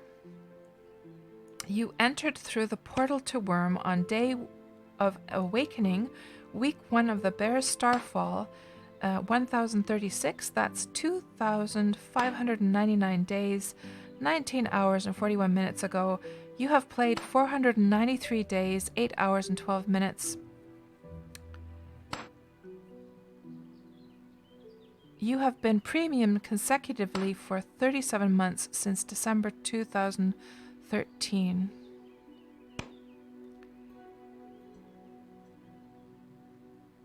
And it looks like I have 1 year of premium still on this account. Okay.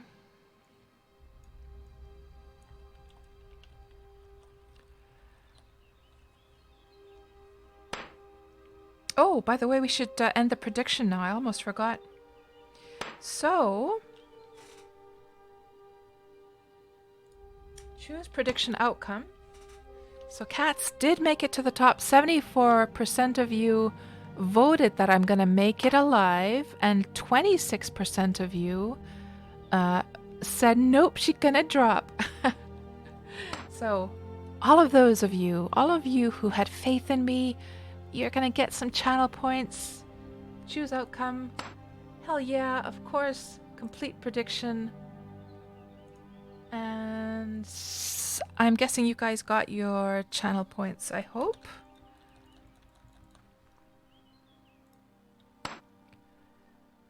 Hello, Yazith. Welcome on into the stream.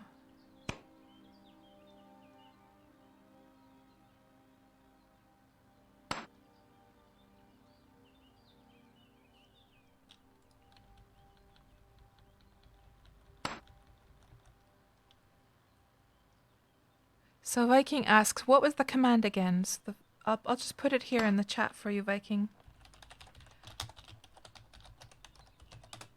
There you go. Oh, I see, Yazith. Your fresh name, just change the name. Wasn't that fresh anymore? Ushedo, you vaguely remember playing it around when it first came out. Oh, so you played it back then as well, right? I didn't even know about Wurm back then.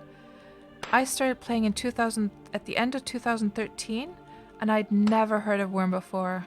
And somebody, like a fellow Ultima Online fan, started talking to me about it, and I was like, what?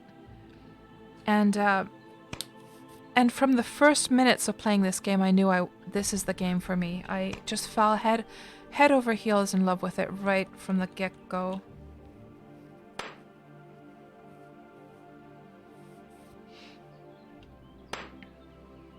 So Ushedo, just continuing what you were saying here, but you couldn't mine into a mountain properly, dwarf at heart, so you stopped for ages, went back to it, looks like 2018, just checked and have the Steam copy, Wurm Unlimited, thinking you will venture back into it again. Well, you should, Ushedo, you should. Welcome back to Wurm. I'm going to say that already now.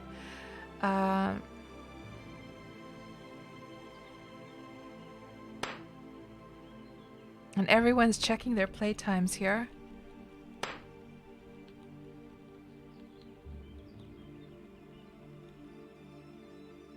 Yeah, Ultima Online, still one of the best MMOs ever. Absolutely, Ushedo. I would definitely say that. So I would say that the best MMO experience I've ever had was Ultima Online. That's number one for sure. Oh, I should get my stamina. That's number one. Wurm comes in second for me after that. This is the only game after Ultima Online that's given me that kind of obsession and that continued interest in the game.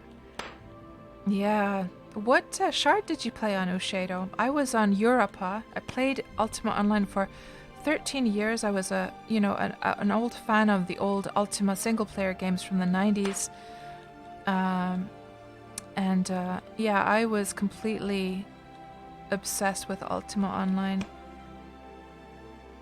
And Tuxie asks, do you remember something specific that made Wurm click for you? Yes, Tuxie, I can say exactly what that was. So this fellow who was talking to me about Wurm, he invited me to, he said, why don't you just download the game, install it, and come on over into the game, and I'll take you on a little trip.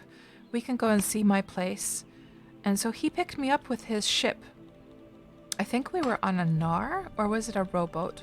I think it was a Nar. And so I got onto his Nar and we went sailing. And the moment that I knew that I loved this game is when we got... So back then, the fog got really, really thick in Wurm. And when you got into a very, very thick fog, you literally could not see anything before you. Let's just mine this out as well. You couldn't see anything before you and in front of you. Should we actually mine down? I have a feeling this person probably would have mined down, wouldn't they have? Let's just put mine down. So, yeah, you wouldn't have seen anything before you. Now, these days, the fog, unfortunately, is not very thick in Wurm anymore after the new volumetric lighting, which is a shame. I would like to see it thicker because that was a magical moment when we went in his boat and it was a sunny day and I could see clearly I could see the landscapes as we passed them by. And then when that smog or that fog came rolling in, and we literally got lost in the fog at sea and we couldn't see anywhere. He had no idea what to, yeah, he had to keep on like checking his compass, but he had no idea where we were.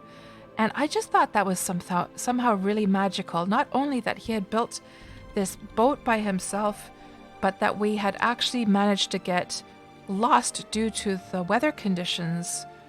And then when he took me over to his place and he was showing me how you can chop down a tree and you can make things yourself and you can build your own house, and I was like, oh my god, this game is exactly what I want.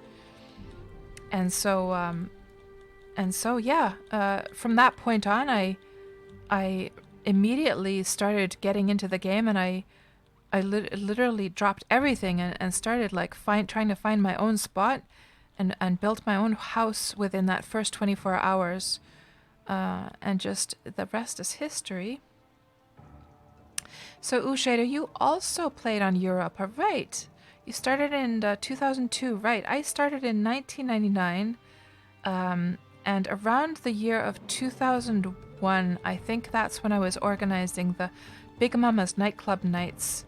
So I had a castle just north of Trinsic, where I held these nightclub nights. I can show you a screenshot. Let's see, where's my thingamajig? Here. So if we just go to...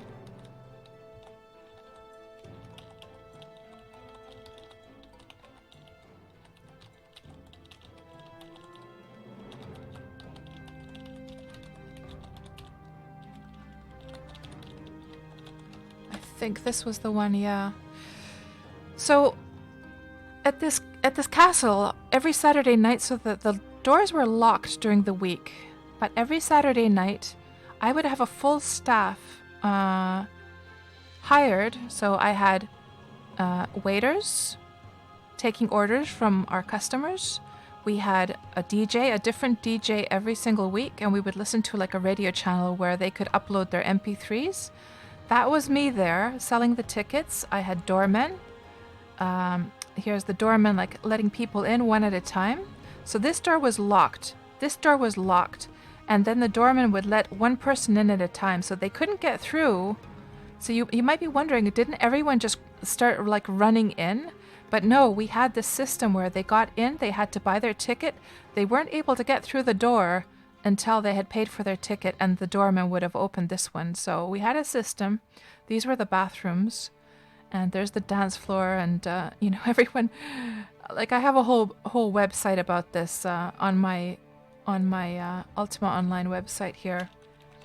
If you ever want to look at those, actually the opening night. This is sort of going off on a tangent here, but Big Mama's nightclub. The opening night of the nightclub was crazy because people lined up. So here's the start of the line outside, and the line, it went on and on and on. It, like, I didn't even take screenshots of how long the lineup was, but it was quite hilarious that everyone was lining up nicely and, behaving and just having a great kick out of that. And then at the nightclub opening, so here's from inside, from upstairs. We had a bar upstairs. We had an auction for like a bachelor auction that night. And every Saturday we would have a different event going on at the nightclub. It was great times. And there's the playlist that we had for that night. Yeah. I just go to Big Mama's nightclub. There's the main page for that if anyone wants to go and check those out. Hold on. Where's my thingamajig? Right there. And how is the mining coming along? And hello there, Thalion. Welcome on into the stream. Let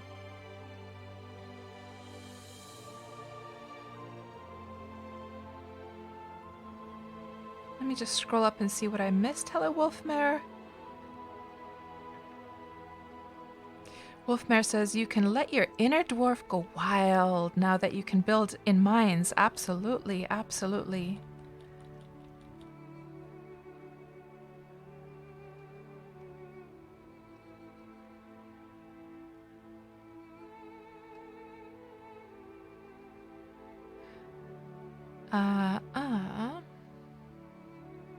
And Ivana says, "Aw, you can't sell stuff to the stores on starter deeds anymore. So do you mean to the traders?" Yeah, I'm not sure about the merchants. Can you still... I know you can sell stuff to the deed token at least. And Orzea, you also missed the fog. Yeah, me too. I think, Tuxie, so it was just because of the new lighting system, and they just didn't set the fog to be, like, thick enough, and I have mentioned this to Samuel. I have said that people are missing the fog, and I think they did improve it a little bit after that, but it's still not as thick. Yeah.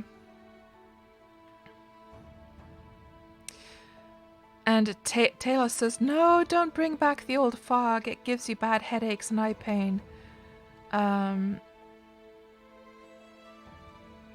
Yeah, those are actual players, Tuxie. Yes, actual players. Yes, yes, yes.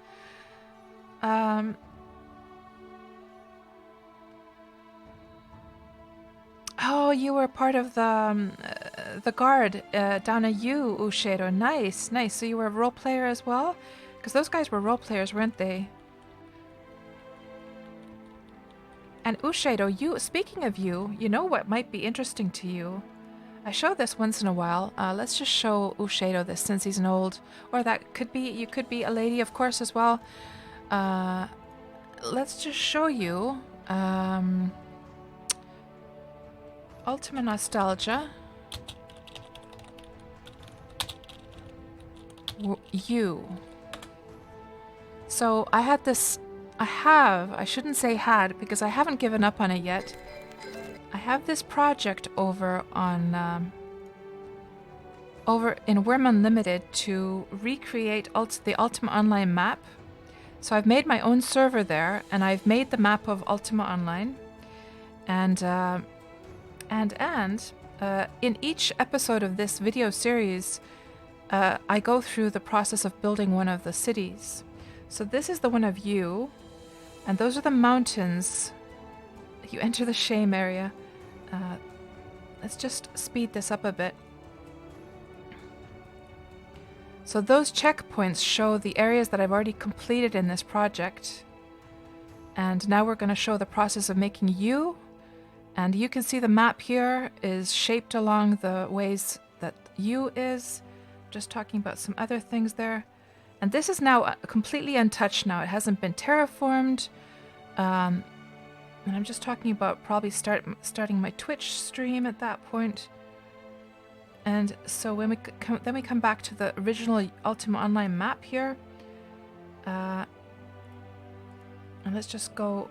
And now I start the terraforming project. Yeah, I'm just chopping down trees to get it all like... This is using like a Game Master character on Ultima... Wurm Unlimited rather. So you can just do stuff super fast. I have it all gridded out. The grid is matching that of... There's all the roads to you. I had those all mapped out. You can see that's where the... Did you see there? Hold on, let me just pause there for a moment. You could see that the guard... There's the prison is over there.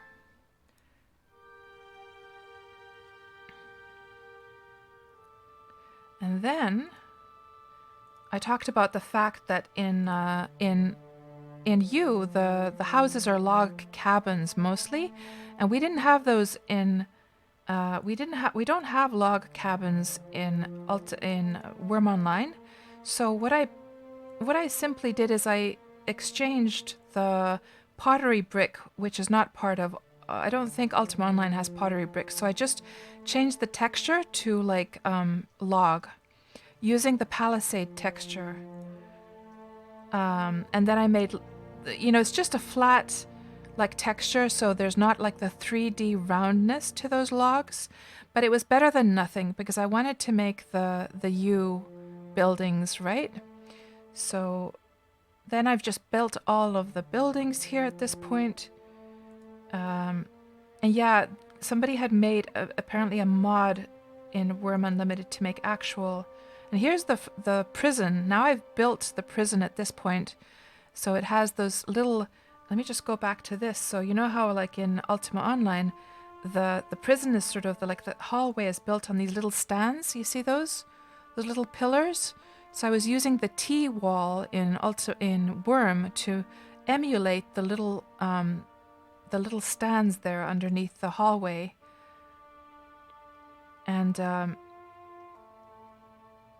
here we're starting to get more and more of those buildings finished here. And I started to plant the forests. And of course, a signature thing of you is the oak trees. So Wurm has oak trees. So here I'm just planting. So I planted all the oak trees you see in the map. You see those green spots here? Those I've reserved for planting the oak trees at the exactly same spot as they are in Ultima Online in U. So I went through the Ultima Online map, looked for the spots for these oak trees, and planted. Were they oak also in Ultima Online? I think they were. But at least I used the oak trees in Wurm to be sort of the closest thing. So then the forest is built. Then I started the decoration process of all the towns and villages. And then we come to... Oh, I modified the sky to be more turquoise. So here, guys, since you can change the graphics, so this project was done way back many years ago before our new skybox. So this is the color that the sky used to be in Wurm. It used to be this more purplish color, and it always bothered me. So I just changed the texture myself in Wurm Unlimited, and it's quite funny that now actually the sky is more of this turquoise color, like I had changed it as well. So I just replaced the texture basically to be a little bit more cheerful. And then, oh damn it, an advertisement. Let's just wait for this to go by. And then here I start the process of showing the whole place finished. And we're just riding through with a horse. There's that remember that little guard tower, the guard post? This would be very familiar to you because if you were a guard in U, you would know that spot really well. And let's see if there's anything else of interest. I'm just going to fast forward. There was some kind of crypt here. Oh yes, there was the cemetery. Let's look at the Ultima Online picture here quickly. There is the cemetery, U Cemetery, that looks like this in Ultima Online. And then I just run through it a little bit here, shaped as close as I could find. I made it as close as I could get to how it is in UO. And then let's see what else we have here. There's some of those log cabins. And then of course U is also famous for the sheep. So obviously I had to have the sheep pens here as well.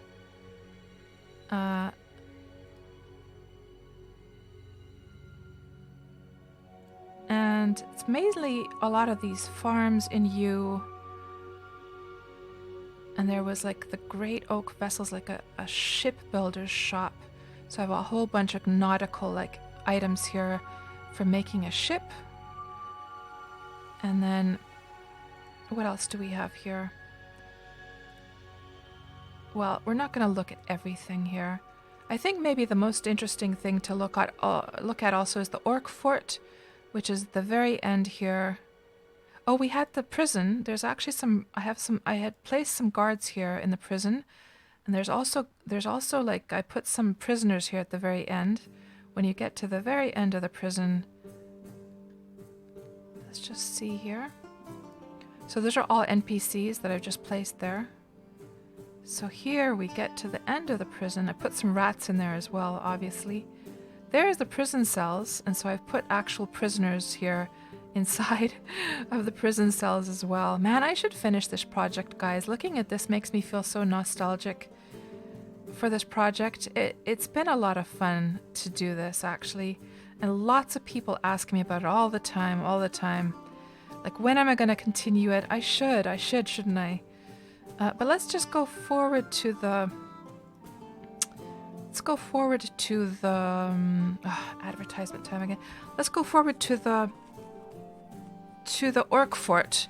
Now, Wurm does not have orcs, but I use trolls instead. And I know we've looked at this sometime before. So let's just go forward. Here, orc fort. So that's how it looks. Let's just take one little pause more and look at how it looks in Ultima Online. Oh, over here.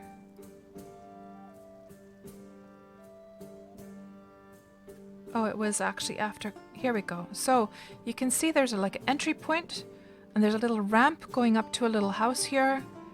And then there's a little fenced area inside. You can see the orcs standing around. A catapult is over there. Take notice of these things. There's a catapult to the left, a little fenced area with some bodies and skeletons lying around. There's a little higher area up here and a higher area up here. I've tried to like mimic all of these, okay? And this little house. So let's look at how we could make it in Wurm. So there is the entry point. And that little higher area, there's the little fence with the skeletons on the ground. And the catapult is to the left there. And then we go up into the little house. And I have a couple of corpses trying to look sort of like there'd be like sleeping pets. But I'm not going to torture you guys with this any longer. Just going to put that link if anyone wants to watch this. And of course, there's also on my Wurm website, I have the Ultima Nostalgia, all of the videos here in a list, so you can just access those super easy from this website as well if you're interested in looking at those. So let's just get this mined out. How many more do we have to go?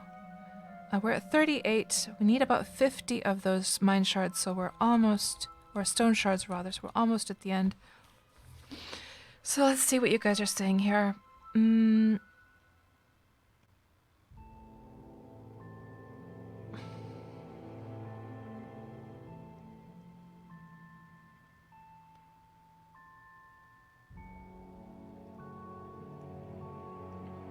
Thalion says that the player base in Ultima Online was very different back in those days. People did stuff like this often and organized, not like today's MMOs. Yeah, absolutely. Yeah.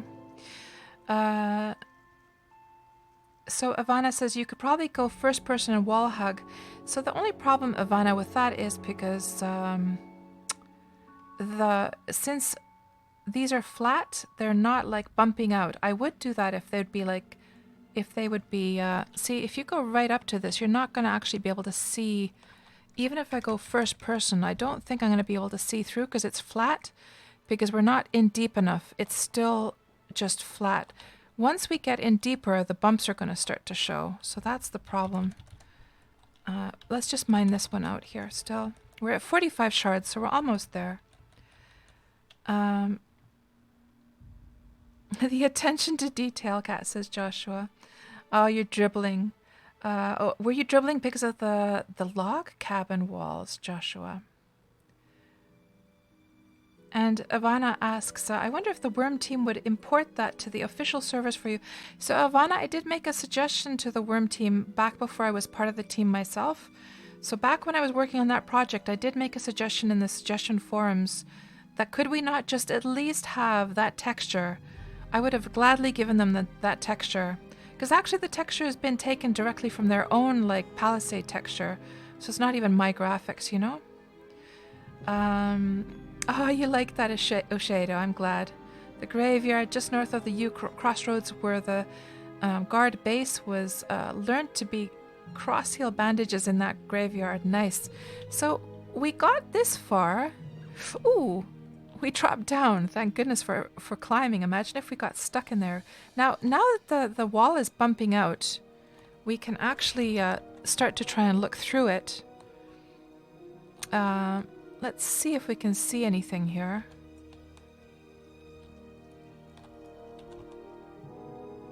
Oh, there. So here we can see the tunnel. So there is a cave in there, guys. So this is what I was trying to do earlier on. So we can see that there's something in there. So it goes from here. Let me just check that again. So the opening would be right. Does look kind of interesting to go and look in there, doesn't it, guys? I'm imagining that it would probably go straight from this point. Let's open this one up as well. It could be that that's all we need is this one tile here. And let's grab our horsey with us as well. And see what, if we just open this one. I'm going to actually mine forward just to be on the safe side this time because it could be... Let's mine forward instead.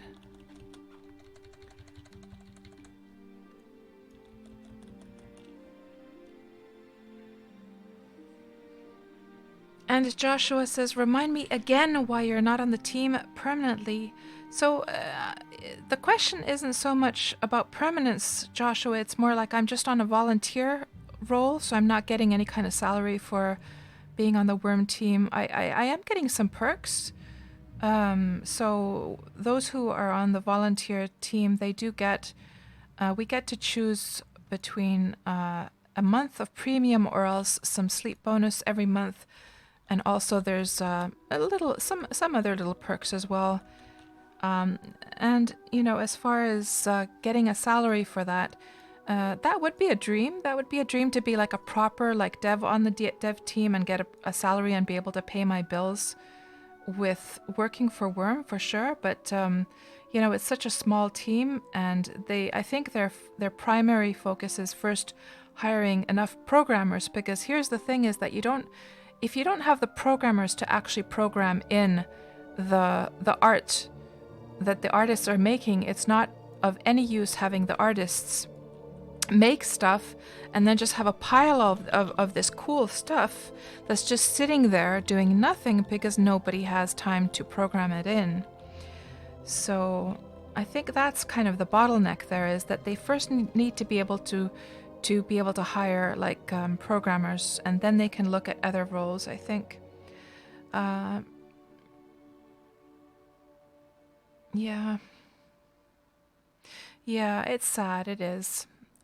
So yeah, and as a volunteer, you know, I have to prioritize my time to doing stuff that actually pays my bills. So I have my own limits to just how much I'm gonna do as a volunteer. Because I have to pay my bills as well, right? I do little things here and there, and I'm actually, one of the things I'm gonna be doing soon, guys, is that this is not anything I've discussed with them, it's just something I'm volunteering, some work that I'm volunteering that I'm gonna hand over to them, is that I want to do some drawings for Wurm. You know how we get those patch updates, and there's that one and same painting that I did for the key art? It's always the same painting, time after time, and I'm pretty sure it would be quite nice if Retro had some other drawings he could use. So I was thinking of doing some art streams where I would make some sketches of some Wurm scenes, not the painting stuff because that takes a long time, but just sketches that he could use, like sort of along the same lines as... If anyone has played Age of Empires 2, there's these cool sketches. I was thinking along those lines. Let's see if we can Google that quickly. Age of Empires 2 drawings. I'm not sure if you can find it this way. Yeah, these ones. So these drawings, I think, would really... the style of this, I mean, the style is nothing special. It's just like normal sketches on this kind of like parchment, yellowed parchment, nothing too unique about that. But I was thinking it'd be kind of cool to make drawings like this for Wurm that Retro could use in his posts. So I was thinking of doing some art streams where I draw some of those. I don't know if you guys would be interested in watching that or not. If it's worth doing an art stream for. I don't know how you guys feel. But, yeah. Viking would be nice to have a drawing of your brewery. I'm going to start off with just making drawings that would be actually useful for Retro.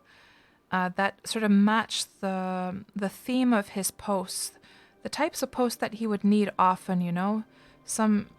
A few drawings that would he could use, like for instance for updates or for things that are being constructed and stuff like that. You react with nostalgic joy to Age of Empires general incompetence. Yeah, it's a fun little game, isn't it? And Talos, you would like to watch that? Viking. And Tuxie says 1000% yes, please. Yeah, I'll set up a stream like that in the near weeks. Hell, I might even do that within this week, actually. I would like to start on one of those.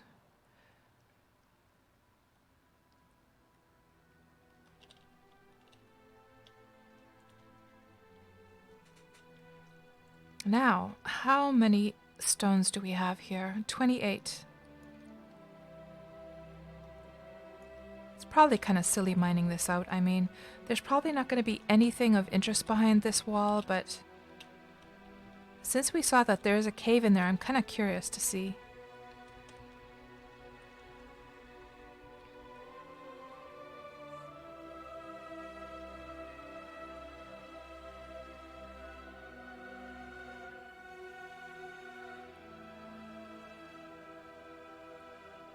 Oh, game sounds. I was thinking something is missing here. Game sounds. Oh, hold on. How come we can't hear any sounds, by the way? Is it because she's mining so fast? Yeah. Oh, the sound is there. How come it's so quiet, though? No, there's no mining sound, but we can hear. Oh, there is. There is, but why is it so quiet? So interesting. Huh.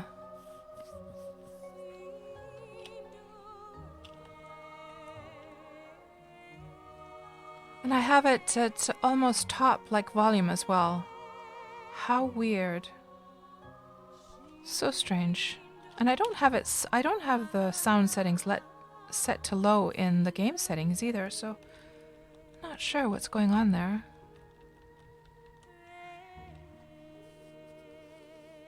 There might be treasure. That's right, Viking. You know, it'd be kind of no, I don't think it has that kind of rune. So is there that kind of rune, Joshua? I don't think so, though. Let's see. I don't think it has any runes on it. It just has an enchantment. Blessings of the Dark has been cast on it. Just increases its speed.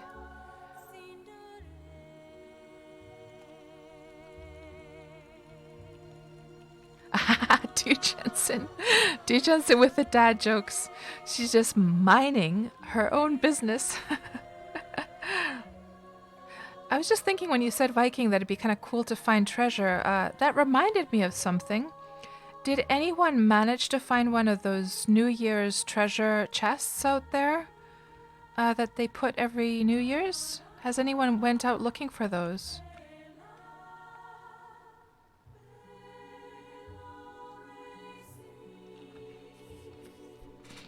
And the second thing I want to say is that I'm just wondering to myself if it would be kind of cool that if... You know how when we turn to corpses, when we die, I'm just thinking to myself that would it be kind of cool that once the corpse has been looted and it's empty, that our body turns to a pile of one of those skeletons that lies on the ground, and that stays there for I don't know, a few weeks, a few months or something like that? Because you never see skeletons on the ground. So, Haruki, you... Oh, is this where it ends? Come on now, come on now. I wanted to get into the secret cave. Good grief, what is going on? I want to get in there and see. Okay, there's nothing in this direction. Is that just the surface of the mountain there? Oh, it's so far away. I'm not going to mine all the way there, no. But at least here we can see. So there's little bits and pieces of the mine that used to be here. You can see them hovering there because these have collapsed, the connecting parts. And this has collapsed. But there does seem to be a cave over there. But yeah, this looks like it's about, oh, I don't know, 3 tiles away, something like that. I thought it would be close by. We can see the rift over there, by the way. But yeah, no, I'm not going to mine that out. Nope, nope, nope. But what we are going to do, the reason we mined this out to begin with was, does anyone remember? We wanted to plant that sign. So we're going to plant it here. And we'll double check and make sure that the text is right.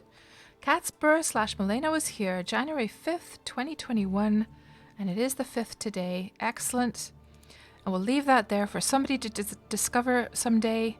Although I'm pretty sure that by the time that somebody actually mines this out, it will have long decayed. Long decayed. So now, let's do the thing that I promised to do, which was that I promised you guys that we're going to look at the edges of the forest here to see what the view looks like from up here.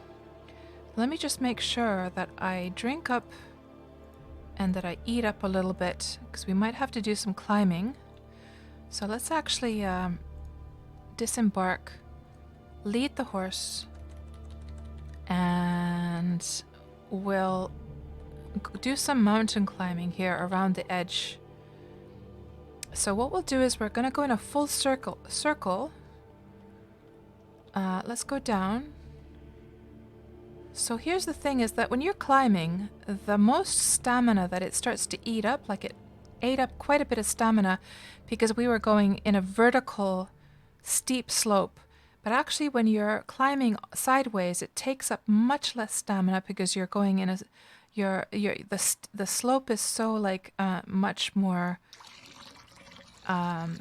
it is much more even, so it's not taking up as much stamina. So let's just get our stamina up to the top, and we'll start walking around the edges of the forest here. And you can see how the stamina is barely going down at this point. And let's go and admire the view from the edges of the forest here. Because I know one of you, was it Bit, who was kind of disappointed with the top of the mountain? I want to see if we can see Fang Mountain from here, Dragon Fang Mountain from here as well. And we'll go around the mountain to the other side until we can see those the surface mine steps that I was interested in.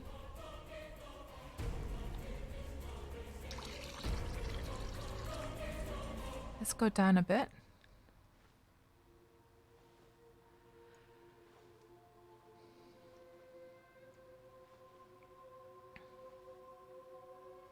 You got your job done, Joshua? Excellent.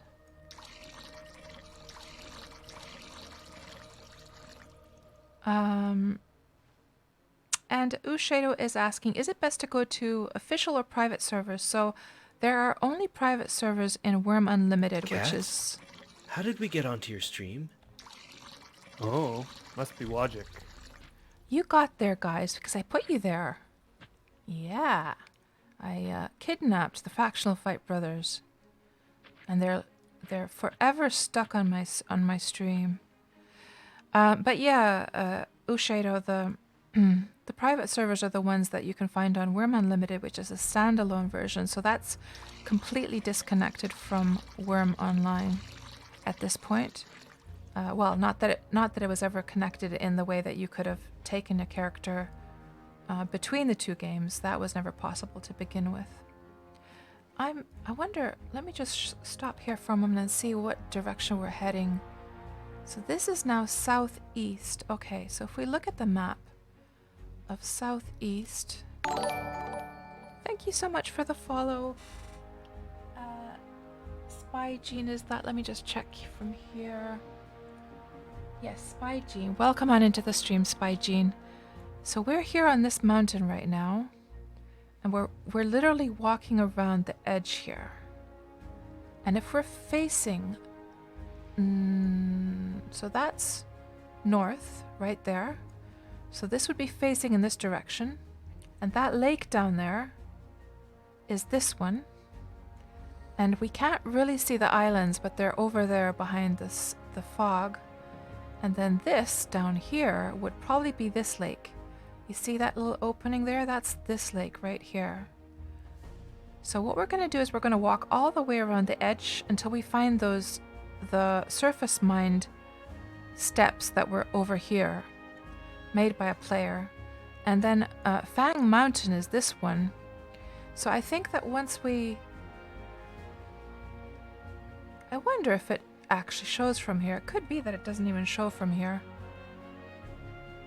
But once we get to the southern edge, if we don't see Fang Mountain from here, we're not going to be able to see it at all, I guess. Hello there, King Games. Welcome on into the stream. And are you a Wurm player as well, King Games? Bungee jumping would be fun. Duchan say yes. Oh, not that one. This one.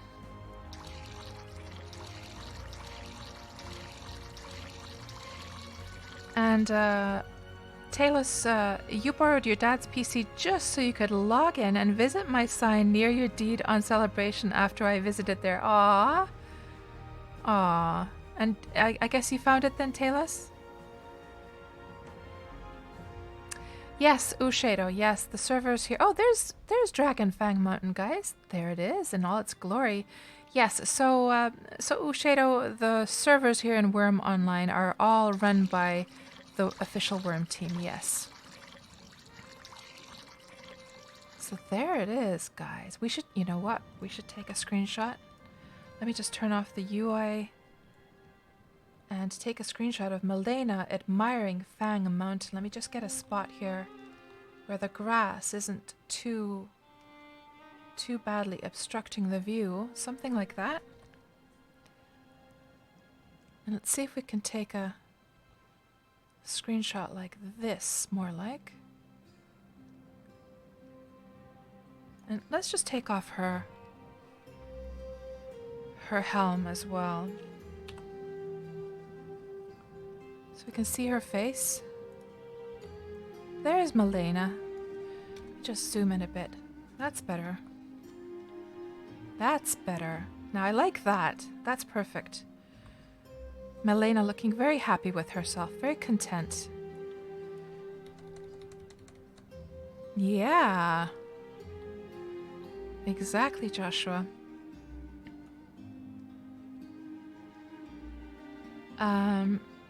So Ushado asks, which is better, Wurm Online or Unlimited? So it depends on what you want to do. If you want to have your very own private server or have a server with your friends or make a server that's public, like that the Ultima Nostalgia project that I have on Wurm Unlimited, I've been able to make that because I can fully control my server there. So if you want to do that, you can play Wurm Unlimited. But if you want the sort of security, so the problem with playing on somebody else's server in Wurm Unlimited, unless you run your own, well, of course, if you have your own server, first of all, you're going to be all alone there unless you invite other people to come in. But then, of course, you end up with the job of kind of monitoring how people behave on your server. You have a whole bunch of new responsibilities because you have to, make sure nobody's griefing or misusing things in your server. Of course, if you play with just a few friends, that could be a fun experience. Having a server just for you and, say, like your family members or something like that.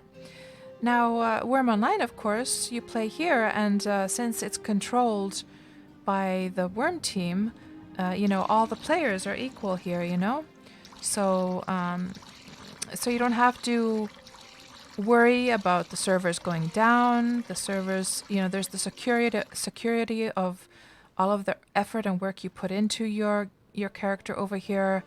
You don't have to, you can always depend on the servers being up, unless they're, of course, down for maintenance. And, of course, they have stopped developing Wurm Unlimited, so all of the cool updates... First of all, Wurm Online has better graphics now because they don't do updates to Wurm Unlimited anymore, even though the Wurm team does own the Wurm Unlimited still. So if somebody purchases Wurm Unlimited, of course, that's going to the Wurm team. However, they don't do graphical updates or other new features to Wurm Unlimited anymore. So Wurm Unlimited looks much uglier. Just to give an example, guys, let's just look at this view, for instance. To just show a comparison of like an equivalent view in Wurm Unlimited. So let's just go down here. So this view, for instance, okay? If I start up Wurm Unlimited and show you guys.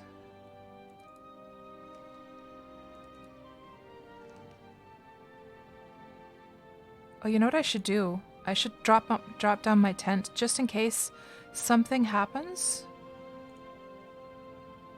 And then I drop to my death. Just because I'm starting up Wurm Unlimited, just in case some crash happens or something like that.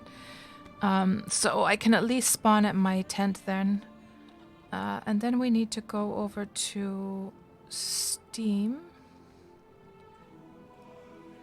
And then go over to Wurm Unlimited.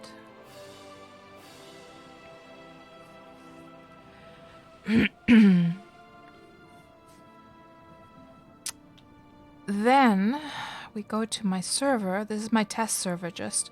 So this isn't the Ultima Nostalgia one. You can have as many servers as you like, really. If you have them locally on your computer, of course, if you want a server hosted somewhere so other players can play, you have to get them hosted on some kind of service for that. So you can just fly around with your GM here if you have your own server. So I'm just going to set the daytime. Let's set the daytime to the same as we have in Wurm Online, okay? Let me just shimmy on over to the left here. Like so we can see the view. Like so, okay? So the daytime here is, or the time of day is... Time? It is 22:34, so we're going to set the daytime here. Let me see. 22:34. Like so. Well, actually, we should... Let's actually go to daytime and find a spot first that looks kind of equivalent to this mountain view that we have here. So it's kind of like a... And what direction are we facing right now? We're facing east. Okay. Let's find a spot here where we're facing east. So, and find like a mountain side to look at.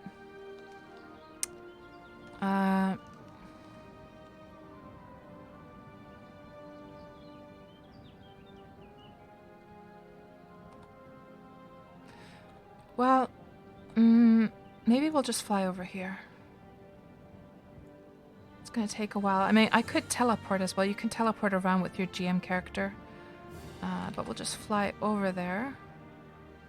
Because I don't know what the coordinates would be for this exact spot. Yeah, let's go to this mountain peak over here. That'll be kind of an equivalent.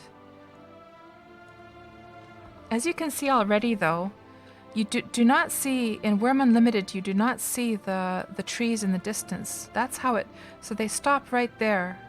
Whereas here in Wurm Online, you can see the distant trees. And this has, I'm not sure if that's the new water or not. And the color of the sky, this is from my replaced texture. That's why it's this beautiful turquoise color. So the actual color of the sky would be more purple. But this is my replaced texture here that we have with a horizon. So yeah, let's go over here. Let's see what you guys are saying while I'm flying over.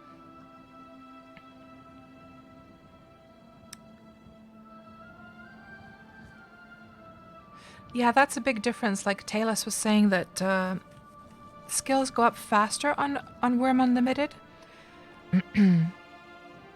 That's true. But that's also a little bit too fast for some people. Okay, facing east. Let's go over here. So we get a mountain relatively close like we have it there.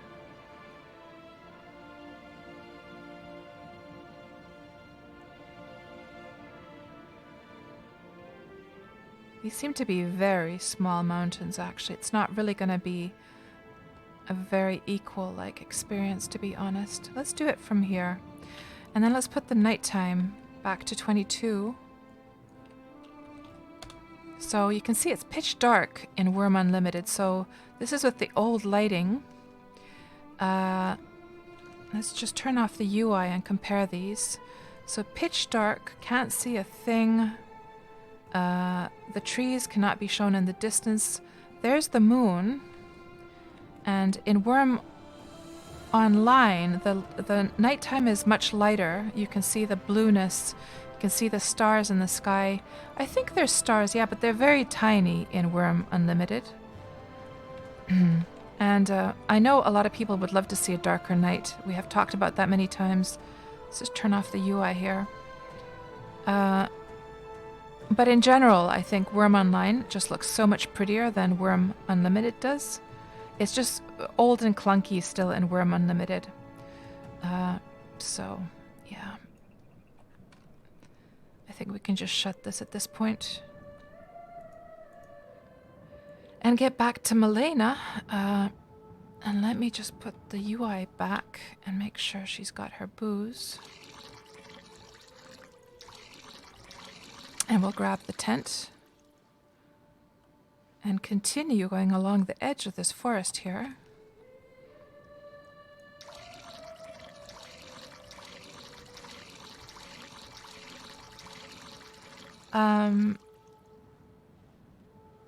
So it was easy to find the sign, Talus. It's on the path shortcut you always used when leaving your deed crossing the bridge. Nice. Let's just go over here. What's the slope like right now? Slope is 44, okay.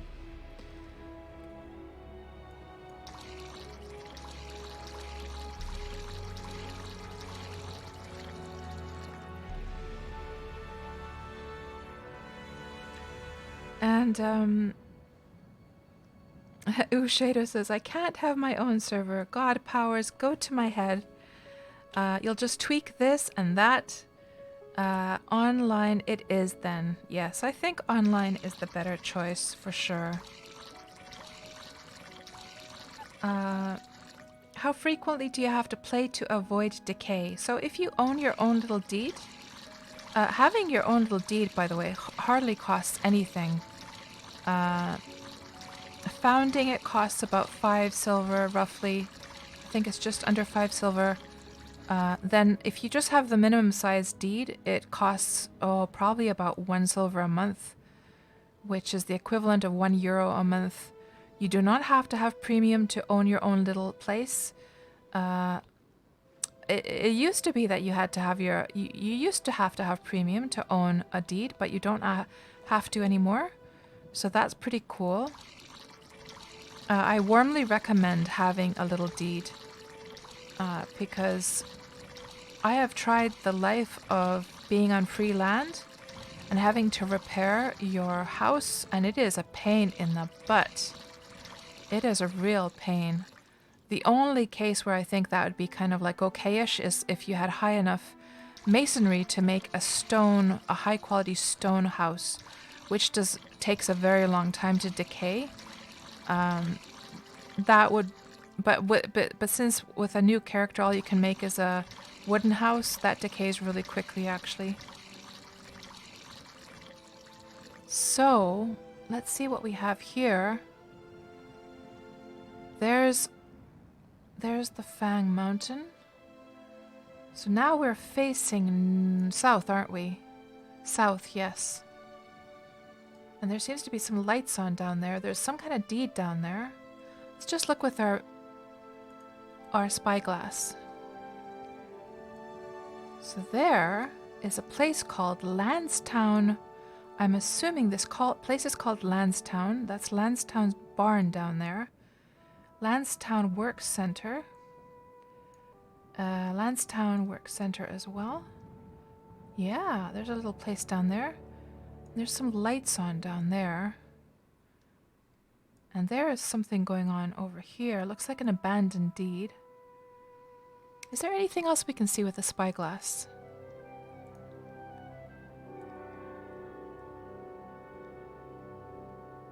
Not really, just a whole bunch of wilderness. There's some kind of crisscrossing road over there.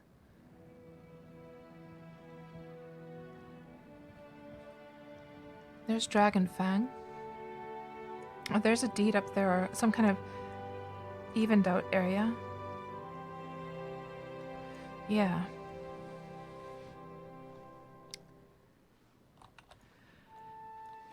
So Tuxie asks, when you spawn at your tent, how close to it? Oh, I believe you spawn right on your tent, Tuxie. Because that is really on the edge. Could you respawn and just fall down the mountain? Well, I think you would have to just make sure to... I have like climbing as a keybind for myself. I think you just have to make sure to climb immediately and be prepared for that.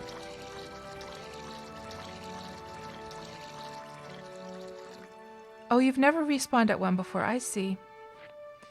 Yeah, it looks so much better in Wurm Online these days, for sure. And actually, up till, I'd say about a year ago, the games looked identical, so that's how recently all of these graphical changes have happened. Also, in Wurm Online, we have the third-person view that we're using now. In Wurm Unlimited, you only have first-person view.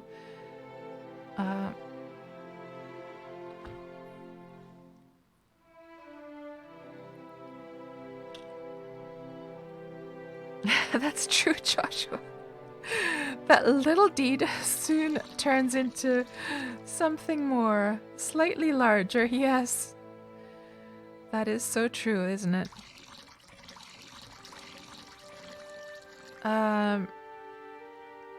And Ushedo asks, is it easy within reason to make 1 silver? Can you stack, say, 12 months worth at a time?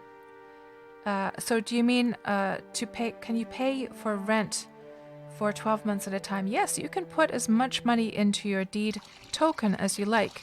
You could literally pay for your rent for, 10 years ahead if you so wished, I believe. And as far as making 1 silver, it is relatively easy to make 1 silver, especially if you forage and you botanize. You will find random coins in the grass. Oh no, oh no. What do we have attacking us here? Oh, it's one of those goblins. They're easy peasy.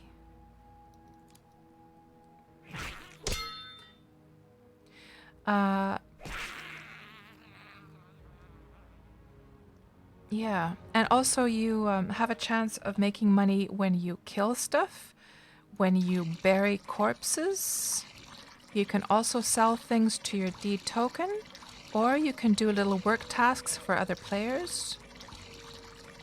And I think now the game sound actually is maybe a bit on the loud side, to be honest. Let me just shade that down just a little bit.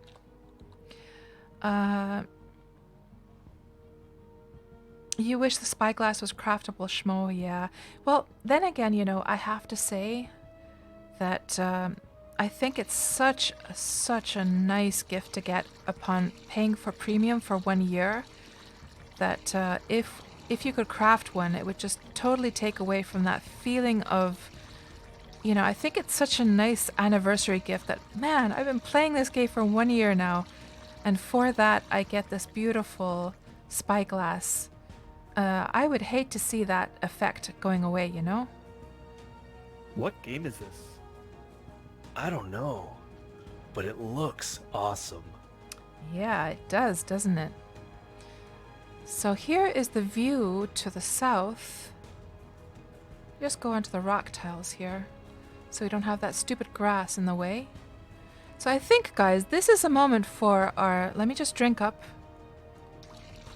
This is the big moment for... Are we the factional fight brothers? Yes. Yes, we are. This is a good moment for a nice smooth view. So let's do this. Let's go to first person view. Press ++. Turn off, no, we're gonna go to the settings. We're gonna go to camera smoothing, put that to full, save. Then turn off the UI and we're just gonna enjoy this view, guys. So check this out. That's over to the east. Dragon Fang. And this is now facing south. There's some kind of galaxy up there showing. Or a nebula, rather, or whatever that is. Milky Way? I'm not sure.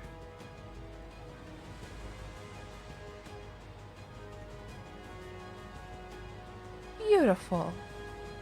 Just beautiful.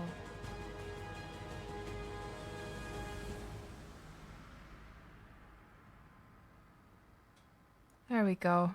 I love doing those when we find really beautiful, like, spots. Okay. Settings. Put that back pretty low. Good. And go back to third person. And we do have our horse with us, don't we? We do. Imagine if all this time, guys, I would have forgotten my horse up at the mine or something. Oh man, that would be a Hello, disaster. my name's Brian. That's my brother Adam. Wait. I think we're on the wrong stream. Yeah, what are you guys doing over here? My favorite part is when Adam says, wait. His little mouth comes open like that. And Schmo, you agree that it is a good gift and a good reward for long-term players, yeah. And actually, 1 year goes by pretty fast at the end of the day. I remember, like, I didn't even know about the spyglass gift for 1 year. Oh, there's a goblin. I didn't even know about it. It just appeared in my inventory one day, and I was like, "What the hell is this? How cool is this?" And then I found out about it.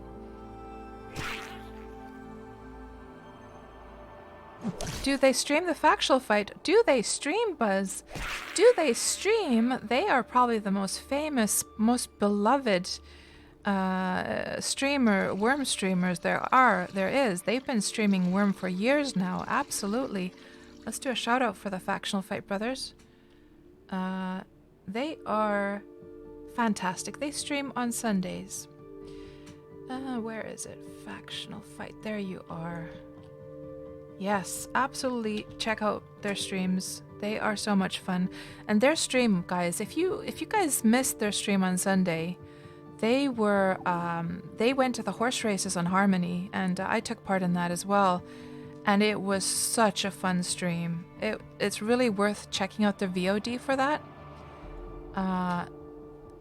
Really a lot of fun. Is there a recipe? No recipe. Okay. Let's continue on our way.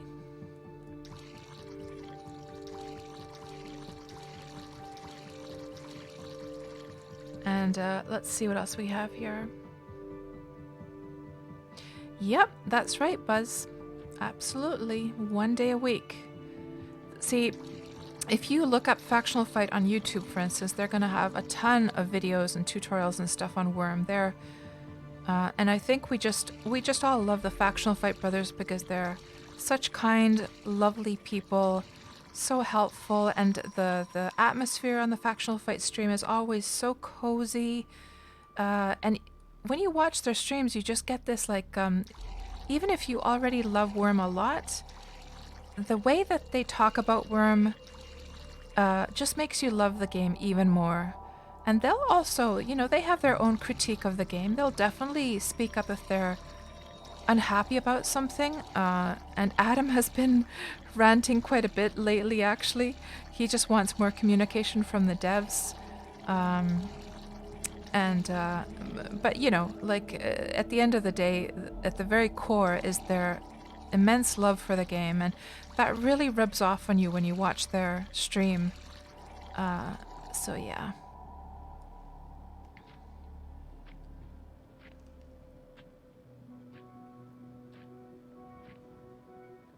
And Joshua, or as one of your two boys now call them, the lab boys. Lab boys.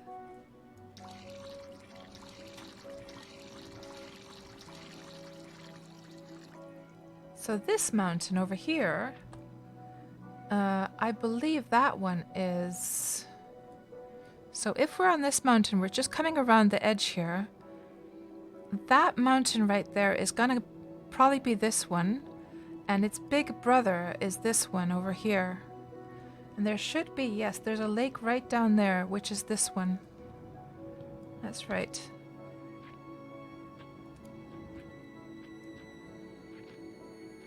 Oh, because of the labyrinth they built. That's right. That's right.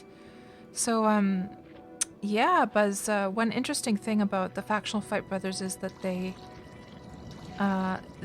spent 3 years building a puzzle labyrinth that players can go through. 3 years. 3 years. And when you get to the end of the puzzle labyrinth, which is based on the movie Labyrinth with David Bowie, once you get to the end of that, you will be rewarded with a crystal ball. And the only place in the whole game where you can get that crystal ball is from the end of their labyrinth.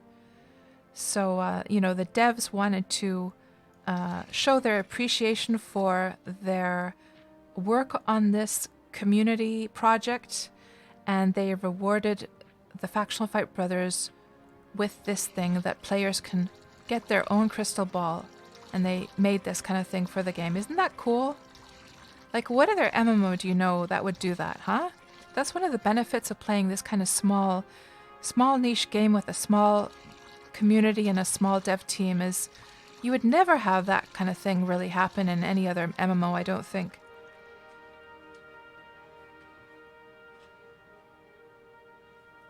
Too much red wine for Joshua? Oh man, Joshua, I'm jealous of you. I wish I could, or envious rather. I wish I could drink red wine still. But I get, oh, there's a troll. Thank goodness it's only aged. And thank goodness I had my stamina at full right now. We can actually afford to get a little bit higher up. Let's get to a good footing. So our distance is good. We have to sort of shimmy around until we have to be clearly higher than the mob. For some reason it's not... Oh, there. Now we got the footing good, but we're too far away. Oh, now it went bad again. I wonder if the footing or the distance is more important. Now we're at bad ones for both. Let's get a bit closer. Oh, it's almost dead anyhow. Thankfully that was pretty easy. Trolls can be pretty nasty sometimes, so... And we didn't even need our helm. Let's get back to the edge of the forest here.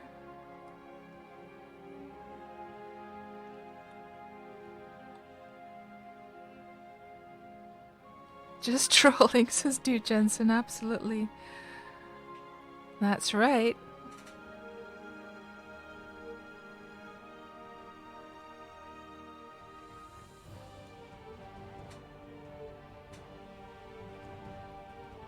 Oh, I'm running out of stamina.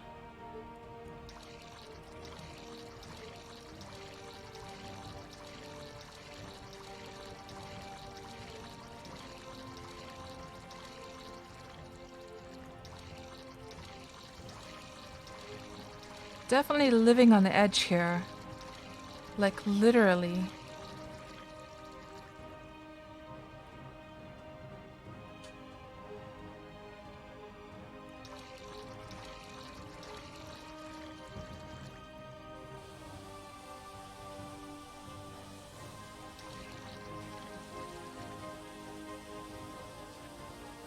Tans kun mä päätän tän streamin aika pian. How come we can't sit on the floor yet? Sitten mä teen ruokaa Hold sen on. jälkeen. Let me calculate that. Mä päätän tän streamin aika pian ja sitten mä teen ruokaa sen jälkeen. Just telling my son there that I'm gonna be wrapping up the stream soon, and then I'll make dinner after that because I'm pretty sure he's hungry.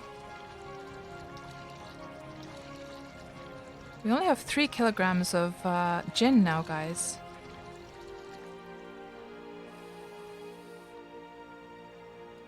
I think I might have gulped too much at some point, that I might have gulped some gin directly from the upper jug there by mistake at some point. Just get this up here instead.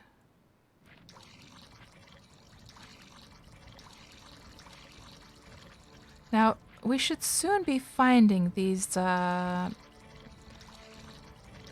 surface mined steps into the rock, where a player has taken a pickaxe and actually mined into the rock to make steps to get up to the top of the mountain. Hopefully we'll find those soon. Now, this would be the west side of the server. And I believe they were, yeah, if we get around to this side, we're probably going to start seeing those.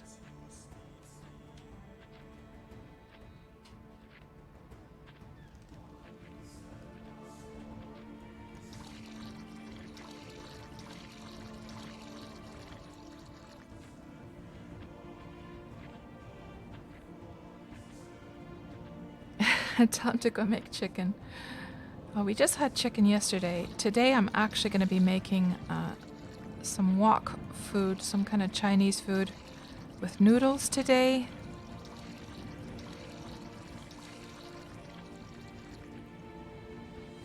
And it's one of his favorites. Oh, there is a meteorite. It's iron. Uh-oh, we got a goblin after us.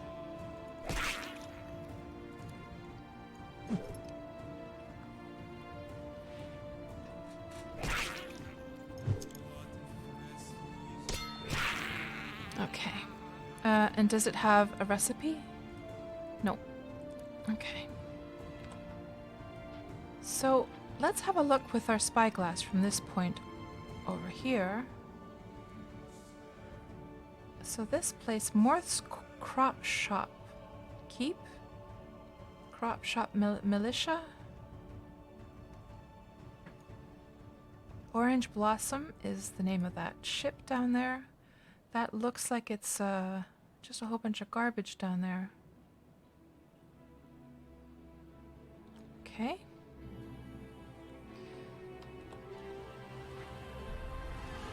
Now, are we seeing those steps yet? Not quite.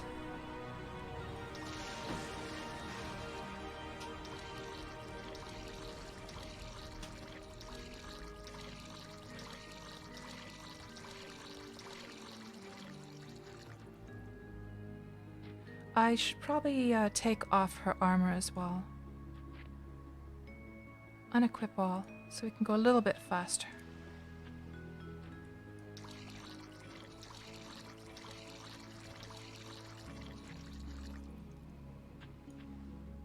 There is a venerable black wolf. Not too worried about that. Still not seeing those steps though. I think we're gonna have to go a little bit more northbound. And there's one of the islands that we were visiting.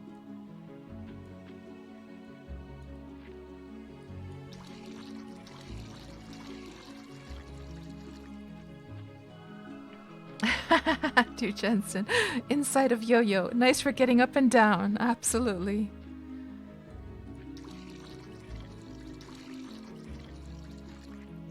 Ooh, that's a nice turquoise color coming from their light source down there, isn't that? Beautiful color.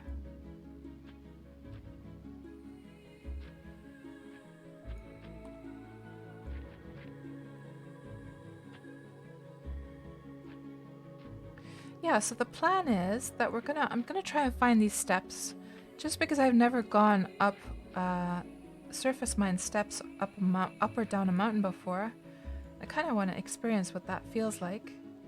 And then we're gonna go down the mountain, and I'm probably gonna wrap up the stream there as I start to head towards back to my ship. But it's been quite an adventure today.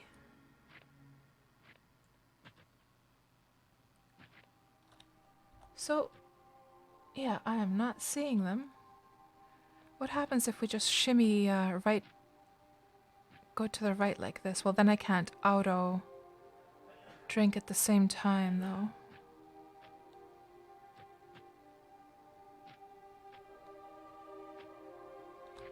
Yeah, I'll just auto run. Then I can drink at the same time.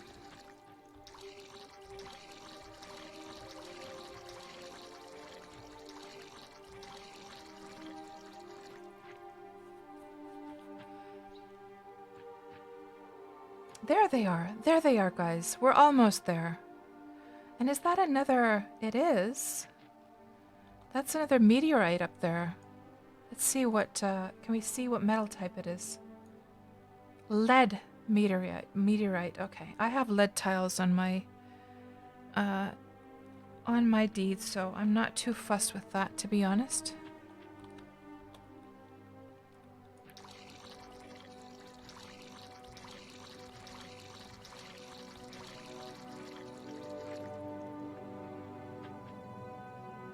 Okay, Joshua, you're going to be off. Thanks so much for hanging out with us. And you actually came and you went and you came back again. So you have a good evening and talk to you later. Hello, Factional Fight. Speak of the devil. Speak of the devil. We were just saying very, very nice things about you guys.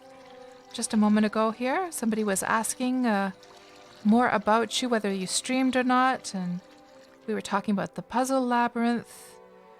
And we have been adventuring here on the server of Independence today.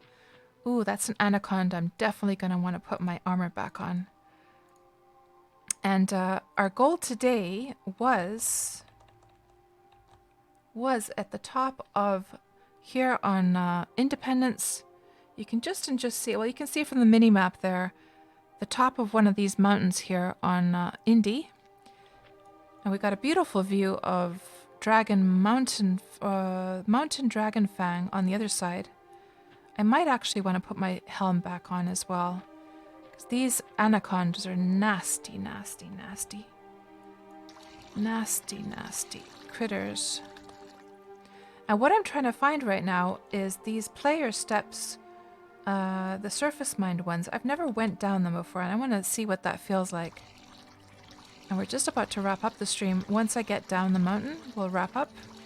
Because we've been streaming now for almost 6 hours. But it's been a great adventure. We've had a lot of absolutely fantastic discussions today.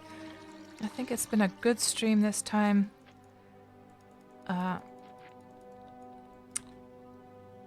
So, yeah, let's get this guy down.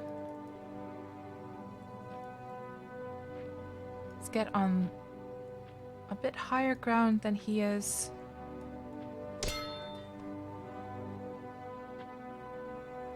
Living on the edge.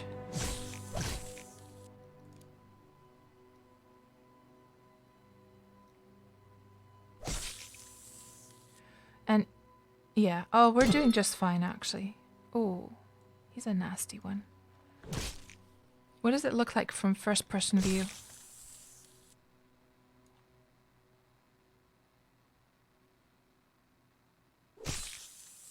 Yeah, easy peasy. Ooh, Oh, there's going to be another rift, says Factional Fight, on Thursday. Okay. I might just go to that one. Schmo asks, how often do the rifts occur? I don't actually know, but we were just at a rift just over a week ago. No, it was exactly a week ago. It was on Wurm Roulette stream a week ago. So it seems that just over... Is it like naturally or is it like regularly every 1.5 weeks or so? I'm not sure. You missed the one on Cadence, right? Oh, the one showed up on Cadence as well, says Game and Rain. Okay. There we go. Got that guy down. So... what do we have down there? There's a Venerable Goblin. We got a little bit of damage, which is slowing her down. But that's going to go away very soon. Let's also take off her armor, so she goes a little bit faster. Unequip all.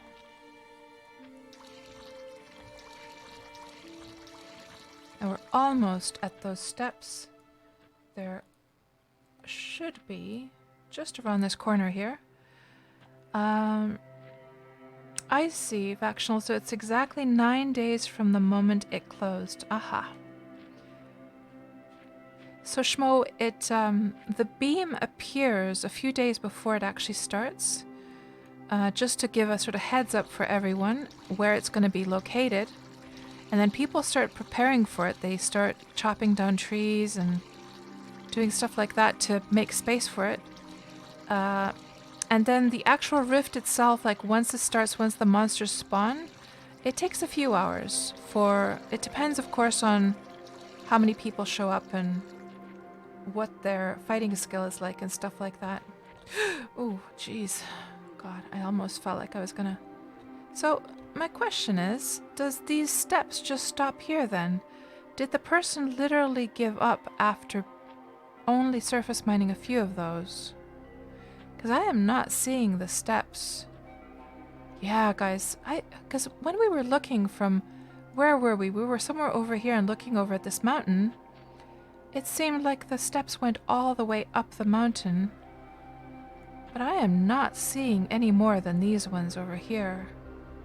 Unless there was a second set somewhere over here. Huh.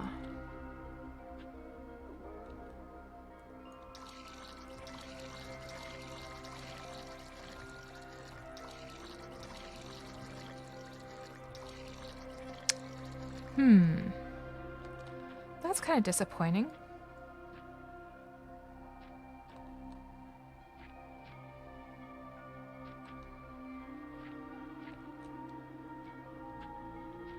Unless there's a second set. I could swear, guys, that it went all the way up the mountain. I guess we could... There's even a road down there. I guess what we'll do then is we'll just head for that road right there. And since there's not steps going all the way up, I must have looked at it wrong then. Oh, don't run out of stamina, cats. Don't do it.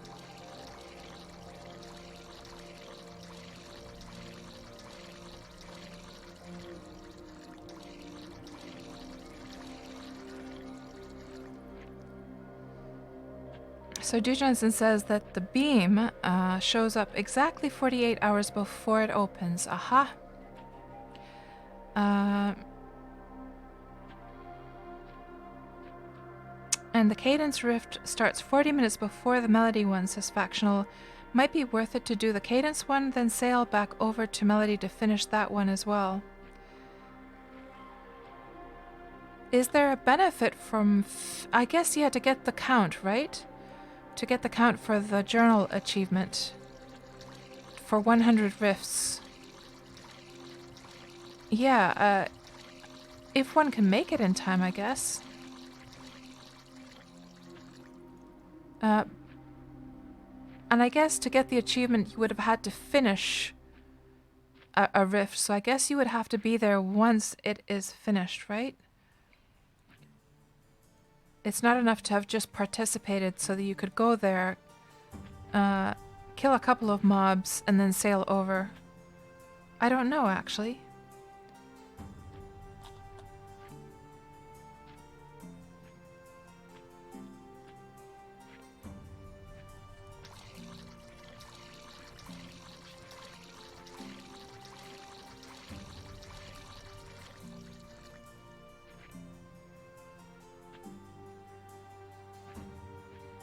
So factional, you're saying that since Cadence has more players, it will finish faster than the Melody one.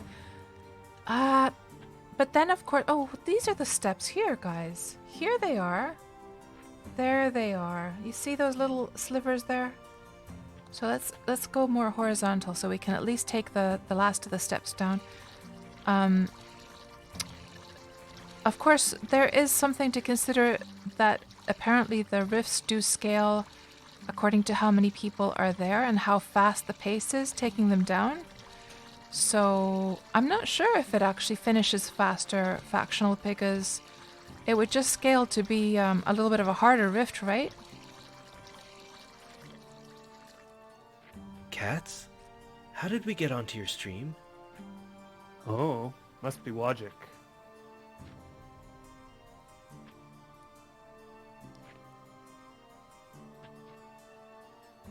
And for those who don't know what Logic is, it is Wurm logic, because Wurm has a lot of quirky little things that sometimes don't make the best of sense, or don't make so much sense. And these things have, what's the word? Have been fondly named to be Wurm logic things that don't really have much logic to them. Yeah, we're almost at these steps now. So I knew it was on this side, but at least we're going to get a chance to at least experience those steps a little bit. It's probably not going to be as glorious as I'm hoping it will be. We'll see how much they've been surface mined down. Like, do they have like an actual slope of 23?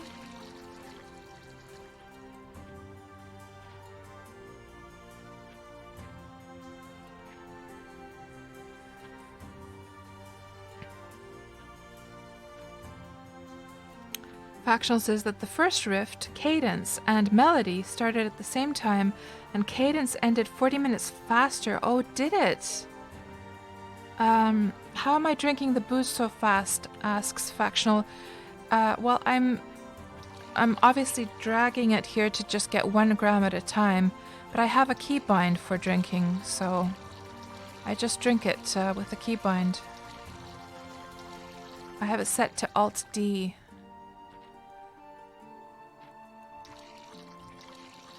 So that I don't have to stop and drink. So there it is, guys. We shall see what the situation is. Let me just get my shovel activated so we can check out the slope here. Yeah, it looks like you can actually stop and regain your stamina here. Slope 20. Slope 4. Ooh. Let's go to the very corner. And then now there's a bear as well.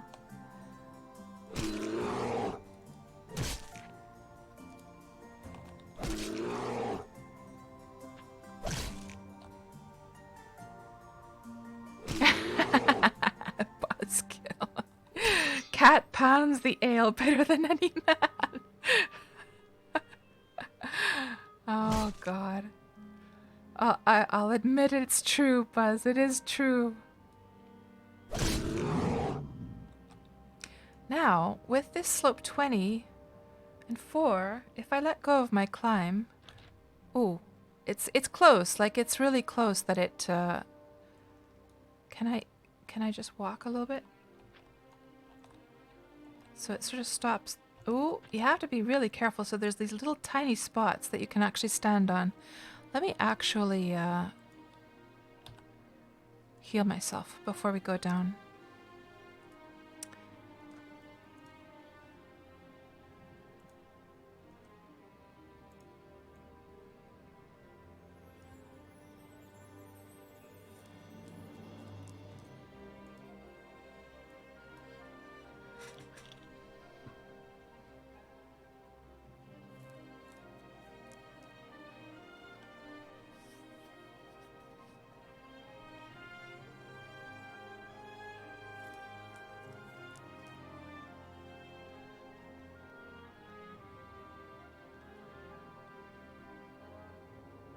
Okay, so here's the logic behind these kinds of steps, okay? So obviously we had alcohol with us, so it was no problem getting up the mountain. We climbed the whole mountain just drinking alcohol as we went up. But not everyone has alcohol with them. So one thing that you can do if you want a more permanent way to get up is you can surface mine these little steps here that you can climb up to one bit, regain your stamina, climb up again, regain your stamina, and so forth. Another option is to use the fences, but the problem with the fences is that they eventually decay, whereas this kind of surface mined bit here is obviously not going to go anywhere because it is, you know, permanently carved into the stone. So now if I just stop here, I should be able to, you have to be careful though. As you could see, I almost dropped down. You have to find that correct spot. And now again, we're going to go to climbing mode, drop down to this spot, regain our stamina without having to drink alcohol. Okay, I'm going to let go again. Ooh, it's close. You have to be so careful. Get our stamina back. Climb. Hello there, Zia. Welcome on into the stream. Let go. Stamina. Climb. And this is literally, guys, the first time ever in Wurm trying out these kinds of surface mined steps. I've gone up and down those fences a million billion times before, and I've also made them myself, but I've never tried out the carved ones before. So it's pretty nice. I would say this is only worth your time if you're going to have a permanent like residence up at the top.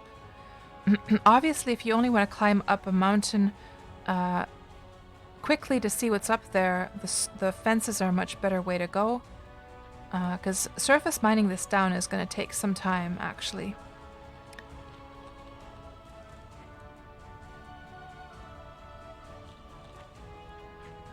There we go. All the way to the end.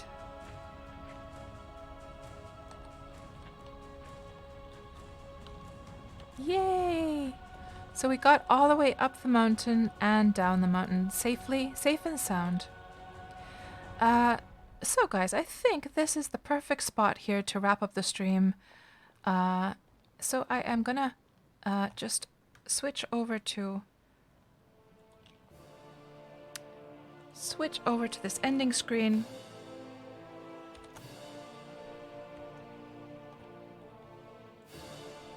And I will check and see if anyone is streaming some Wurm right now. I noticed there was some new streamers, some new Wurm streamers, guys. So let's go and see if one of them might be streaming. There was this girl that was streaming the other day and she seemed pretty nice. So let's just have a look and see what is going on here. And I'll also check the last things that you guys are saying as well. Oh, Zian, yes, I'm afraid we're just wrapping up here. I'm so sorry. Yeah. Oh, I'm glad you stumbled across the stream as well, Ushado. It's been an absolute pleasure chatting with you, and I hope to see you back again. I did put my sign up there, Buzz, at the top of the mountain. We mined out an old mine that had collapsed. We placed the sign inside of the mine, and it's probably going to collapse again, and maybe somebody will mine out that mine once more, and they'll find that sign hidden inside the mountain. So, yeah, I'm glad you enjoyed it, Talos. And, yeah, let's just see who is streaming some Wurm today. Ooh, this girl that I was talking about, Abby Kaylee. Let's go. She only has one viewer. I enjoyed her stream. She and her husband are playing. So let's go check her out. Abby Kaylee. Let me just put that over here. Raid Abby Kaylee. So guys, for those of you coming over with me to Abby Kaylee, come and say a big hello to Abby Kaylee. Welcome her to the Wurm community. For those of you who are going off to relax, have a great evening, and talk to you all very, very soon, guys. We might do an art stream soon. like the one I was talking about earlier on. But in the very least, we're going to be back on Saturday again. Okay, guys, have a great rest of your week.